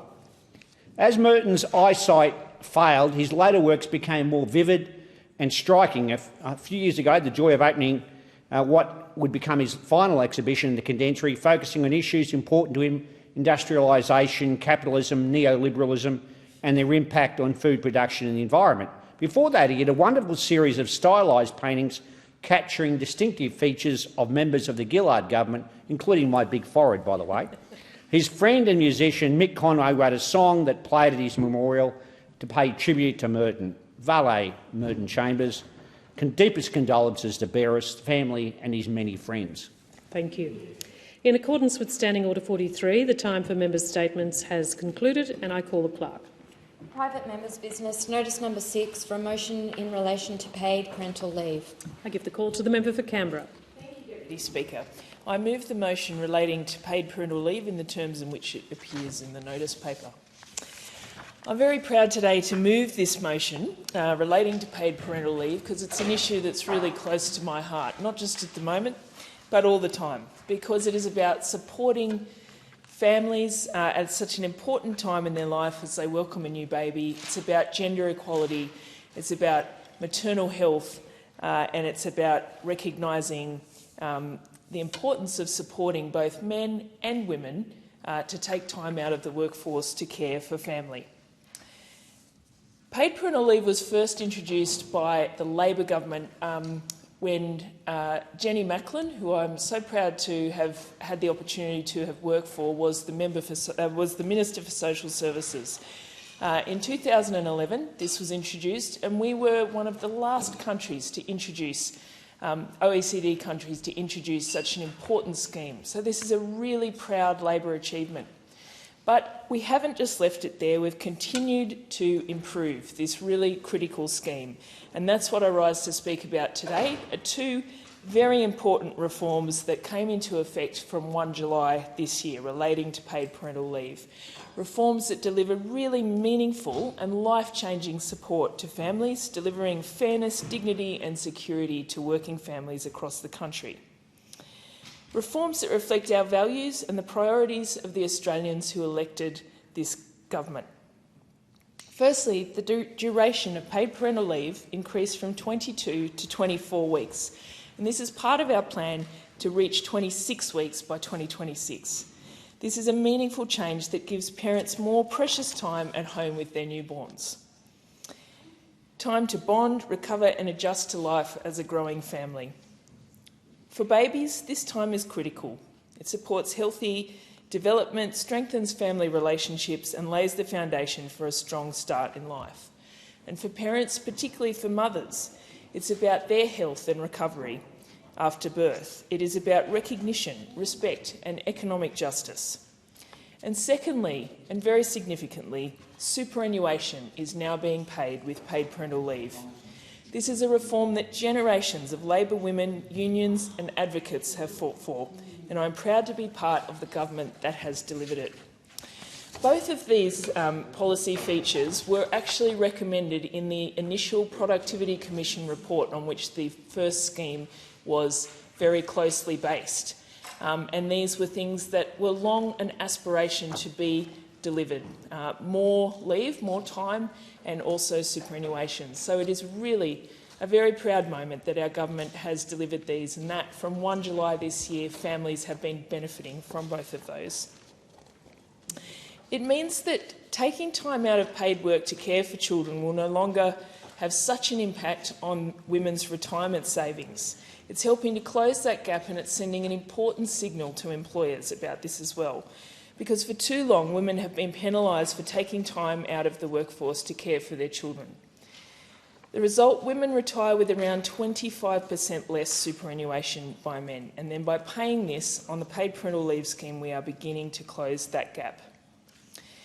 And it's my belief that it is incredibly important that we make it easier for both men and women to take this time out of the workforce, that we normalise this as part of life, that people need to take time out of work to do things like care for children and other family members as well, but that this is shared equally between men and women. I do believe this is one of the most key factors in influencing gender equality going forward, is that this is seen as something that is normal and respected in ways like paying superannuation on that paid parental leave is a really important way to show that this is a serious and important thing. These changes will benefit around 180,000 families every year. It will give them more time, more money, more flexibility, and more people will be eligible. Labor created paid parental leave, and we will always defend it and continue to build on it. But it's not just paid parental leave we're making better. These changes build on the Albanese government's broader agenda to support Australian families and modernise our workplace and care systems. Since we came to office, parents are almost $12,000 better off, whether it's from cheaper early childhood education with a goal of universal access, to paid placements for student nurses and teachers, to getting wages moving. Again, we are backing working people and working families. Is there a seconder? I second. The question is that the motion be agreed to, and I give the call to the member for Moore. Thank you, Deputy Speaker. Becoming a parent is one of the most profound experiences in life. Joy, exhaustion, and a love that changes everything. Those first weeks and months are moments you never get back, and they shape the health and well-being of a family for years to come.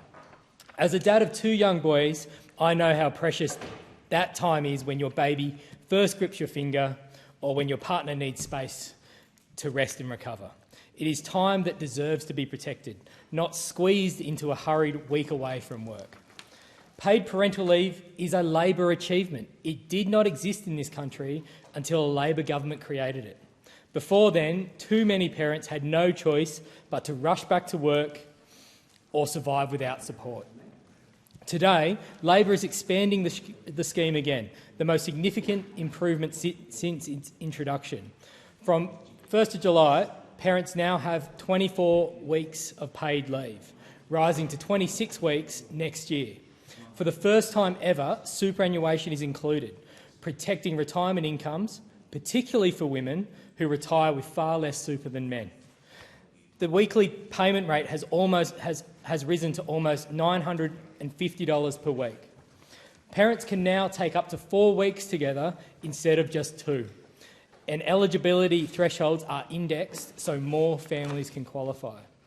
That means more time, more money, more flexibility and more security. On average, parents are $12,000 better off than when this government came to office. These reforms will benefit around 180,000 families every year, including thousands in my electorate of Moore.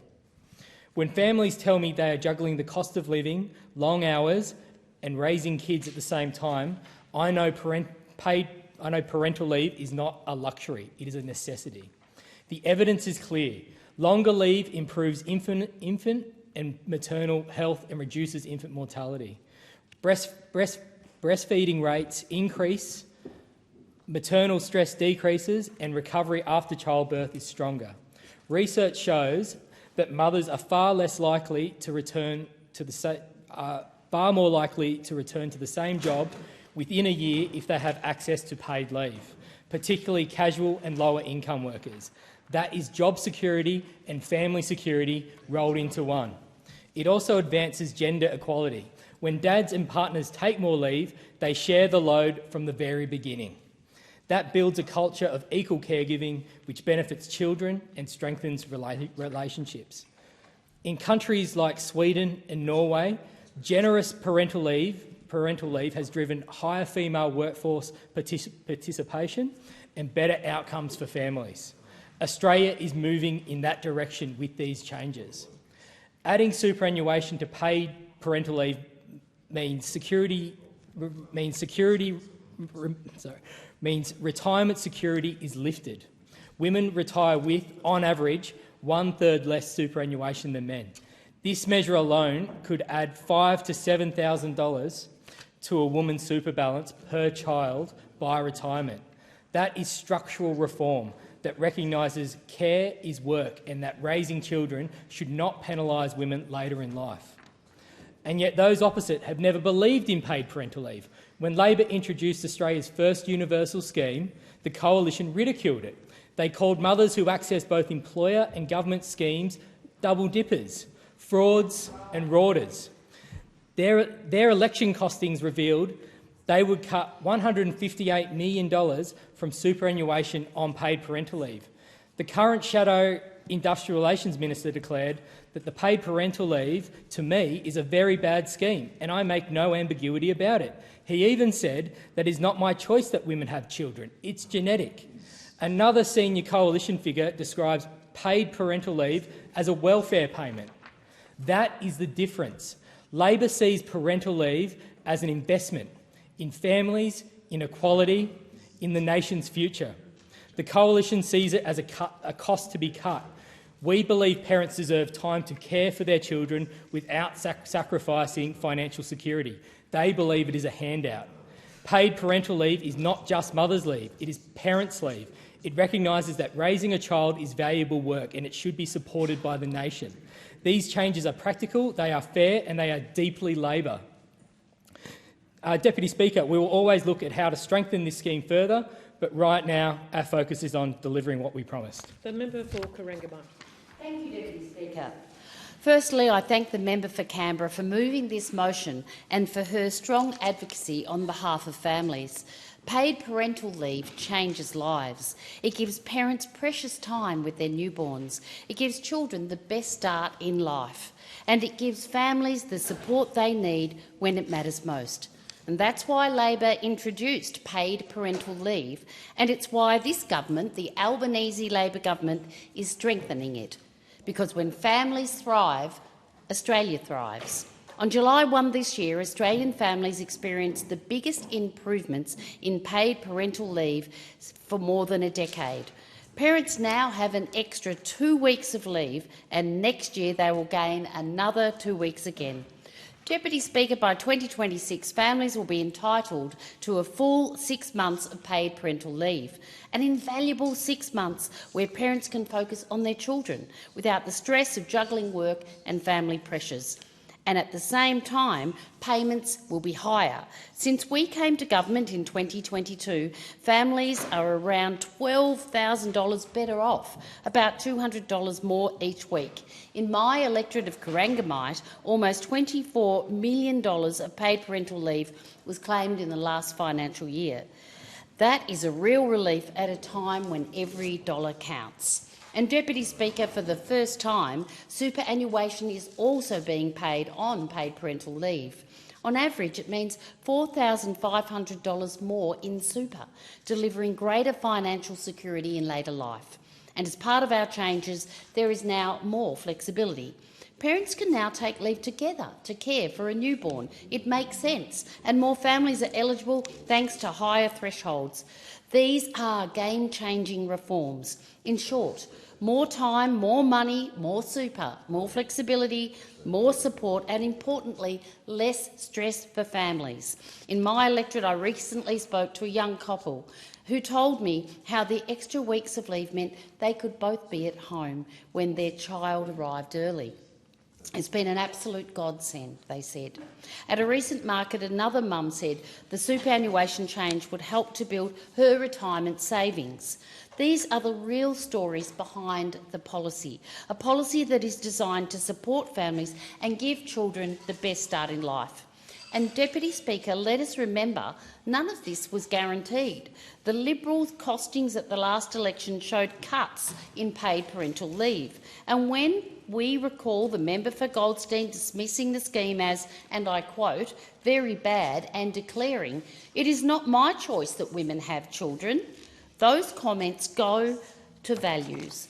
On this side of the chamber, we are clear. Children are the greatest gift. Families deserve respect and support, and government should be there to back them in. And, Deputy Speaker, paid parental leave also benefits business. When parents can take time at home and then return to work with confidence, businesses keep skills and our economy keeps talent. Paying super also narrows the retirement gap. Expanding leave lifts retention. Flexibility helps mums and dads take time too. Deputy Speaker, this is not a handout. This is a helping hand. It levels the playing field and it goes to the values of fairness, a value shared by all Australians. And it's a value that underpins the Albanese government's broader plan to help Australians get ahead. We have made childcare cheaper, so returning to work is easier and more affordable. We've lifted wages and supported secure jobs because family budgets depend on a decent pay. We've invested in Medicare because health should never be a luxury. So, Deputy Speaker, in closing, Labor's agenda and our paid parental leave scheme in particular means more time, more money, more super, more flexibility and more families supported. But more than that, it's a statement about who we are, a nation that values families, cares for our youngest Australians and a government that backs parents. The Albanese government promised to strengthen paid parental leave and we're delivering it in full and on time because we believe that when you support families, children get the best start in life and our nation is stronger. Thank you. There being no further speakers, the debate is adjourned and the resumption of the debate will be made in an order of the day for the next sitting. I call the member for Hunter. Got it. Thank you, Mr Speaker. When there's something that makes this country the best place on earth to live, it's usually the Labor government that is responsible for implementing it. And paid parental leave is yet another example of this. We implemented it and now we're strengthening it. As a dad of two amazing girls, Zoe and Asher, I know how valuable time is with your newborn. It's important for parents and it's important for the baby as well. Bringing your newborn child home is one of the most amazing days of your life. But it's no secret that from this point on, life gets harder. And that is especially the case for those who have just gone through 9 months of pregnancy and labour. No one in their right mind can expect a new mother not to take time off. But when you take time off for a child, you still need money to keep coming in. Kids drain our bank accounts enough without needing time off work. And this is where paid parental leave kicks in and really makes a difference. It means you don't need to choose between having a child and going to work. Paid parental leave is truly life-changing for so many parents around the country. And 22 weeks away from work is invaluable time for new parents. And don't we all know they deserve it? But as we all know, sometimes this just is not long enough. When the paid parental leave scheme was first introduced by a Labor government back in 2011, it was a massive help to so many parents. But the needs for parents change over time, and the scheme needs to adapt to be able to effectively deliver the needs for those that rely on it in 2025. And this is why it's good that the government has increased paid parental leave by 2 weeks, bringing the amount of time a new parent can take parental leave from 22 weeks to 24 weeks. It's fantastic that paid parental leave means that mothers can take the time they need to be with their child when they're needed most without having to sacrifice their pay. But the system wasn't perfect, because while you continue to get paid, in the long run, mothers were being left worse off. The money that you take home at the end of each week is only one of the financial benefits of being in the workforce. The other major plus of having a job is to be paid super. Another Labor government policy. Super means that when you retire, you're better off and less likely to rely on the government to survive. But unfortunately, for too long, when a parent is off work on paid parental leave, their superannuation does not continue to accumulate, meaning that there is about half a year's worth of lost superannuation just because you decide to have only one baby. In the big picture, this might not sound like a lot, but when you take into consideration the loss return on this money and the possibility of having more than one child, it quickly adds up. But it is no longer an issue because superannuation has now been added to the government paid parental leave, which means that taking paid parental leave will not mean missing out on super. Speaker, this is a win for parents and particularly for mothers, because the time mothers take, the time mothers are out of the workforce to bring children into this world should not leave them worse off when it comes to them retiring. In May, Australians made their voice loud and clear. They want a government who builds on this country's future. They voted for a government who will put people first, and that's exactly what these changes to paid parental leave deliver. We've taken life-changing, nation-building policy and made it even better to make sure that parents are better supported to take more time off with their newborn and don't have to sacrifice their super by bringing a child into this world. The reforms to the government paid parental leave scheme have proven to be good for parents, good for kids, good for employers and good for our economy. This is a win for all. It's these kinds of life-changing policies that we will continue to deliver for Australians so that we are delivering the better future that Australians voted for. Thank you, Deputy Speaker.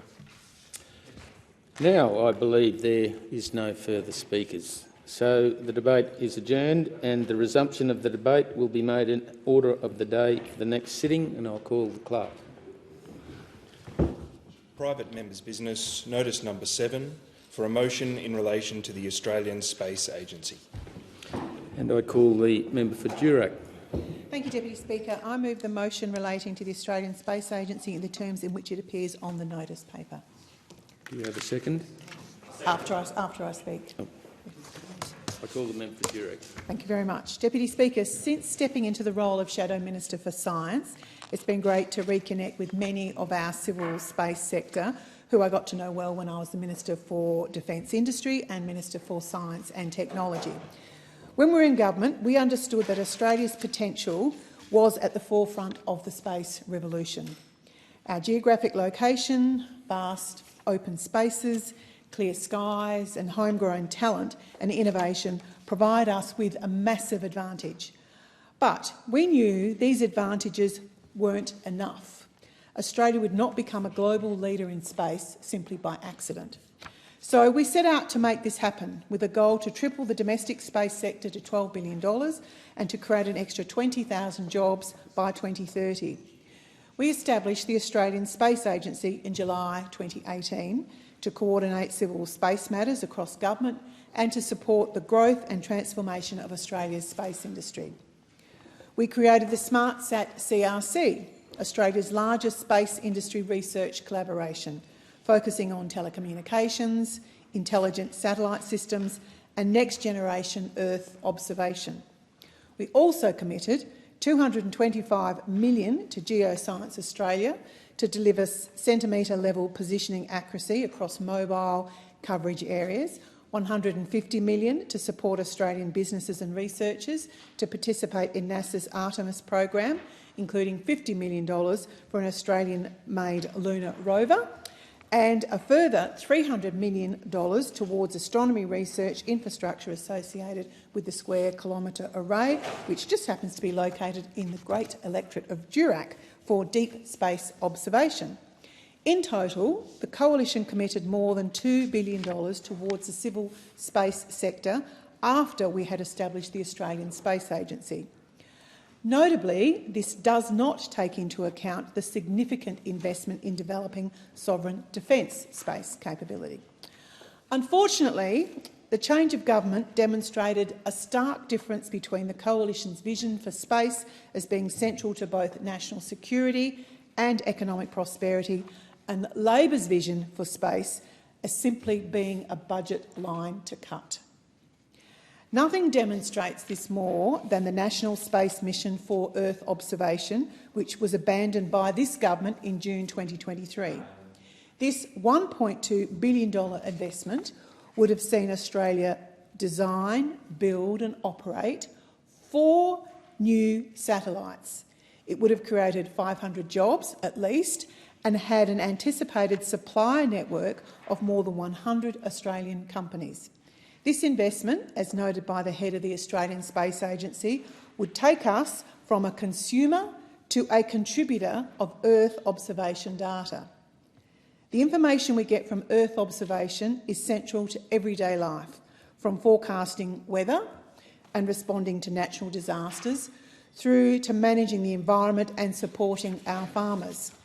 So consider this cut in terms of this government's so-called Future Made in Australia agenda.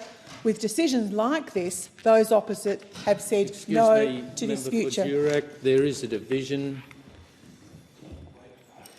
So a division has been called for the House and proceedings are suspended and to enable the honourable members to attend the division.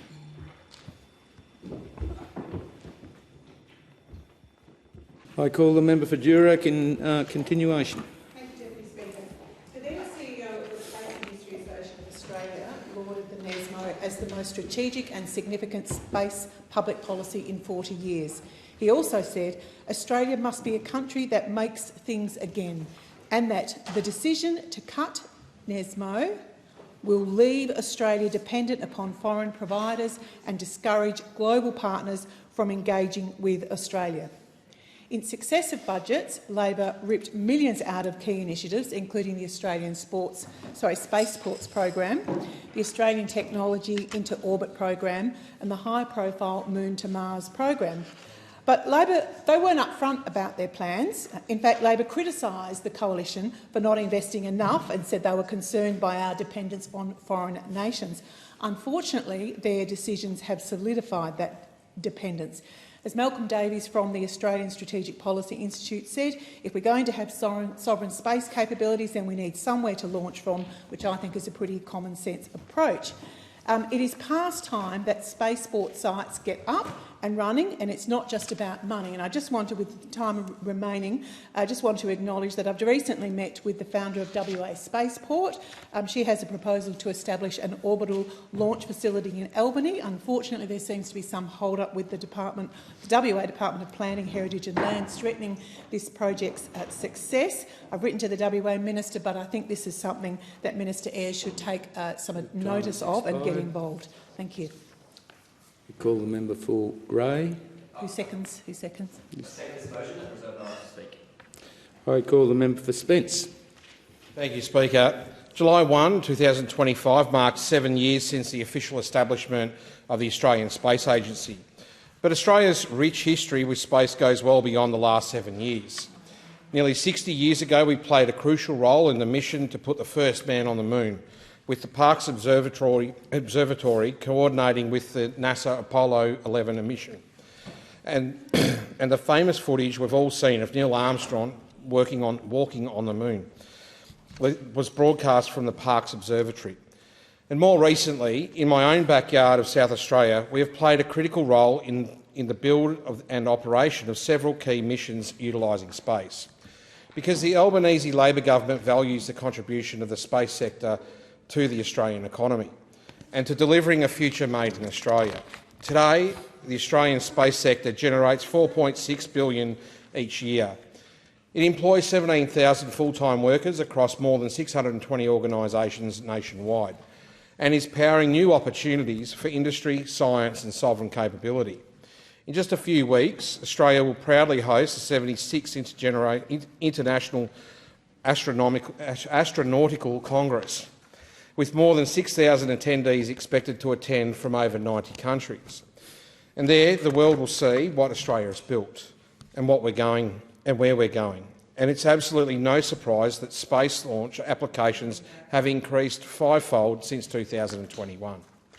Proof of a sector alive with innovation, ambition and investment.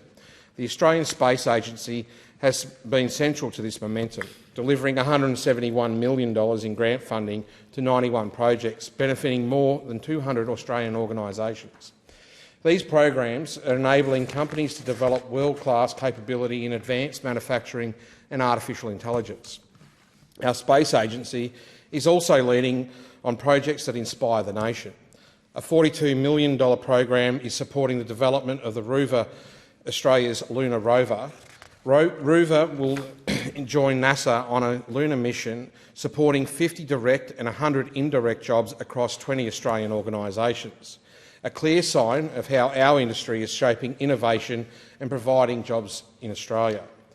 The National Reconstruction Fund Corporation has also made a $25 million investment in Mariota, a South Australian-based company leading the way in satellite telecommunications, backing companies to succeed in what Future Made in Australia is all about.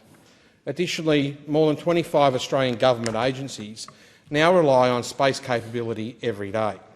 Earth observation satellites support over 170 digital programs. The Bureau of Meteorology uses over 30 satellite data streams. The Murray-Darling Basin Authority relies on near real-time satellite data to manage our rivers.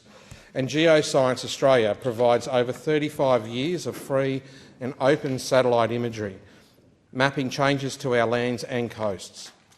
That is why, in the 2024-25 budget, the Albanese government invested over $200 million to upgrade the Alice Springs ground station and expand advanced data processing and analytics. And this is while the CSIRO continues to connect Australia to the universe, assisting the operation of NASA's Canberra Deep Space Communication Complex, the European Space Agency's new Norcia station and our national radio astronomy facilities. So while our achievements in space are not just about satellites and capability, it's about inspiration. Since opening in 2021, the Australian Space Discovery Centre in Adelaide has welcomed over 165,000 visitors, including 18,000 students. Through outreach programs, our space agency now reaches an average monthly audience of 20 million through traditional, social and digital media. This is a whole new generation of Australians inspired by space, as much as we were in 1969. The Southern Launch Program is also putting South Australia's best foot forward, operating both the Canoba Test Range and the Whalers Way Orbital Launch Complex. In 2025, they made history with multiple commercial re-entries at Canoba. The landing of Varda's W2 capsule in February was the first return to a commercial spaceport anywhere in the world, followed by the W3 capsule in May. These missions are pioneering medicine, manufacturing and microgravity, developing new pharmaceuticals. And in May 2024, Germany's High Impulse successfully launched its SR-75 rocket as well. So, thank you, Speaker. The question is that the motion be agreed to, and I call the member for Grey. Thank you, Deputy Speaker. On July 1 this year, we marked 7 years since the Coalition established the Australian Space Agency. It is a milestone worth reflecting on, not just to measure how far we've come, but also to recognise how backwards this Labor government is dragging us. When the Coalition launched the agency in 2018, we set out with ambition and direction. We committed more than $2 billion to the civil space sector with a clear outcome: to triple the size of the industry to $12 billion and to create 20,000 jobs by 2030. And our vision was never about prestige or symbolism. Space today is about more than satellites and rockets. It is about building sovereign capability, driving new manufacturing, advancing medical research, strengthening national security and, critically, creating jobs and opportunities in regional Australia. Sadly, Labor has abandoned that vision. This government has ripped $1.2 billion from the National Space Mission for Earth observation. It has gutted $60 million from the Technology into Orbit program and the space flight sub-programs, axed $18 million from the Moon to Mars global supply chain facilitation, and stripped away $32 million that was set aside for co-investment in spaceports and launch sites. Deputy Speaker, this is not just trimming fat, it is cutting into the bone of our sovereign capability. And at a time when advanced economy is racing ahead in space technology, Labor is pulling Australia out of the space race altogether. And here is a great irony. This is not just a story of high-tech labs in capital cities. In Australia, space is built, launched and re-entered in the regions. Space is a regional industry. And in my election of Grey, we are doing it. At Whalers Way in Port Lincoln, the proposed launch site alone is projected to generate more than $500 million in GDP if allowed to realise its potential.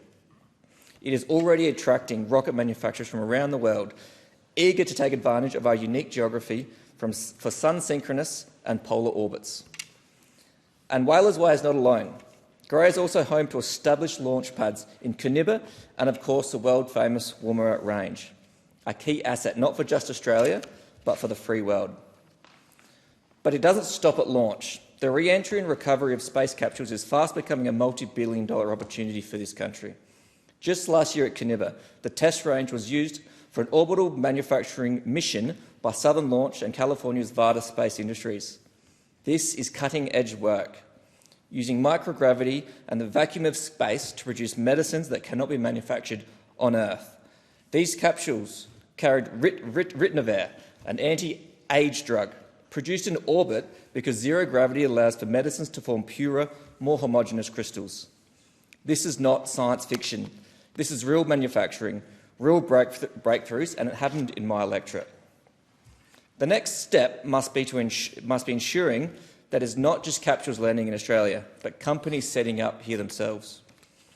We should be attracting the next generation of pharmaceuticals and high-tech manufacturers to establish operations in Australia. That is where the jobs, the value chain and the long-term sovereign capability lie. Deputy Speaker, space is not a hobby. It is not a photo opportunity. It is a national economic and security priority. And it happens in the bush, on the Eyre Peninsula, in the outback and in regions across the country. Labor's cuts will not simply delay a launch or two, they will cost this nation billions in GDP, tens of thousands of jobs and a chance to lead in one of the most competitive and high-margin industries in the world. The Coalition has already shown what is possible when government provides vision and support. We provided it when we established the agency. We proved it when we set bold targets and backed them with serious investment. Labor has shown the opposite. Their cuts are short-sighted, reckless and harmful to our national interest. Not investing in space seems contrary to Labor's own policy of regional growth and their flagship programs, seemingly making space a personal issue with Labor. Deputy Speaker, I call on the government to urgently reprioritise Australia's space sector, restore funding, back our regions and back our sovereign capability. Because without that commitment, Australia risks not just losing ground, but losing the future itself. The question is that the motion be agreed to, and I call the member for Adelaide. Thank you, Deputy Speaker. Can I just reiterate what many of the speakers have said here about this motion, that this is a very exciting time for the space industry here in Australia. And it's no wonder that just on this private member's motion, there's 4 South Australians speaking on it. The member for Grey, we just heard, the member for Spence earlier. I see my colleague, the member for Sturt here, and myself, because it is extremely important to South Australia. We have created an industry in South Australia, a great space industry, an innovative industry, and I'm very pleased to represent an area that's called Lot 14, which has a lot of these high-tech space industries doing research work and actually producing incredible technology, and I visit regularly creating jobs, creating the jobs of the future, and ensuring that we're creating wealth as well for our state and for the nation. And as I said, no wonder there's 4 of the speakers from South Australia that are speaking on this particular topic. As I said, it's a very exciting time for the space industry. Space is critical to Australia's future, from everything from national security right through to climate resilience, to agriculture, connectivity, the economic growth. And I'm also proud to co-chair, together with Senator Sharma, the Friends of Space, Friends of Space Industry in this 48th Parliament, together with Senator David Chalmers, New South Wales Senator. And in fact, if I could just remind all members, tomorrow night we're having our very first event for the 48th Parliament in the Queen's Gallery at 6:30. We have the entire space industry who will be here. Please come along, speak to the industry, and enjoy the festivities that will take place 6:30 in the Queen's Gallery tomorrow night. But this group is open to all parliamentarians and will assist us to remain informed of the role of the space industry in the Australian innovations, technology and scientific fields. Deputy Speaker, space capability is essential to supporting the Australian industry and national critical infrastructure, from everything from satellite communications, GPS, Earth observation capabilities for the climate, and supporting Australian national security and defence priority.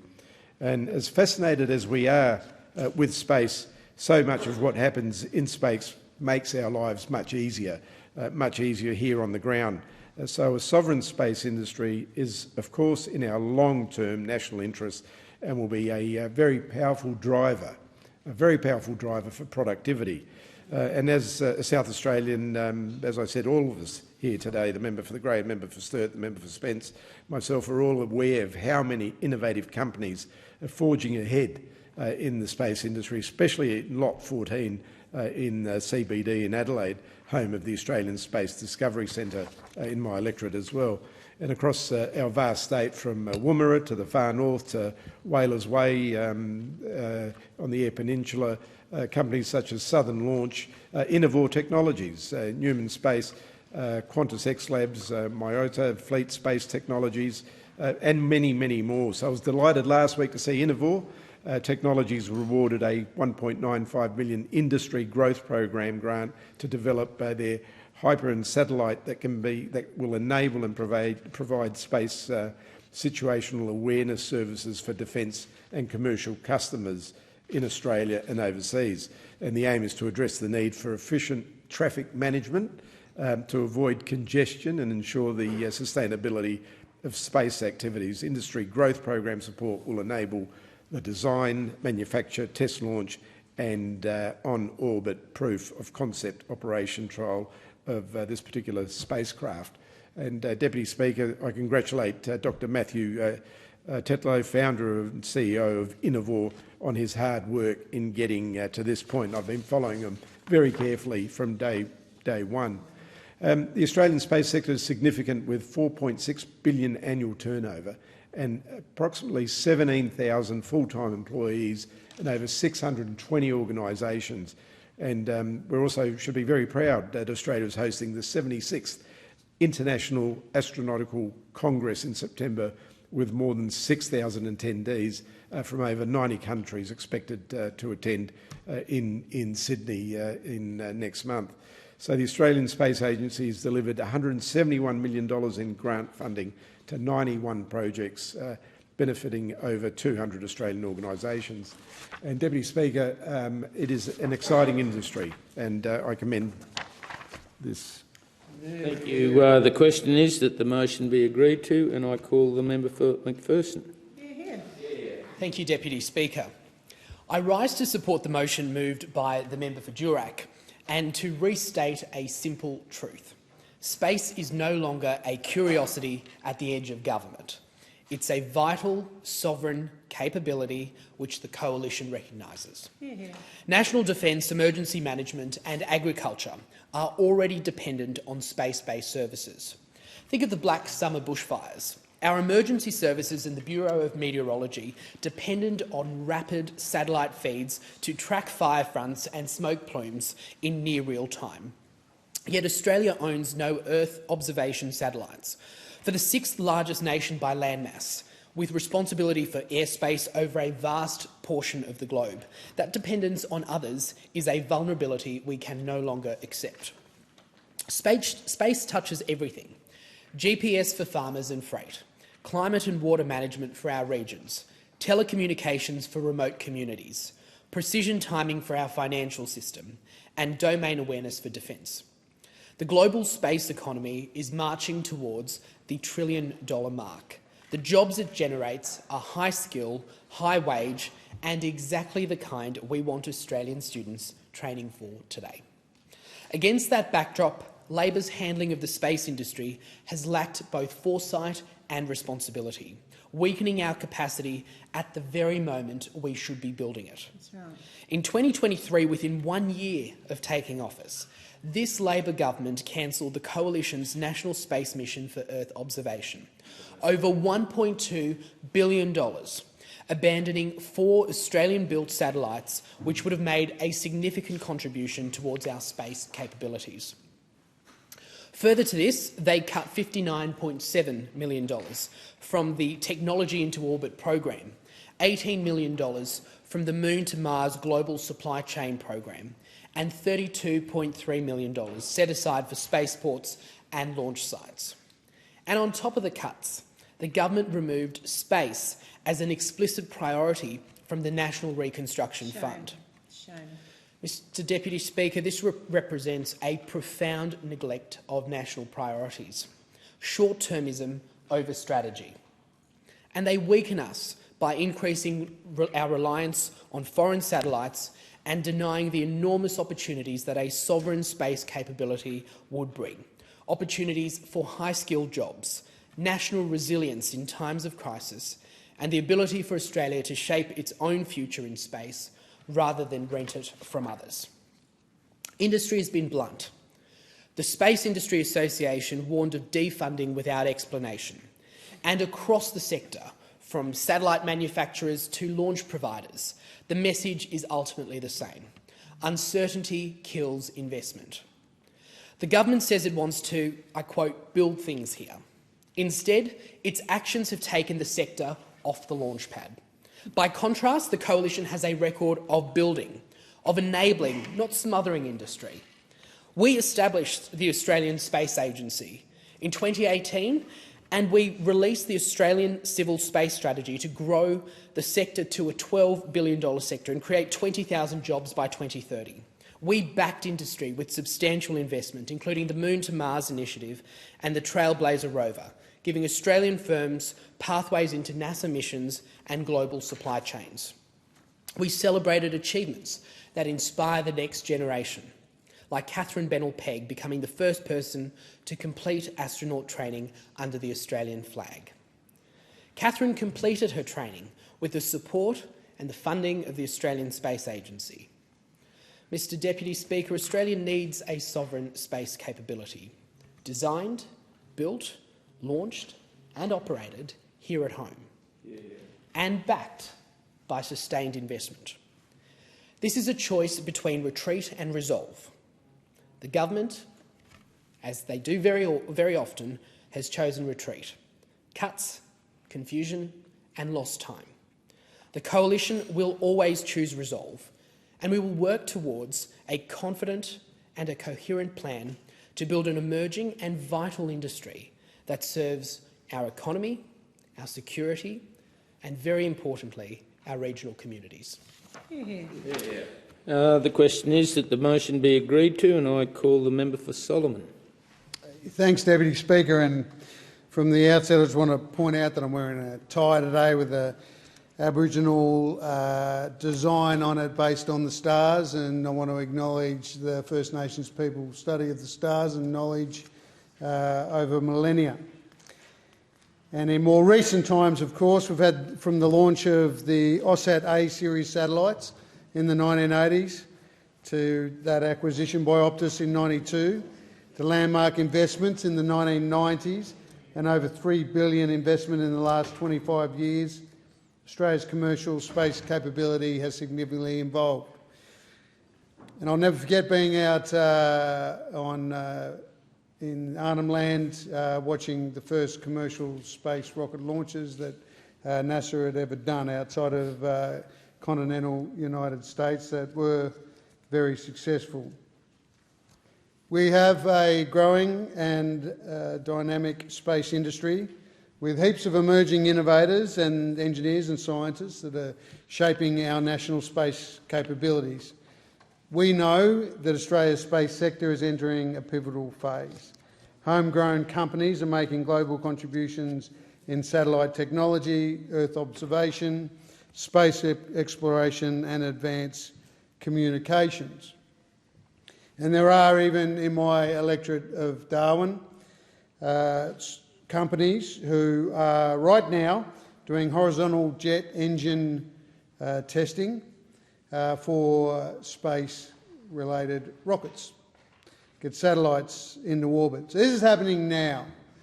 And part of the solution, obviously, for further innovation is government funding. And I met with a company called Atom Ion X this past couple of weeks in Darwin. We've backed them with some serious federal government funding for their critical technologies.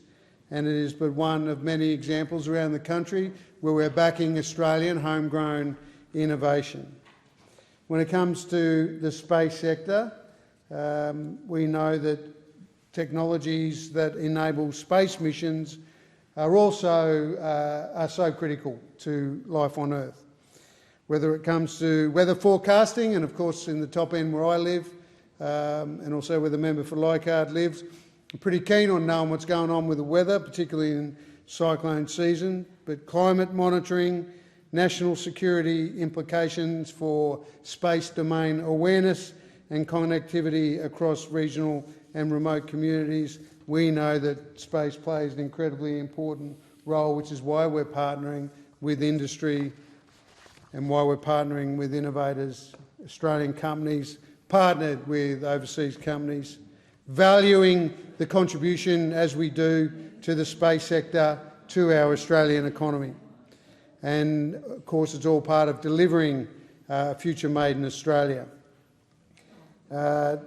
Earlier contributors have mentioned the significant funding, $4.6 billion turnover and 17,000 full-time employees, 620 organisations in the Australian space sector. One of the reasons why we are hosting the 76th International Astronautical Congress in September, with more than 6,000 attendees from over 90 countries, is that people around the world see our focus on space, see how, particularly in the north, in WA, NT and Queensland, our proximity to the equator makes it ideal for space. But also mentioning, as some of our colleagues did earlier, the focus of South Australia on the space industry as well. It's really significant. The recent Gilmore rocket launch was the first commercial space launch of an Australian-made rocket from an Australian spaceport. And I say congratulations to them. As I mentioned before, the one in Northern Territory previously was the first that NASA had done outside of CONUS, or continental United States. Any way that you look at it, we've had a 5-fold increase in space launch applications since 2021. It's a business on the move, it's a serious business and one that our government absolutely supports. The Space Agency, having delivered $171 million to 91 projects, is just an example of that. Thanks, Deputy Speaker. The question is that the motion be agreed to, and I call the member for Dawson. Thank you, Deputy Speaker, and I'd like to thank the member for Durack for raising this vital topic. Deputy Speaker, as member for Dawson and Shadow Assistant Minister for Manufacturing and Sovereign Capability, I have a special interest in Australia's space sector and our sovereign space industry. Recently, the eyes of the nation were on the skies above my hometown of Bowen, where on July the 30th, a historic event took place. Gilmore Space launched their first test flight rocket, Eris-1. the first Australian designed, Australian built and Australian launched low Earth orbit rocket. This was a proud moment for the Australian space sector. It was a proud moment for the local communities of Dawson and indeed our country. For the first time, we saw a sovereign launch capability take place right here on our home soil. Families across North Queensland watched on any device they could. I watched it on my phone in the middle of the hall here at Parliament House. It was a major milestone in our national journey to the stars, and while the rocket didn't reach low Earth orbit, it successfully lifted off, a major feat for its first launch. More importantly, it delivered critical data that will feed into the future launches and support eventual commercial operations. This was far from a failure. It was a bold first step and a giant leap forward for our country's space endeavours. The Gilmore brothers, James and Adam, who I'm proud to say are good friends of mine, are visionaries. Their work is already inspiring the next generation. Kids in Dawson are now talking about becoming space engineers, scientists, and even astronauts. There is now a credible pathway into aerospace for Australian kids. It's not just to be dreamers, but they can be doers. The Bowen Orbital Spaceport is strategically located at 20 degrees south. It is set to become a national asset. Once Gilmore reaches orbit, and they will send satellites and potentially even crewed missions into space. It could be so much more if only the current government shared the same vision. The former coalition government laid the foundations for Australia's space future. The coalition established the Australian Space Agency in 2018, investing over $2 billion in the civil space sector, with 20,000 jobs on the horizon by 2030. The coalition backed research and development, including the establishment of SmartSat, CRC, to focus on telecommunications and next-gen technologies, to support Australian businesses and to participate in NASA's Artemis program. The coalition recognised space as a strategic domain, committing $7 billion to sovereign space capability and establishing Defence Space Command in 2022. The coalition launched the National Space Mission for Earth observation, a $1.2 billion investment to design, build and operate satellites here in Australia. The coalition backed Gilmore Space directly, awarding a $52 million modern manufacturing initiative grant to support Australian launch capability. Deputy Speaker, what has the Albanese Labor government done to the space sector since coming to power? Well, they've cut it to pieces. They've slashed $77 million from key programs. Worse still, cuts to programs tied to the needs of our international partner, the United States, were kept secret. Satellites that would have delivered strategic data to the US have now been shelved without consultation. This undermines the security of other programs where Australia is a beneficiary, like AUKUS. No wonder the Prime Minister struggles to get a meeting with the US President. That's right. Labor talks about future made in Australia, but when it comes to space, a sector brimming with opportunity, they've not shown any serious concern. Deputy Speaker, we are at a critical juncture. We have the chance to become not just a participant in space, but a leader. We can leverage our geophysical advantage, homegrown talent and momentum from the pioneers like Gilmore Space to secure our place in the global space sector. But we must act now.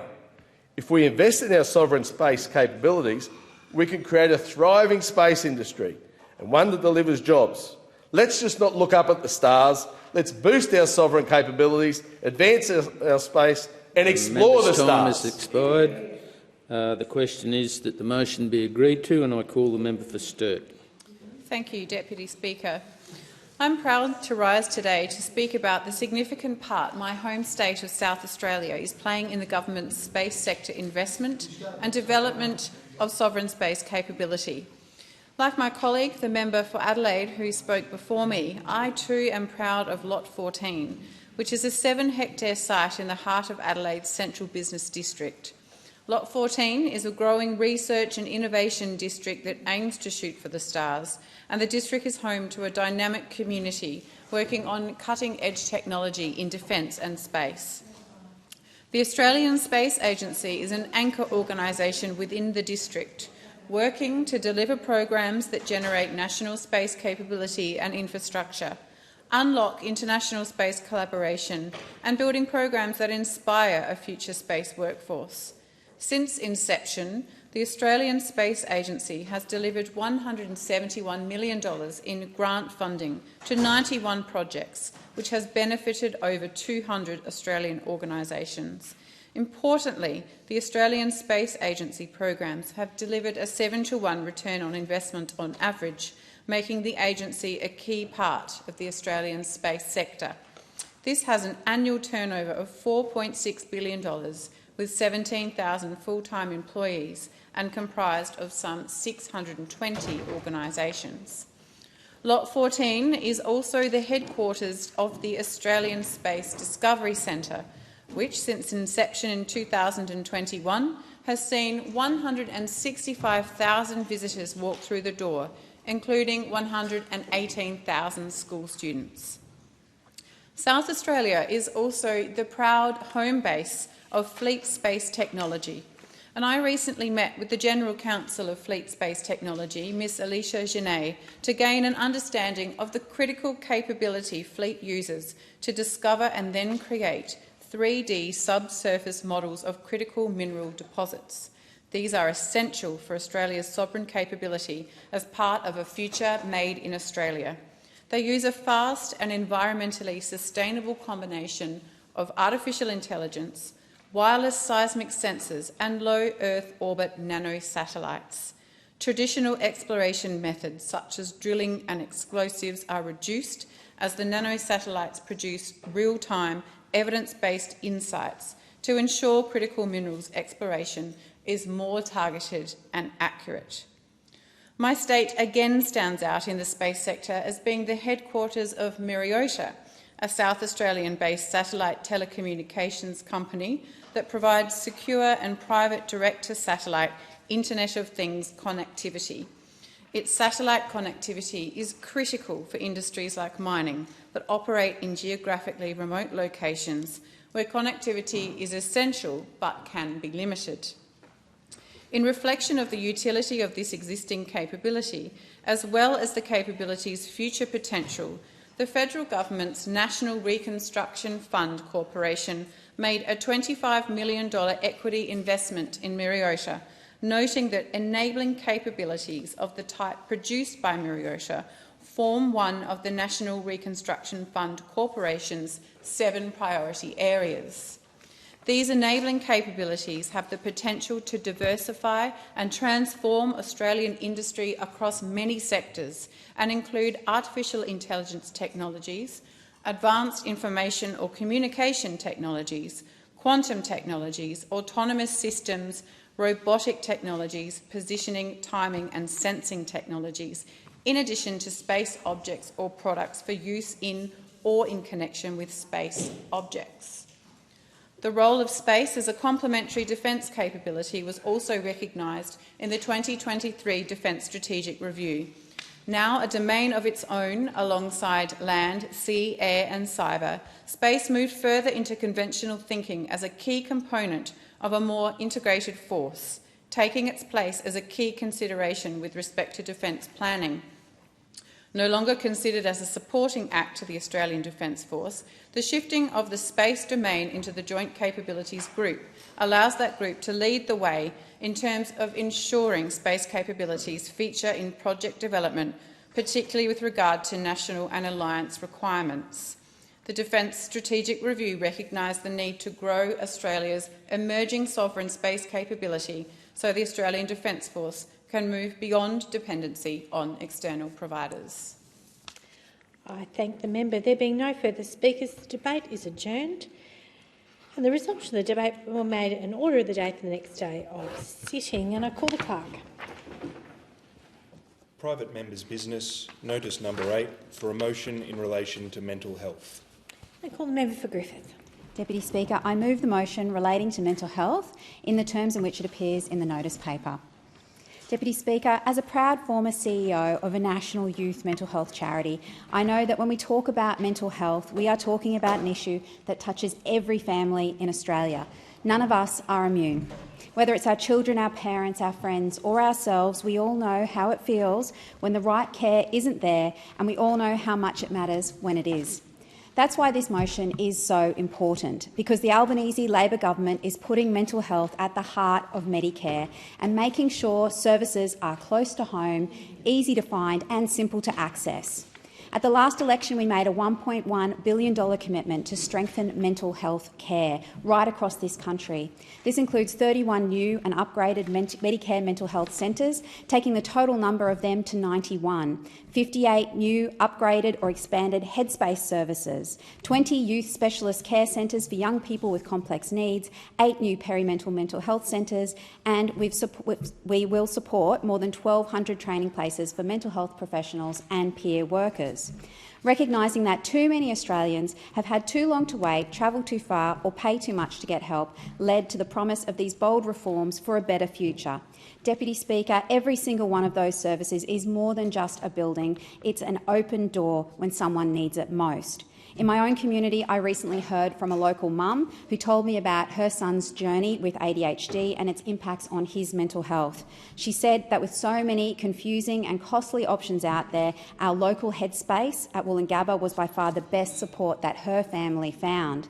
Her son was matched with a fantastic psychologist who for the past 4 years has walked alongside her son and their family through the challenges of early high school, helping him manage his outbursts, frustrations and self-doubt. At best, this mum had hoped her son would complete Year 10, but with the right care and the incredible support from his psychologist and the Woolloongabba Headspace Centre, her son is now confident to not only finish school, but he now dreams of becoming a sports broadcaster. She told me her son no longer feels trapped by his mental health and he feels supported to thrive in life. All thanks to the incredible services and team at our local Headspace. Deputy Speaker, that's what these services mean. They mean young people can have hopes for the future and families feel supported, included and understood. And that story is not unique. Across the country, families have said they need better access to mental health support services that are affordable, reliable and empathetic.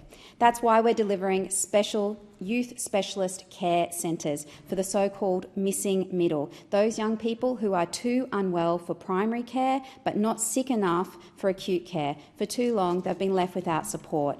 And the best part are these services are free. That's the kind of practical, real-world change that families tell me makes all the difference. Since coming into government, we've established already 42 Medicare mental health centres that offer walk-in mental health care and free access to a psychiatrist and psychologist, either on-site or on call. We've established 12 perinatal mental health centres to provide support to new patients. We've expanded the Headspace network to more than 170 centres. We've restored the bulk billing telehealth psychiatry Medicare rebate so Australians living outside metropolitan areas get equal access to clinical mental health support. And we've expanded the mental health workforce with more than 4,000 psychology scholarships, internships and training places.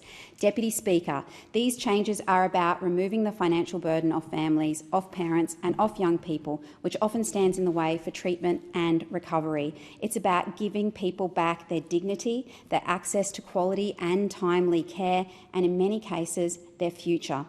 Deputy Speaker, we are building a mental health system that puts people first, one that meets Australians where they are at every stage of life. That's what this motion is about, and that's why I am moving it in this chamber. I thank the member. Is the motion seconded? Deputy Speaker, I second the motion and reserve my right to speak. I thank the member for being. The question is that the motion be agreed to, and I call the member for Grey. Deputy Speaker, the Coalition is deeply concerned about the Albanese Labor government's disingenuous rhetoric on Medicare and the state of bulk billing in Australia today. Before the last election, the Prime Minister promised Australians that all they would need to see a doctor is their Medicare card, not a credit card. His words were emphatic. One card covers it all. Not your credit card, your Medicare card. He repeated that promise at least 71 times. But the reality Australians now face is very different. Under Labor, bulk billing has collapsed.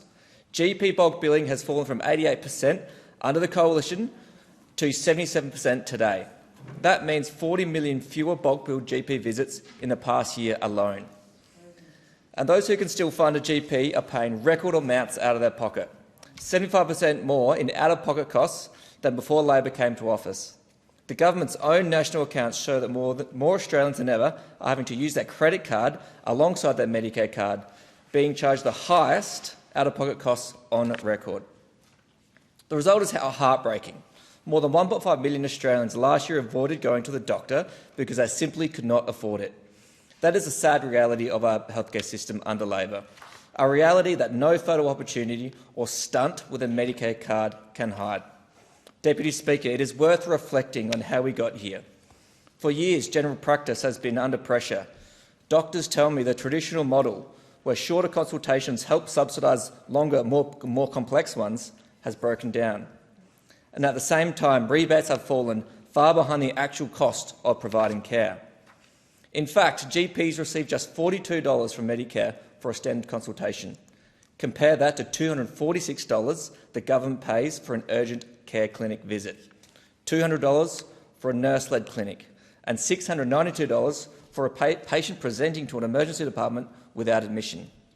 The incentives are skewed away from general practice, the very front line of our healthcare system. Now, this has devastating consequences in our regions. Only recently, in my electorate, the Gorders Line Medical Clinic closed its doors in Peterborough. This is a community of 1,200 people. It is now gone.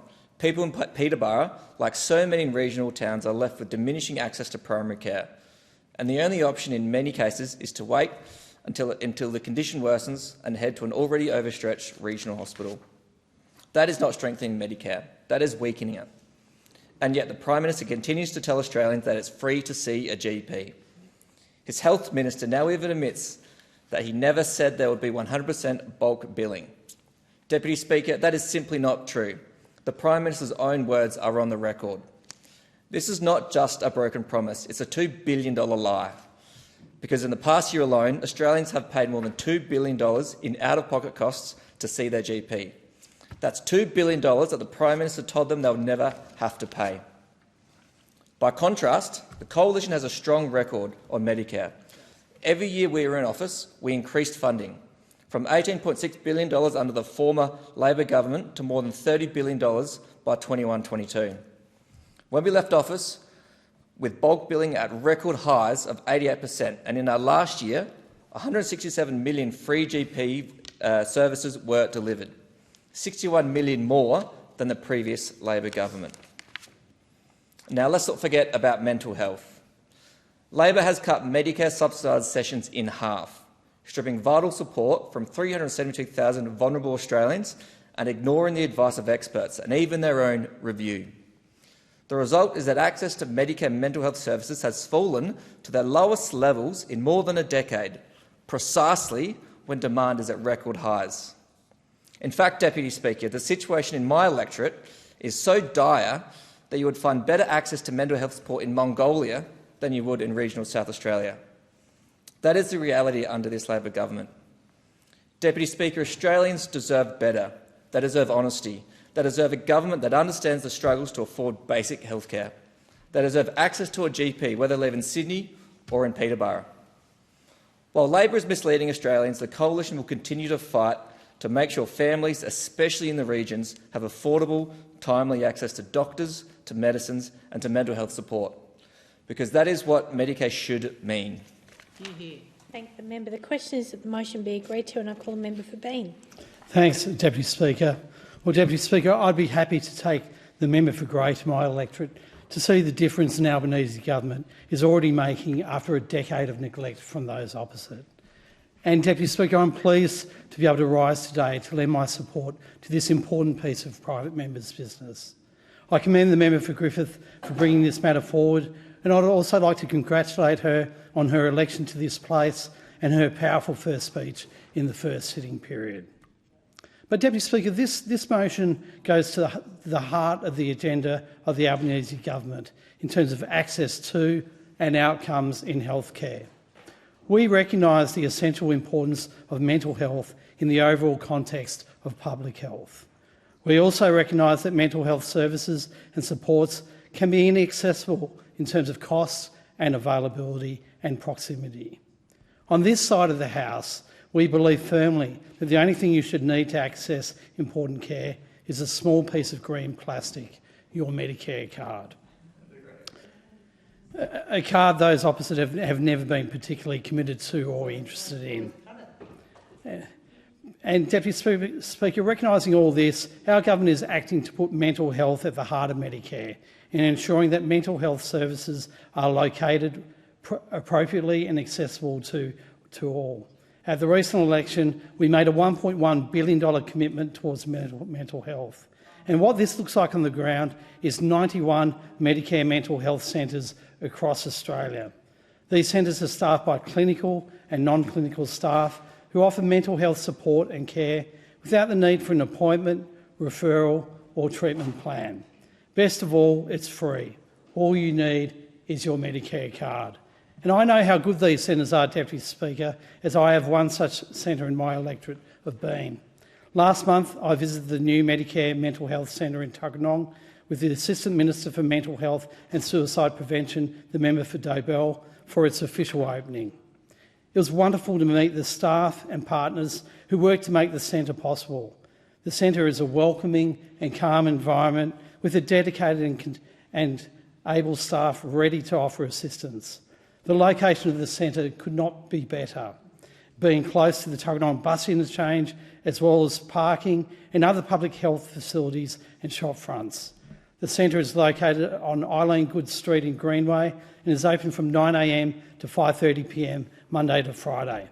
I am pleased that my constituents are now able to access critical mental health supports and services for free, and that these services are close to other critical community amenities and transport links. Deputy Speaker, I'm proud to deliver this centre for the people of Bean. Deputy Speaker, our new Medicare Mental Health Centre will be complemented very soon by a number of other critical services in Bean, including a perinatal wellbeing centre, also accessible to anyone with a Medicare card. This follows on the establishment of an eating disorders clinic also in the electorate of Bean late last year. I'm looking forward to that perinatal wellbeing centre coming online soon, and also looking forward to the establishment of a Medicare urgent care clinic in Woden, just down the road from Tuggeranong. Deputy Speaker, I remain firmly committed to working to ensure that the people of Bean continue to get access to real, on-the-ground services which bring a meaningful and positive change to their lives and healthcare. I'm proud to be part of a government that is delivering meaningful healthcare and meaningful mental health care, not just for residents of Bean, but right across Australia. A government that has always made accessible and affordable healthcare a priority, from the beginnings of Medibank to Medicare and now to an Albanese government. I thank the member. The question is that the motion be agreed to, and I call the member for McPherson. Thank you, Deputy Speaker. I rise today to speak on this very important motion. Mental health is one of the defining challenges of our time. It reaches into every home, every workplace and every community. And it's something that the government cannot afford to get wrong. It's the child who can't get the right support at school, the parent who's quietly carrying a heavy burden, the colleague who struggles in silence. We all know someone. Just this year, I stood at the funeral of a young man in his 20s who tragically took his own life after a long struggle with mental ill health. This heartbreaking story is not unique.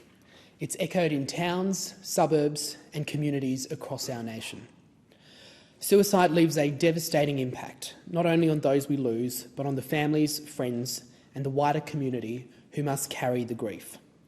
That is why timely, accessible and compassionate support is not optional. It's essential. Australians want a system that is there when they need it. They want care that's local, that's affordable and that's delivered with dignity. Every government talks about this. Every government promises to strengthen services and bring them closer to home. But too often the reality is very different.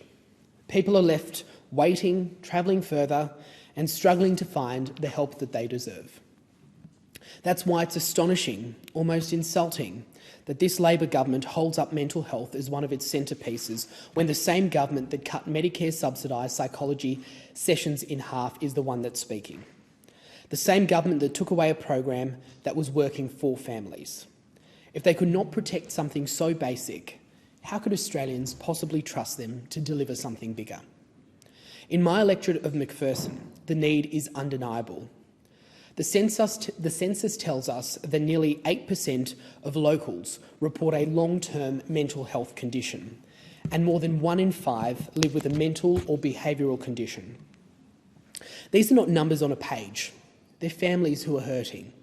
And they're right to ask, how can Labor talk about strengthening mental health while ripping away the very supports that people relied on? Healthcare access is one of the biggest concerns in McPherson. More than 40% of residents identify it as a pressing issue. That means people are struggling, really struggling, to find consistent and affordable care.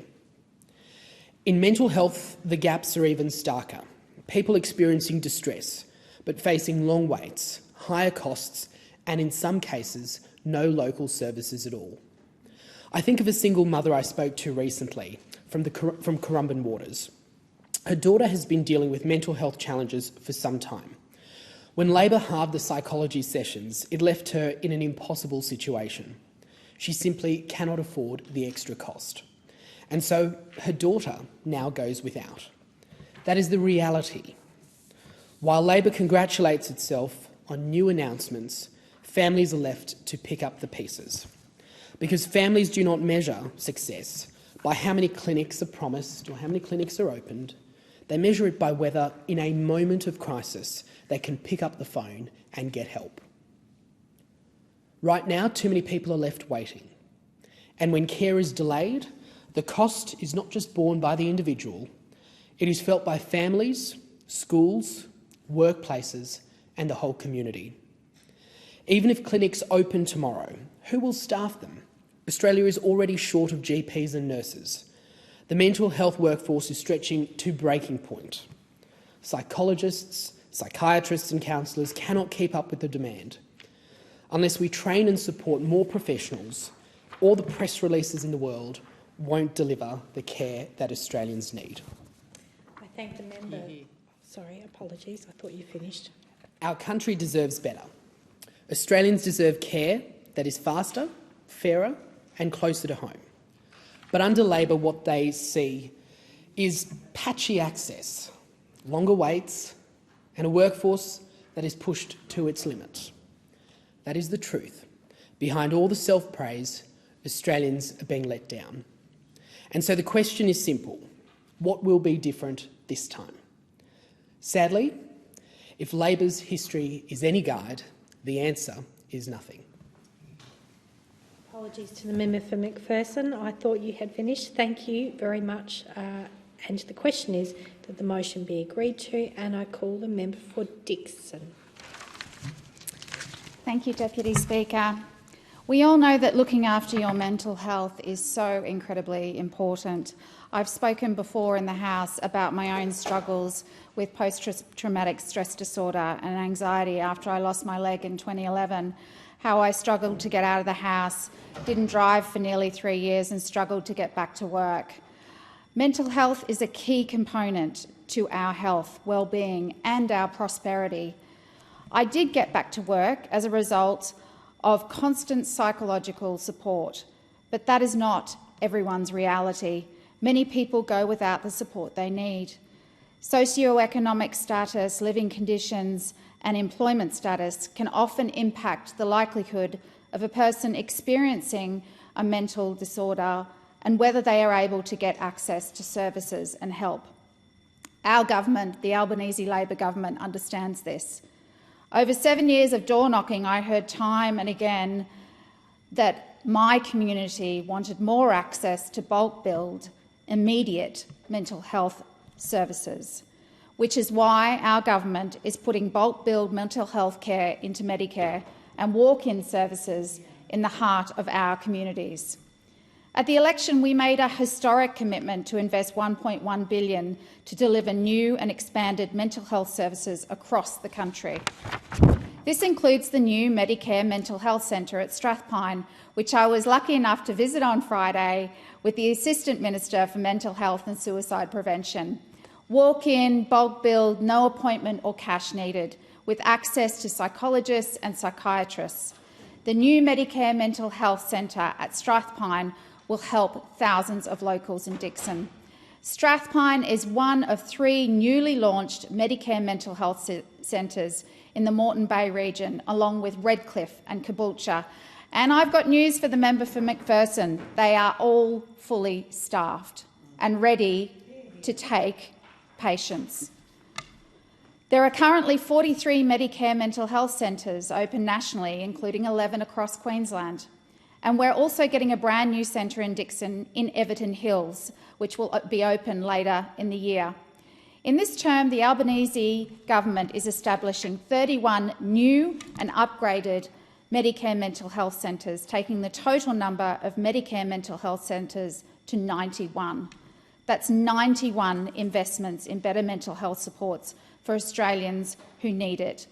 Whether you've experienced mental health challenges in the past or this is your first time reaching out for support, everyone is welcome. The centres provide a safe and welcoming place where everyone can access free and confidential services and support. They're open extended hours and there is no appointment or referral needed.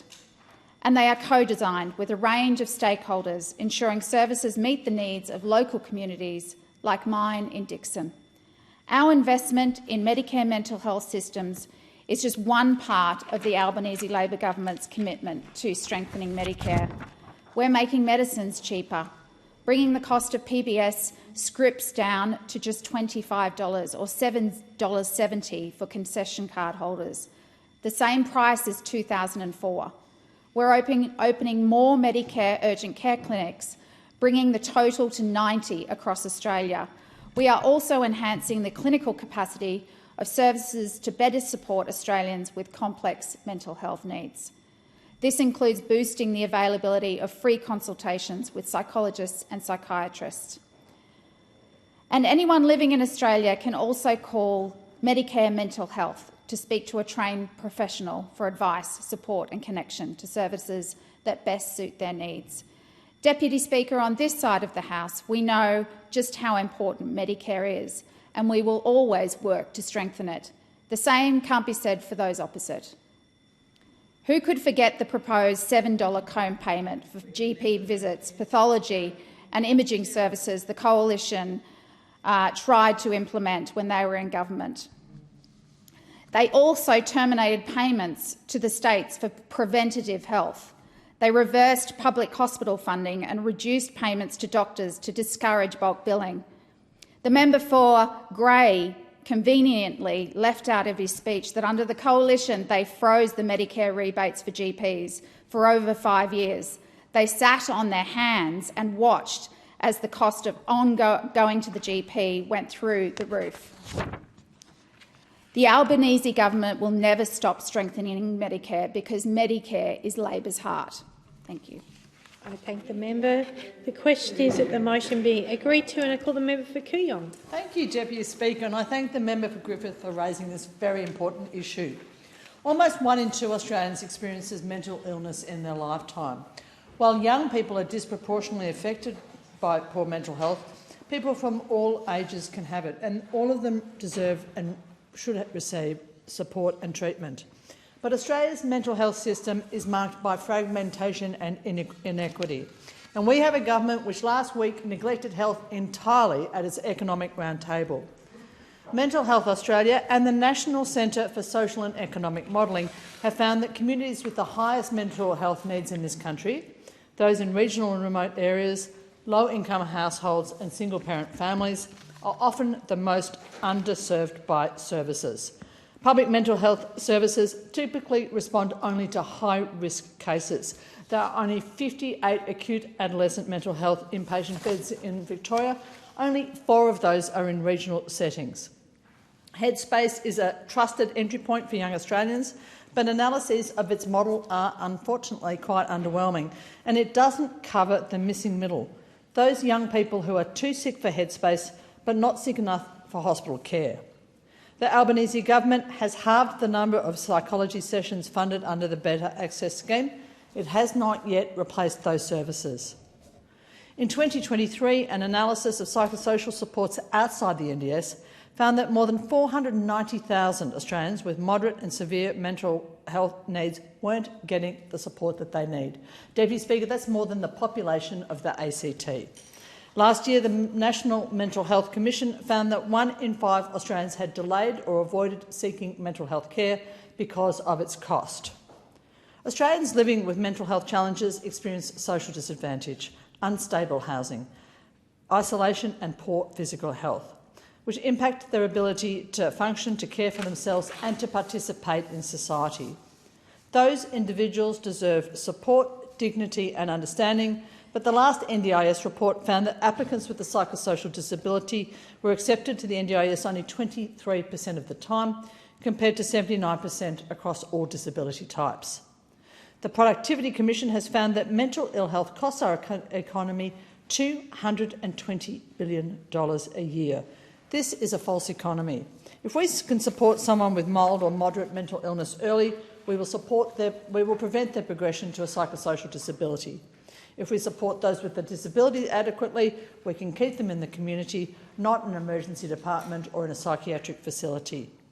We need more than investment, we need integration. We need reform that connects our health, mental health and disability systems.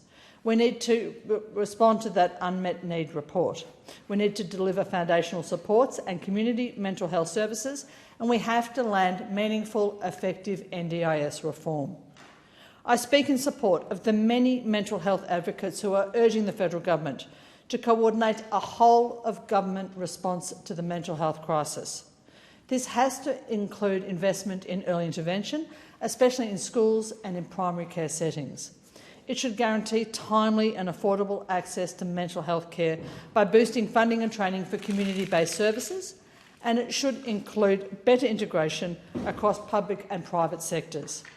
We should establish targets, conduct robust evaluations and adapt our programs based on that evidence.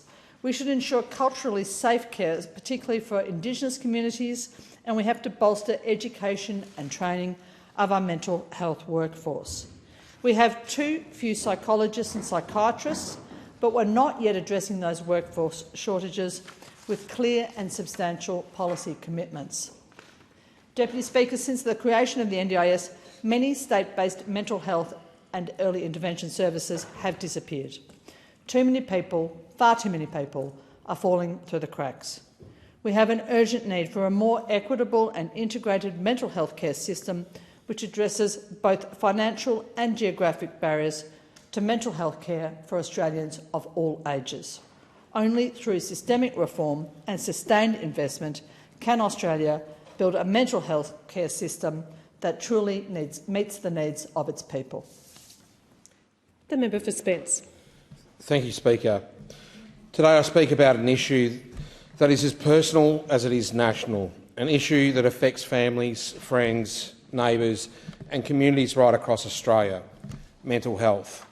For too long, too many Australians have struggled in silence, navigating a system that was hard to access, hard to understand and often out of reach. This is not a challenge we can leave out of sight and out of mind. That is why the Albanese Labor government is putting mental health at the very heart of Medicare and services at the centre of communities. We are building a national network of 91 Medicare mental health centres across the country so that no matter where you live, help is never far away. And in the northern suburbs of Adelaide, we have our own mental health centre in Elizabeth. It's open Monday to Sunday, including public holidays, because we know a crisis does not hit the pause button depending on what time of the year it is. All of these centres are free and are open for walk-ins, ready to provide short or medium-term care with a safe space to sit and talk, or even just sit quietly when you need it the most. You do not need an appointment, you do not need a referral, you do not need a mental health treatment plan, because when you're in crisis or when you are just starting to realise you need help, you should not have to navigate red tape before you can speak to someone. You should be able to walk through the door and find care from qualified clinical staff who can provide treatment, and non-clinical staff who can listen, guide and connect people to the support they need. Speaker, this is about more than one-off interventions. That is why the government is opening new perinatal mental health centres to make sure new parents have the help they need during one of the most challenging transitions in life. We are delivering Medicare mental health kids hubs so that children and their families can get early support when signs first emerge, before problems become entrenched. We are expanding Headspace centres for young people because adolescence and early adulthood can be some of the most turbulent years for mental health. And we are embedding Medicare mental health centres for adults, ensuring that care is available for anyone at any age. This approach matters for the North because we know the barriers our community has faced.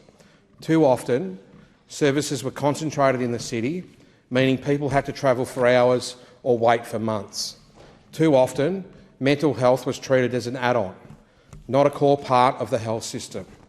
And too often, the stigma around mental health illness kept people from asking for help at all. These reforms change that. They put services closer to home, in the heart of communities like ours. They send a clear message: mental health care is health care and it belongs in Medicare. It also means that when someone is in crisis, they are met with compassion, not complexity. I want to acknowledge the many organisations, advocates and health workers in our community who have been calling for change for years. The nurses, the counsellors, the peer support workers, the GPs, who have been doing their best to help people within a stretched and under-resourced system. Their work has been nothing short of extraordinary. But they have been demanding that government step up. The Albanese government has listened, and we are delivering. And while this national reform, it is also deeply local, because every one of these 91 Medicare mental health centres will serve a community with its own needs, its own challenges and its own strengths. And Speaker, this is also about prevention, because the earlier we can reach someone, the better their chances of recovery, the less strain on families, on workplaces and on the health system as a whole. This is not just good policy, it is the right thing to do. And I will keep working to ensure that the North and communities like ours across the country continue to be front and centre of this work, because mental health care should never depend on your postcode, your income, your ability to navigate a complicated system. It should depend only on your need and our shared responsibility to meet it. Speaker, the Albanese Labor government is proud to be making this investment, proud to be standing up for better mental health services and proud to be delivering for the people of the northern suburbs of Adelaide. Thank you. Thank you. The member for Monash. Thank you for the call, Deputy Speaker. This is an important motion to rise on because young people in regions like mine are being left behind on mental health services and support. I'm pleased to see the reference to Headspace in this motion because it's been a transformational initiative first brought to fruition by a coalition government. Headspace, of course, is the National Youth Mental Health Foundation and it provides early intervention mental health services for 12 to 25-year-olds. The organisation supports young people with mental health, physical health, alcohol and other drug services and work and study support. In 2024 to 2025 alone, they supported more than 101,000 young people with over 612,000 occasions of services in Headspace centres and provided more than 24,000 young people and families with over 100,000 digital occasions of service. This is very much needed. National data shows that young people in Australia experience the highest prevalence of mental health disorders, with nearly 40% of 16 to 24-year-olds having experienced one in the past 12 months, including high rates of anxiety disorders. Young people in regional areas do not have the same access to mental health support services. I'm passionate about using my time in this place to close this gap. As Australia's best demographer, Bernard Salt, wrote recently, over the last 10 years, Warragul's population has increased by 41%, It outpaces places like Busselton and the Gold Coast. According to Bernard Salt, Warragul and Druin in my electorate are the fastest growing towns in Australia, but many of our services haven't kept pace with that growth. One of those areas is mental health, and in particular for young people. I recently met with a number of dedicated staff from Latrobe Community Health Services in West Gippsland about this challenge. Despite its population growth, the Baw Baw Shire area does not have a headspace of its own. You need to travel to Bass Coast or the Latrobe Valley for the nearest service. These are significant distances to travel, particularly for smaller and more remote areas of Baw Baw Shire like Erica, Rawson, Neerim South, Noongar and other towns. I want to thank Neil Thornburn and Mona Wee from my local community who wrote to me about why this is important.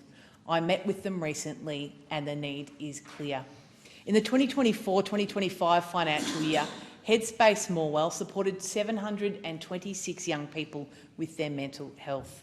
Of those, 147, or around 20%, were from the Baw Baw Shire, many of whom would be travelling an hour or more to get there. A 2024 survey of 370 Year 8 students in Baw Baw Shire paints a clear picture. 36% showed moderate to severe symptoms of depression. That's equivalent to almost 3 full-time clinicians' caseloads, yet there were no Headspace-funded positions in the Baw Baw Shire area. 26% had moderate to severe anxiety, and 26% experienced problematic levels of loneliness. 46% said they'd experienced discrimination. Young people in our community deserve safe, inclusive mental health care that actually meets them where they're at, and their need is urgent. We know that young people's mental health needs are evolving. They are more complex. Adolescent and early adulthood have always been challenging times for young people. I want to pay tribute to some of the excellent organisations in my electorate of Monash for their outstanding work in this space. As a former board member of Lifeline Gippsland, I've seen how hard many of these dedicated volunteers work. In particular, Barry Rogers and the team at Gippsland Youth Spaces continue to put in some extraordinary efforts to support young people at risk with very limited resources. I was so pleased to have been able to secure a coalition commitment for $850,000 during the recent election to support their work, and will continue to support their efforts, which include mentorship, a safe space for young people to go after school if home isn't a safe space, pathways to vocational and trades training, and much more. When last in government, the Coalition doubled the number of Medicare subsidised mental health sessions Australians can access from 10 to 20. Labor has cut Medicare subsidised mental health support in half, back to 10 sessions. This leaves 372,000 Australians, many of them young people, without the support that they need. We urgently need to address this. Doubling these sessions is urgent. Securing a new headspace for West Gippsland is a major priority for our community, and I'll make that commitment to our electorate. Thank you. The time allotted for this debate has expired. The debate is adjourned, and the resumption of the debate will be made in order of the day for the next sitting, and I call the clerk. Private members' business, notice number 9 for a motion in relation to the Pacific Australia Labor Mobility Scheme. I give the call to the member for Latrobe. Thank you, Madam Deputy Speaker. I move the motion relating to the Pacific Australian Labor Mobility Scheme in the terms in which it appears in the notice paper. Is there a seconder? Thank you. I rise to speak today in support of the Pacific Australia Labor Mobility Scheme, known to many as the PALM scheme, which has been a significant and positive force to supporting Australia's regional and rural employers and building stronger relationships with our Pacific Island neighbours and Timor-Leste. The PALM scheme is a significant bipartisan initiative. It allows Australian employers, particularly those in rural and regional areas, to access a reliable pool of workers and 9 Pacific Island nations and Timor-Leste. Introduced in April 2022 by the Morrison Coalition Government, and I acknowledge the member and previous and former Minister for Riverina for the great work he did in this space. The PALM scheme replaced early programs, the Seasonal Workers Program and the Pacific Labour Scheme, and in doing so it brought together the best of both worlds. Economic opportunity for our Pacific neighbours and a reliable workforce for Australian employees. This scheme is truly a win-win for both Australia and our Pacific family. Australian businesses benefit from the productivity and dependability of the palm workers. Meanwhile, Pacific and Timor-Leste nations gain valuable skills and, importantly, income, which they send back to their families through remittance. This money is critically important to these communities. It supports families, strengthens communities and lifts entire economies. According to data published last year, $212 million in remittances and superannuation flowed back to Pacific and Timor-Leste for long-term palm workers, which is absolutely fantastic for their communities. And short-term workers remit on average $1,061 a month to their families, which has proven critical in supporting the livelihoods of those workers and, in particular, their families. The economic benefits to Australia are substantial too. According to the Australian Institute brief published in September 2024, approximately 31,000 palm workers in Australia contributed nearly $1 billion to our economy through living expenses and taxes. However, Deputy Speaker, while we celebrate the success of the palm scheme, we must also confront the challenges that have emerged under the Labor government, which threatens its effectiveness. In 2023, Labor imposed a minimum requirement that palm workers must be guaranteed 30 paid hours every week. This decision totally disregards the seasonal and weather-dependent nature of farm work. Forcing a flat minimum of 30 hours per week every week was simply not workable. Industry bodies warned the government that this is inflexible, would cause employers to walk away. Unfortunately, this is exactly what happened.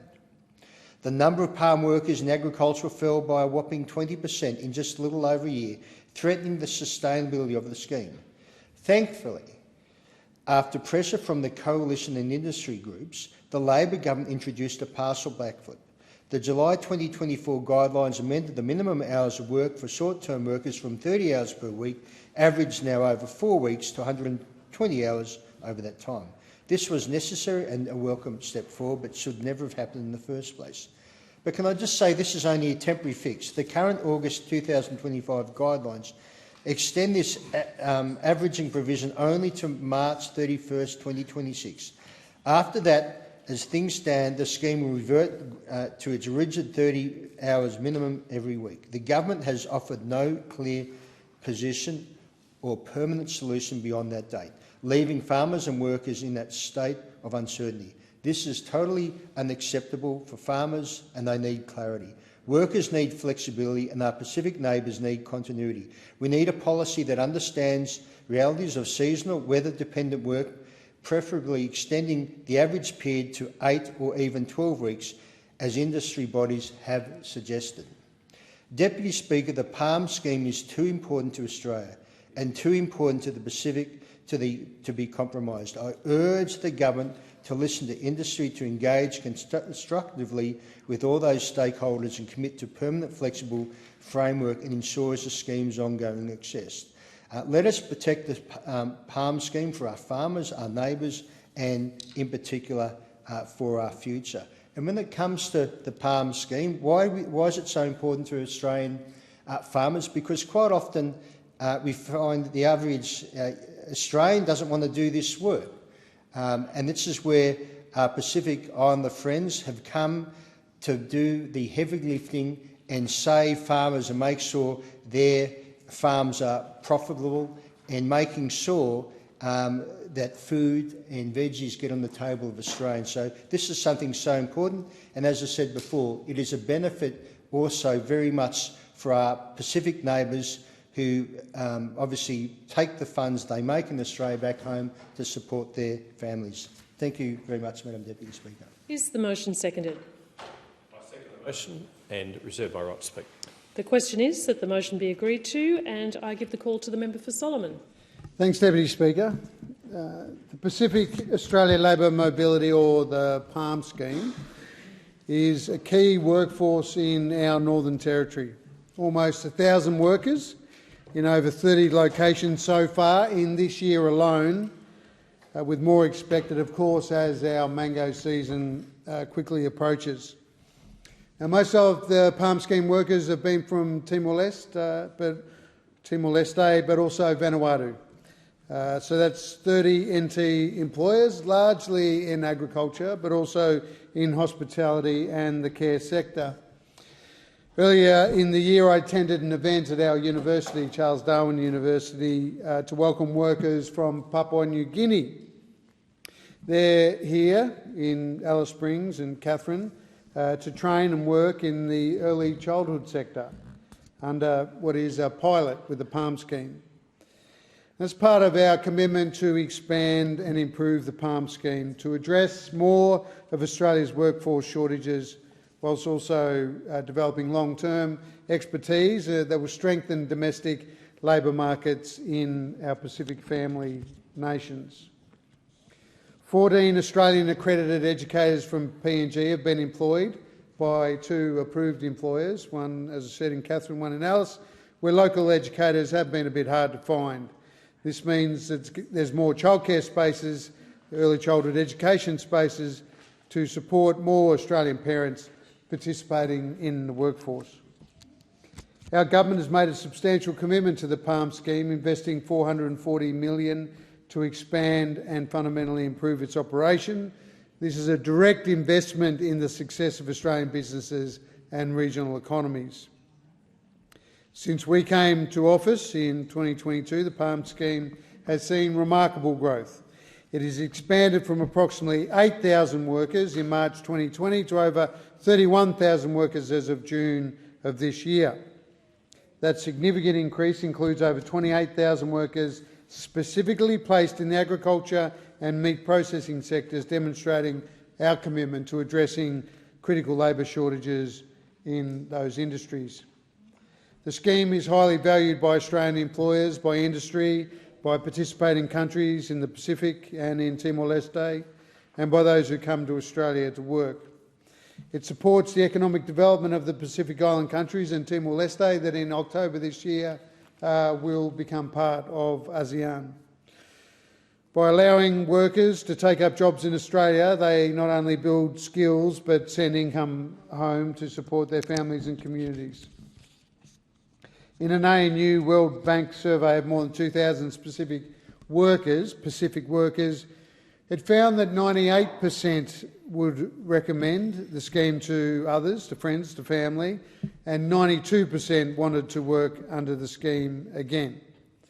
So that's just 8% who had a go, thought it was awesome, but half of those said they would recommend it to others. But the overwhelming majority very keen on it indeed. On average, a PALM scheme worker can save or send home about $1,500 a month, which is often about 9 to 10 times more than they would be able to earn in their home countries. That funding is vital for the families, covering costs of food, other essentials, education and health. It's even used to start small businesses, and build homes, directly contributing to economic growth and job creation. We're also actively embedding skills development as a key feature of the scheme, empowering workers with new capabilities they can take back to their own communities, fostering long-term development. Not just capacity development, but capacity strengthening. This scheme, the PALM scheme, fundamentally strengthens Australia's diplomatic, economic and cultural ties with our Pacific family and Timor-Leste, reinforcing our shared future and responsibility in the region. In the time remaining, I just want to reflect quickly on a visit representing the Deputy Prime Minister I made to Timor-Leste last week, where I spoke with a number of members of the Timor-Leste government, but also the President of Timor-Leste. Everyone in that country only has good things to say about the PALM scheme, and they want to see it increased. They see all the benefits it brings to their country, and we're very proud to not only partner with Timor-Leste, but many of our Pacific Island countries. We'll keep working on the PALM scheme to get it even better. Thanks, Deputy Speaker. The member for Riverina. A bouquet and a brickbat. I want to thank the government for putting in place the Pacific Banking Guarantee Bill. So I think what this will do will ensure that Australian financial institutions support our friends in the Blue Pacific, make sure they have a presence in those Pacific Island nations, and hopefully make sure they do the right thing when it comes to the remittances for those Pacific Australia Labor Mobility Scheme workers when they go back home, or indeed when they're working here in Australia and sending their money back home. The fact that that money, or most of it, almost all of it, if not all of it, should be going back to their families, the villages which benefit so greatly from it. The fruits of the labour of those palm workers should be being realised in those Pacific Island nations. And to those Pacific Island nations, I specifically refer to Fiji, Kiribati, Nauru, Papua New Guinea, Samoa, Solomon Islands, Tonga, Tuvalu and Vanuatu, and of course Timor-Leste. The PALM scheme is a good scheme, and here is the brickbat. You can't get it all your own way, Labor. I am aghast at the fact that in its first term of government, Labor wanted to unionise the PALM scheme. And I say that because what Labor wanted to do was force a paid minimum of 30 hours a week every week. And we know, those members from regional areas, that seasonally and for a variety of other reasons, that the work just isn't there to provide for 30 hours a week paid minimum each and every week. And what we saw happen was the number of palm workers in agriculture fell by more than 20%, from 21,915 in July 2023 to 16,705 workers in September 2024 on the back of this unionisation by Labor. Because they've got to make friends with the union movement. They've got to do what the union people tell them to do. And the government backflipped in May 2024 when I belled the cat on this. And they enabled 120 hours to be guaranteed, but averaged over 4 weeks until 1 July 2025. And that date is important, because that date has come and that date has gone. And what we are now seeing is farmers not having, as the Shadow Minister quite correctly pointed out, clarity on this very important issue. Where does the government stand when it comes to hourly work, weekly work, or whatever the case might be? Because farmers need clarity, but so too do the workers. There is no certainty for farmers or industry going forward what the rules will be. And it is up to this government, incumbent upon this government, good enough to spend $600 million on a Pacifica rugby league team in the National Rugby League competition. And I'm not against that policy idea.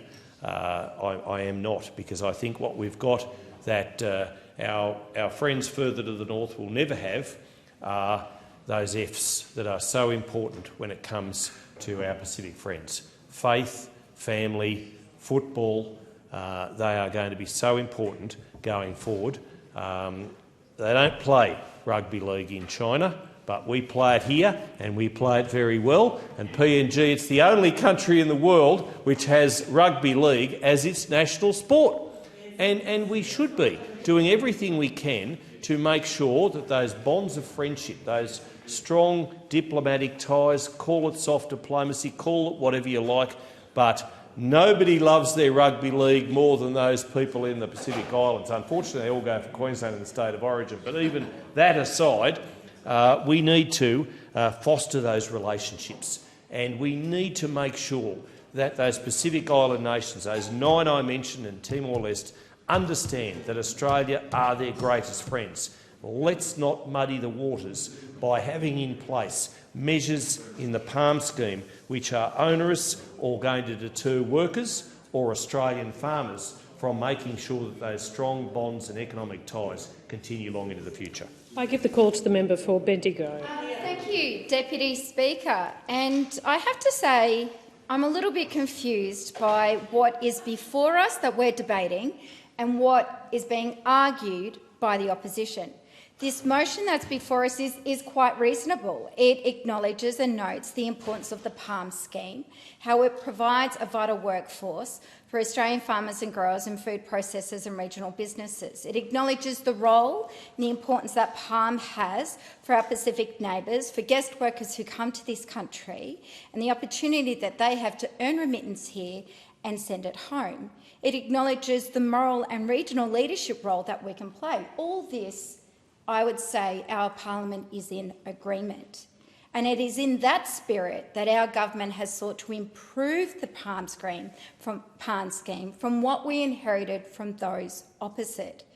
It's disappointing that they stand up here and seek to water down all the strengths that we've put in place to protect the integrity of the scheme. Let's just remember what we inherited.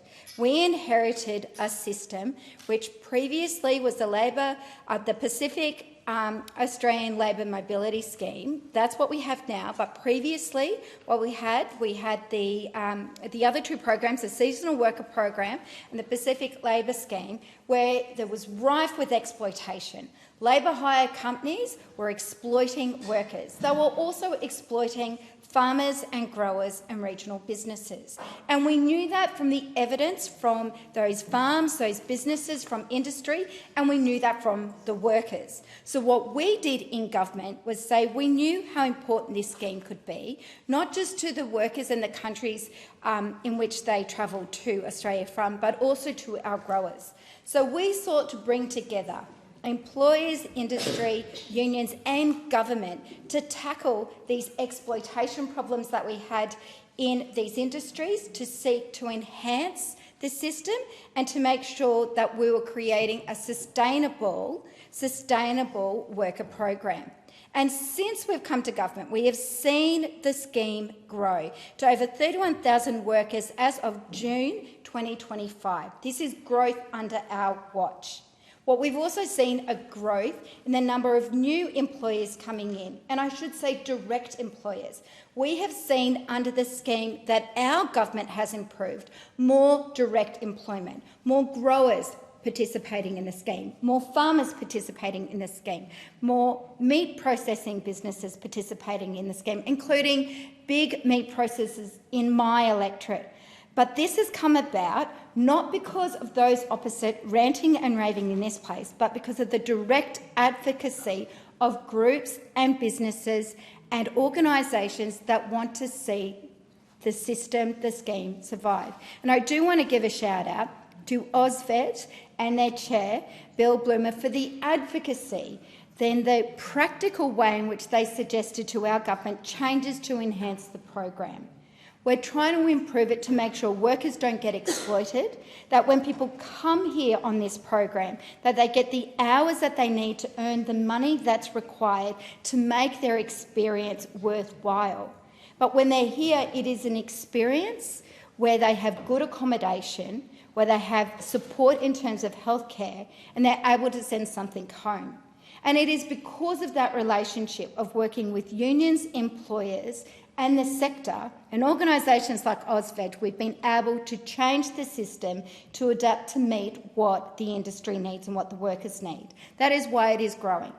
Direct relationship, employment relationship is always better. It is better for the worker and it is better for the business. They have the integrity of knowing who their employees are and knowing that they are not being exploited by scrupulous labour hire companies that riddled the sector for decades and still are a problem in some areas, and we are working with the industry to improve it.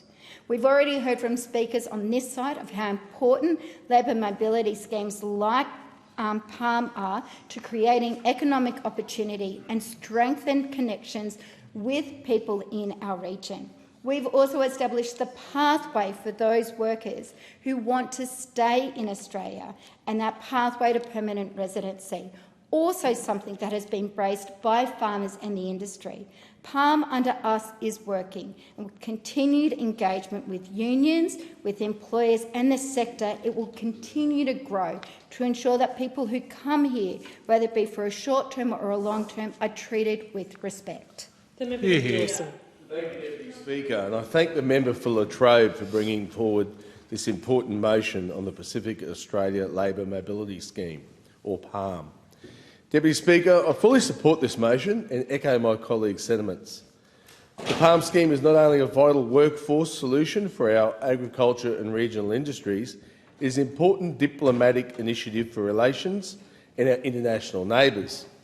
The scheme holds particular significance for my electorate of Dawson, which boasts a large farming industry, largest winter crop, tomatoes, beans, corn, capsicums, and let's not forget the famous Bowen mangoes. So I'm pleased that the PALM scheme enjoys bipartisan support. I commend the government for continuing to back this initiative, which was established under the previous coalition government. However, it is essential we just don't maintain this program, but we invest further in its growth and refinement. The need is real and the benefits are profound. The PALM scheme was launched by the previous coalition government in 2021 to address the growing and persistent challenge to recruit seasonal labour in key industries. The scheme was introduced to streamline and consolidate previous schemes while creating better access to international workers for sectors like agriculture, meat processing, hospitality and aged care, industries that often struggle to attract enough local workers, particularly in rural and regional areas. As a third-generation tomato farmer myself, I've experienced firsthand the difficulty of finding reliable seasonal labour. It was a constant challenge, one that many of my neighbours and fellow farmers across the country still face today. Crops don't wait. They must be planted and harvested within a narrow window. And if there's no one to do the picking, the produce is left to rot in the fields, drop on the ground. That's a loss not only for the farmer, but to our supply chain and ultimately to the household budget of every Australian. The PALM scheme provides certainty. With a reliable and willing workforce, farmers can plan with confidence, they know they can plant a full crop, and they have the hands that they need to harvest it. Without that certainty, many are forced to scale back. And when supply drops, prices go up. It's the simple law of supply and demand. Labour shortages for rural and regional Australia farms mean higher grocery prices at the checkouts. Weather and market volatility already make farming unpredictable enough. Removing the stress of finding workers through the PALM scheme makes a real difference in the day-to-day operations of farms right across Australia. The scheme is also helping to address critical skill shortages in other sectors, from aged care to food services to hospitality. Regional and remote businesses often struggle to find people, and they need to keep operating. The PALM scheme fills these gaps with workers who are ready, capable and eager to contribute. Many employers invest in on-job training, building skills that last a lifetime, whether the workers return home or stay on for longer placements. But the benefit of this program extends far beyond our farms and the checkout. It is an important program for partnerships with our regional neighbours. The PALM scheme provides workers from participating countries with the opportunities to earn significantly higher incomes than they could at home. These workers then use their earnings to further support their families, invest in their own communities, and often return home with new skills and financial security.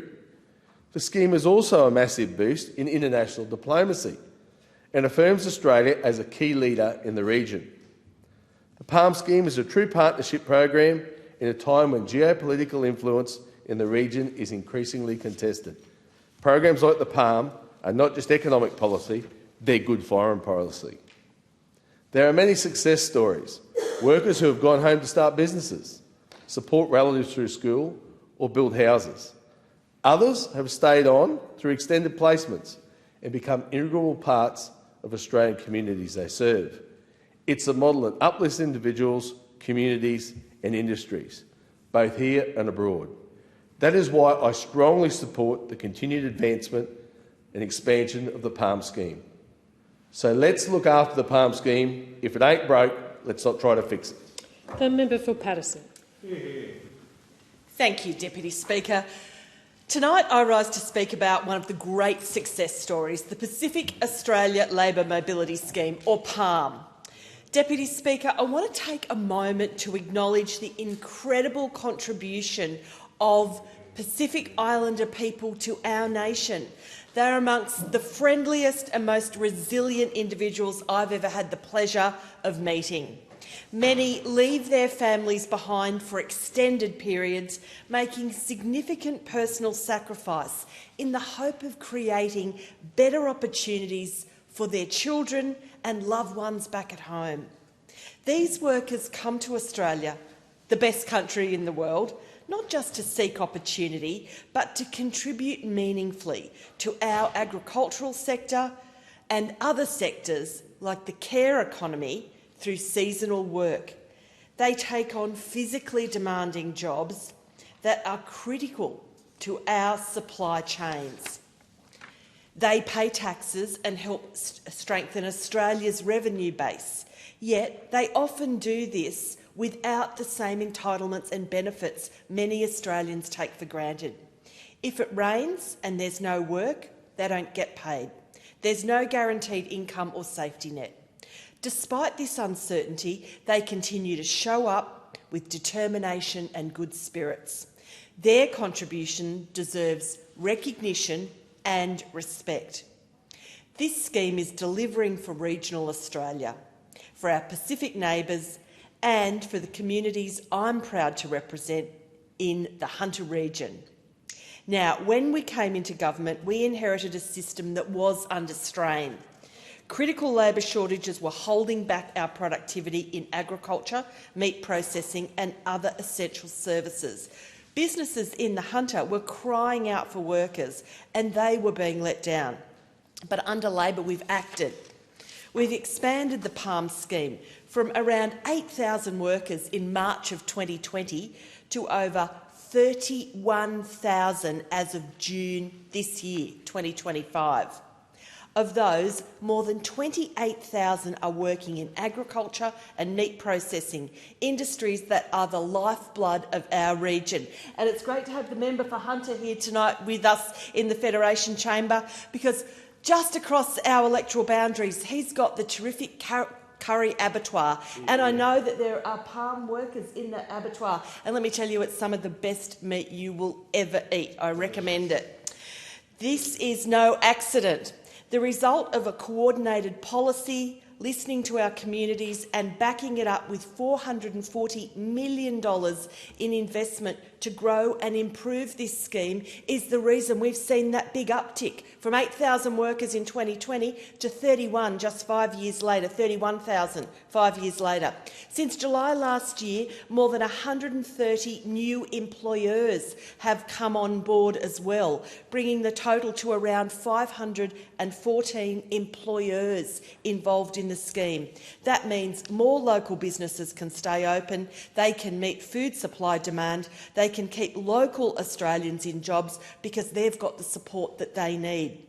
But, Deputy Speaker, this scheme does more than just fill jobs, it builds communities.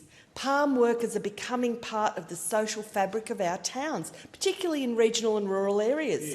They're scoring tries on the footy field, they're joining our churches, volunteering with the fireys, and in the process they're becoming our friends and our neighbours, and we're creating bonds that will last a lifetime.